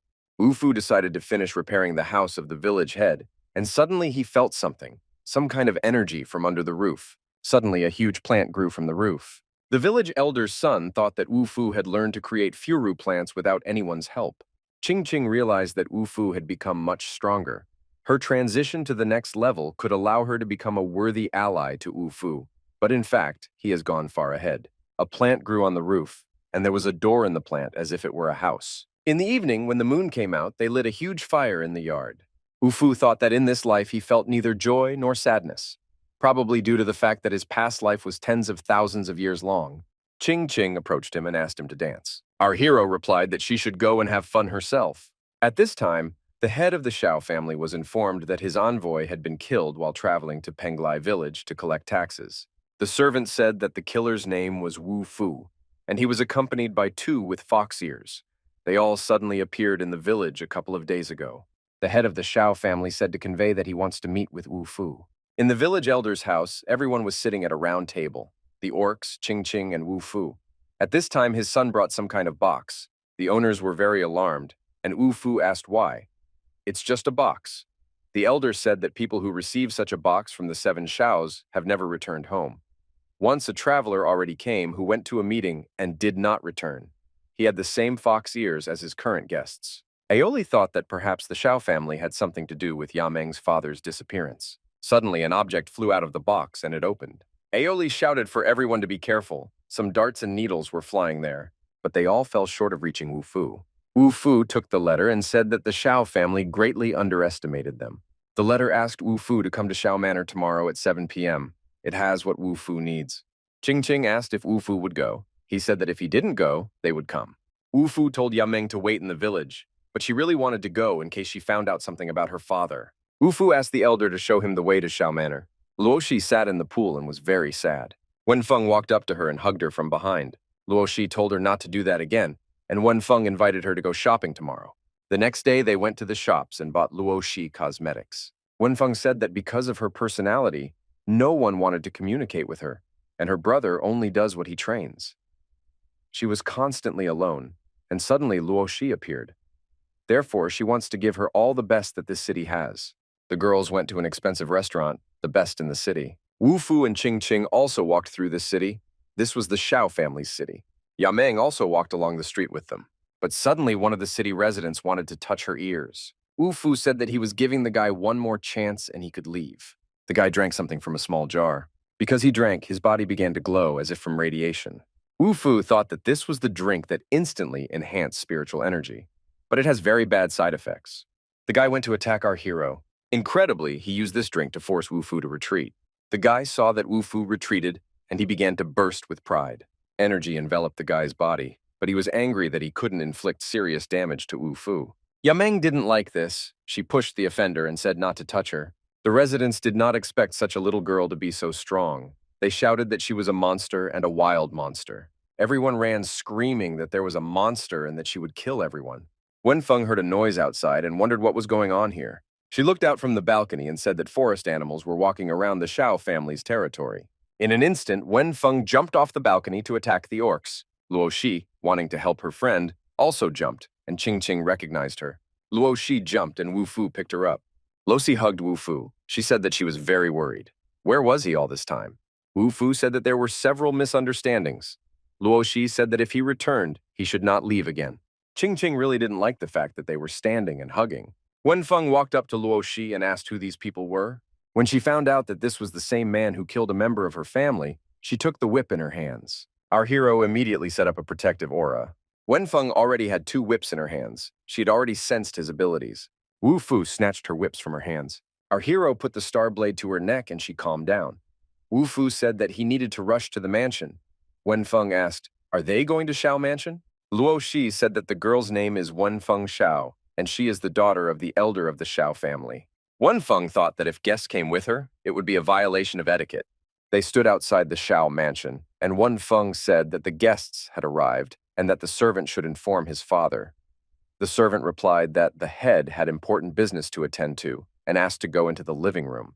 They saw a large dog in the living room. It was the dog Wu Fu, and there was also a fat man. The fat man asked where he had disappeared to. Fortunately, the miss from the Shao family accepted him and Luo Shi. Wu Fu hugged his dog and thought that both Luo Shi and the dog had become much stronger. The mansion is probably an interesting place. The 3 of them walked along a long corridor. Wu Fu, the fat man, and Luo Shi. The girl said that Wu Fu and she met by chance in the city. Wenfeng showed the guests to their rooms. At this time, brother Wenfeng was meditating and training. He had already trained for a long time, but his blade still did not work as it should. Wenfeng came and brought her brother lunch. Luo Shi also wanted to go to the banquet. Wenfeng said that without her, the banquet would have no meaning at all. There were 4 tables in the room, covered with red tablecloths. The guests were sitting at tables. The maid brought Xiao's special dish, but it had to be eaten slowly. Wu Fu thought it looked delicious, but there was a strange smell. Ching Ching said that she had heard a lot about the Xiao family, and it turned out to be true. The dishes were amazing in variety, and even the maids were unusual. The owner of the house said that if they liked Xiao's food, he would be waiting for them here at any time. Wu Fu looked at the owner of the house and thought, what kind of game was he playing? The head of the Xiao family thought that he needed to be on guard. He asked Ching Ching why her friends didn't eat anything. The head of the Xiao family thought that 2 of them had eaten, and 2 of them had not eaten anything. But he had a plan. The head of the Xiao family clapped his hands. A maid immediately appeared in a beautiful dress with large breasts and began to treat everyone. Ching Ching couldn't stand it and shouted to Wu Fu not to stare at her breasts. The maid was attending to the guests. Wu Fu asked, "Does the Xiao family always receive guests like this?" At this time, Yaming's face turned brown and she felt terribly ill. Aioli ran up to her. She fell to the floor. The orc flew up to the head of the Shao family, shouting, "Whoever harms Yameng will die." At this time, the face of the maid serving the guests suddenly changed, and she immediately became a muscular fighter. She attacked the orc, protecting the owner of the house. The maid turned into a muscular fighter, only in a dress. Aoli used the golden spirit aura against the maid, and our hero used his water aura. The maid fell under the influence of these two auras. The aura of water tightly encircled the exhausted maid. Wu Fu also used the earth aura he had recently acquired. At this time, Aoli was approaching the owner of the house. Aoli and Wu Fu simultaneously attacked the head of the Shao family. The owner of the house put up protection against them and said that it was not fair when there were two against one. They stood opposite the head of the Shao family. Wu Fu asked him if he wanted a duel, and the leader replied that he did. Wu Fu knew that he was weaker than the head of the Shao family, but perhaps with the star sword he could win. Wu Fu took off his cloak and gave it to Aoli. They stood, each emitting its own aura. A stream of red energy emanated from the head of the Shao house. Our hero emitted a stream of blue energy. The head of the Shao family said that they were both very talented, but he believed that they came because of the secret Shao realm. The owner of the house said that he wanted to make a deal with them. Many people want to get there, but not many can get out. He said that he would take Wu Fu and his comrades to a secret kingdom, and they would have to take him something from there. Wu Fu didn't trust the head and asked what he would get in return. The head of the Shao family said that when they were in the secret realm, they would be able to take advantage of all the services, and the main reason is increased pumping. Even if someone has no experience, they can break through in less than 2 days. Aoli thought that during his stay in Penglai, he always felt a force guiding him. Could this be the father in this secret dimension? Wu Fu asked the head of the Shao family what is in this dimension, and what is the way to get out of there. Wen Feng gathered everyone and said that she would take them to the secret kingdom. They asked why she would lead and not her father. She said that a person can only enter the secret kingdom once. Wen Feng said that the secret realm is unpredictable and full of dangers. The fat guy said her daddy just wanted to kill them. Wu Fu asked the fat man to stay at the Shao mansion. Wen Feng told her brother to take care of himself while she was gone. Her brother gave her an amulet given by her mother and asked her to return safe and sound. Yameng jumped up in bed having a bad dream. Aoli, sitting near her bed, thought, "Is her father really in this secret kingdom?" We see a door through which a bright yellow light shines through. The whole group entered some kind of dark cave, and there was a place where it was dirty and sticky. It was a pond of mud. Wen Feng said that her family's secret realm is the belly of a huge beast. It turns out that the mud pond is the gastric juice of a huge monster. On the ground, they saw many red balls with green tops that looked like eyes. Ching Ching asked, "What is this?" It was disgusting to even look at. Suddenly, there was an explosion and some fragments flew. The fat man and Ching Ching looked up and screamed in fear. A landslide had occurred. The landslide divided the road into two parts. One part of the people was on one side of the road, and the other moved to the other side. Aoli found himself alone, immersed in some kind of purple liquid. He tried to get out and summoned an earthen aura. This purple substance pulled him deeper and deeper, but he couldn't get out. Yameng found Aoli and looked into the hole. She said she would think about how to get him out. It looks like a landslide washed Aoli into this hole. Aoli didn't expect that Yameng would ever save him. She caused an explosion in this swamp, and the blast wave pushed Aoli out. Yameng said he was saved, but Aoli was shocked. He almost died from the explosion, but they ended up on opposite sides of the abyss. Aoli thought that the secret kingdom was a lost place, and he needed to quickly get to Wu Fu.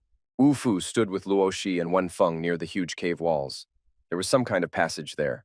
In this passage, they saw light, and the left side looked dangerous. It was dark and damp there. Wu Fu picked something up, and Luo Shi asked what it was. He held a piece of dirt in his hands and said that the dirt from the right passage was very different from what they saw when entering. The eyes in the cave crawled towards Wu Fu and looked at him. Wen Feng asked Wu Fu, "Has he been here before?" It seems his eyes know him. Wu Fu replied that this was his first time here. The eyes wanted them to follow them. Wu Fu told the girls to go left. They heard some sound. Wu Fu concentrated the energy in his hands and illuminated the cave a little. Everything was mysterious and beautiful. The eyes were in front. Their eyes led them to a place where everything was glowing.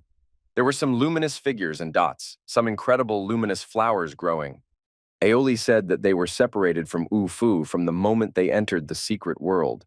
This is too bad because he wanted to find his father. They lost the feeling that their father was close from the moment they entered this dimension.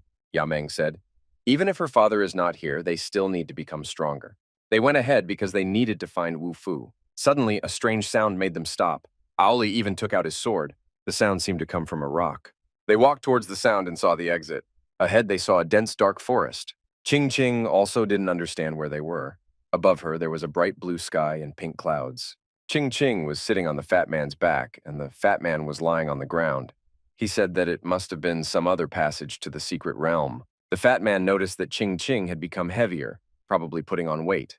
Wenfeng used a spell to summon a paper ship, on which the three of them boarded and sailed. She said that she learned this spell from a wizard who wanted to save time on building boats. At this time, they noticed something under the water. A skeleton hand came out of the water and grabbed Wu Fu's leg. Then the whole skeleton jumped out and spread its arms, trying to grab Luo Shi. The blow of the whip broke the skeleton into pieces. It was Wenfeng who took out her whip and smashed the skeleton, but at that time, other skeletons began to climb aboard from the water. Two exactly the same skeletons were already ready to climb aboard their boat. They jumped up, preparing to attack Wu Fu. Wu Fu used water aura and beam, and the skeletons were shattered into pieces. Wu Fu remembered Yameng's words to turn nothing into everything, and concentrated. Someone's caring hands lifted the boat and pulled it out of a raging pond full of skeletons. At this moment, the boat rocked and Luo Shi fell off the boat. The girl fell into this water and screamed. Wu Fu immediately rushed into the water after her. Luo Shi was already plunging into the water, but Wu Fu extended his hand to her. The current quickly carried Luo Shi straight to the stone. The girl hit her head on a rock and began to drown. Luo Shi sank to the bottom and lay unconscious, but Wu Fu grabbed her hand. He pulled her out of the water, but Luo Shi did not regain consciousness. The blow was strong, and it seems even damaged the meridians. Wu Fu tried to give her artificial respiration. Wenfeng threw the whip at them and shouted for Wu Fu to grab onto it. Our hero grabbed the whip, and Wenfeng pulled him ashore. Luo Shi was also dragged ashore with a whip wrapped around him. The girl was not breathing. Then they laid her on the ground and undressed her.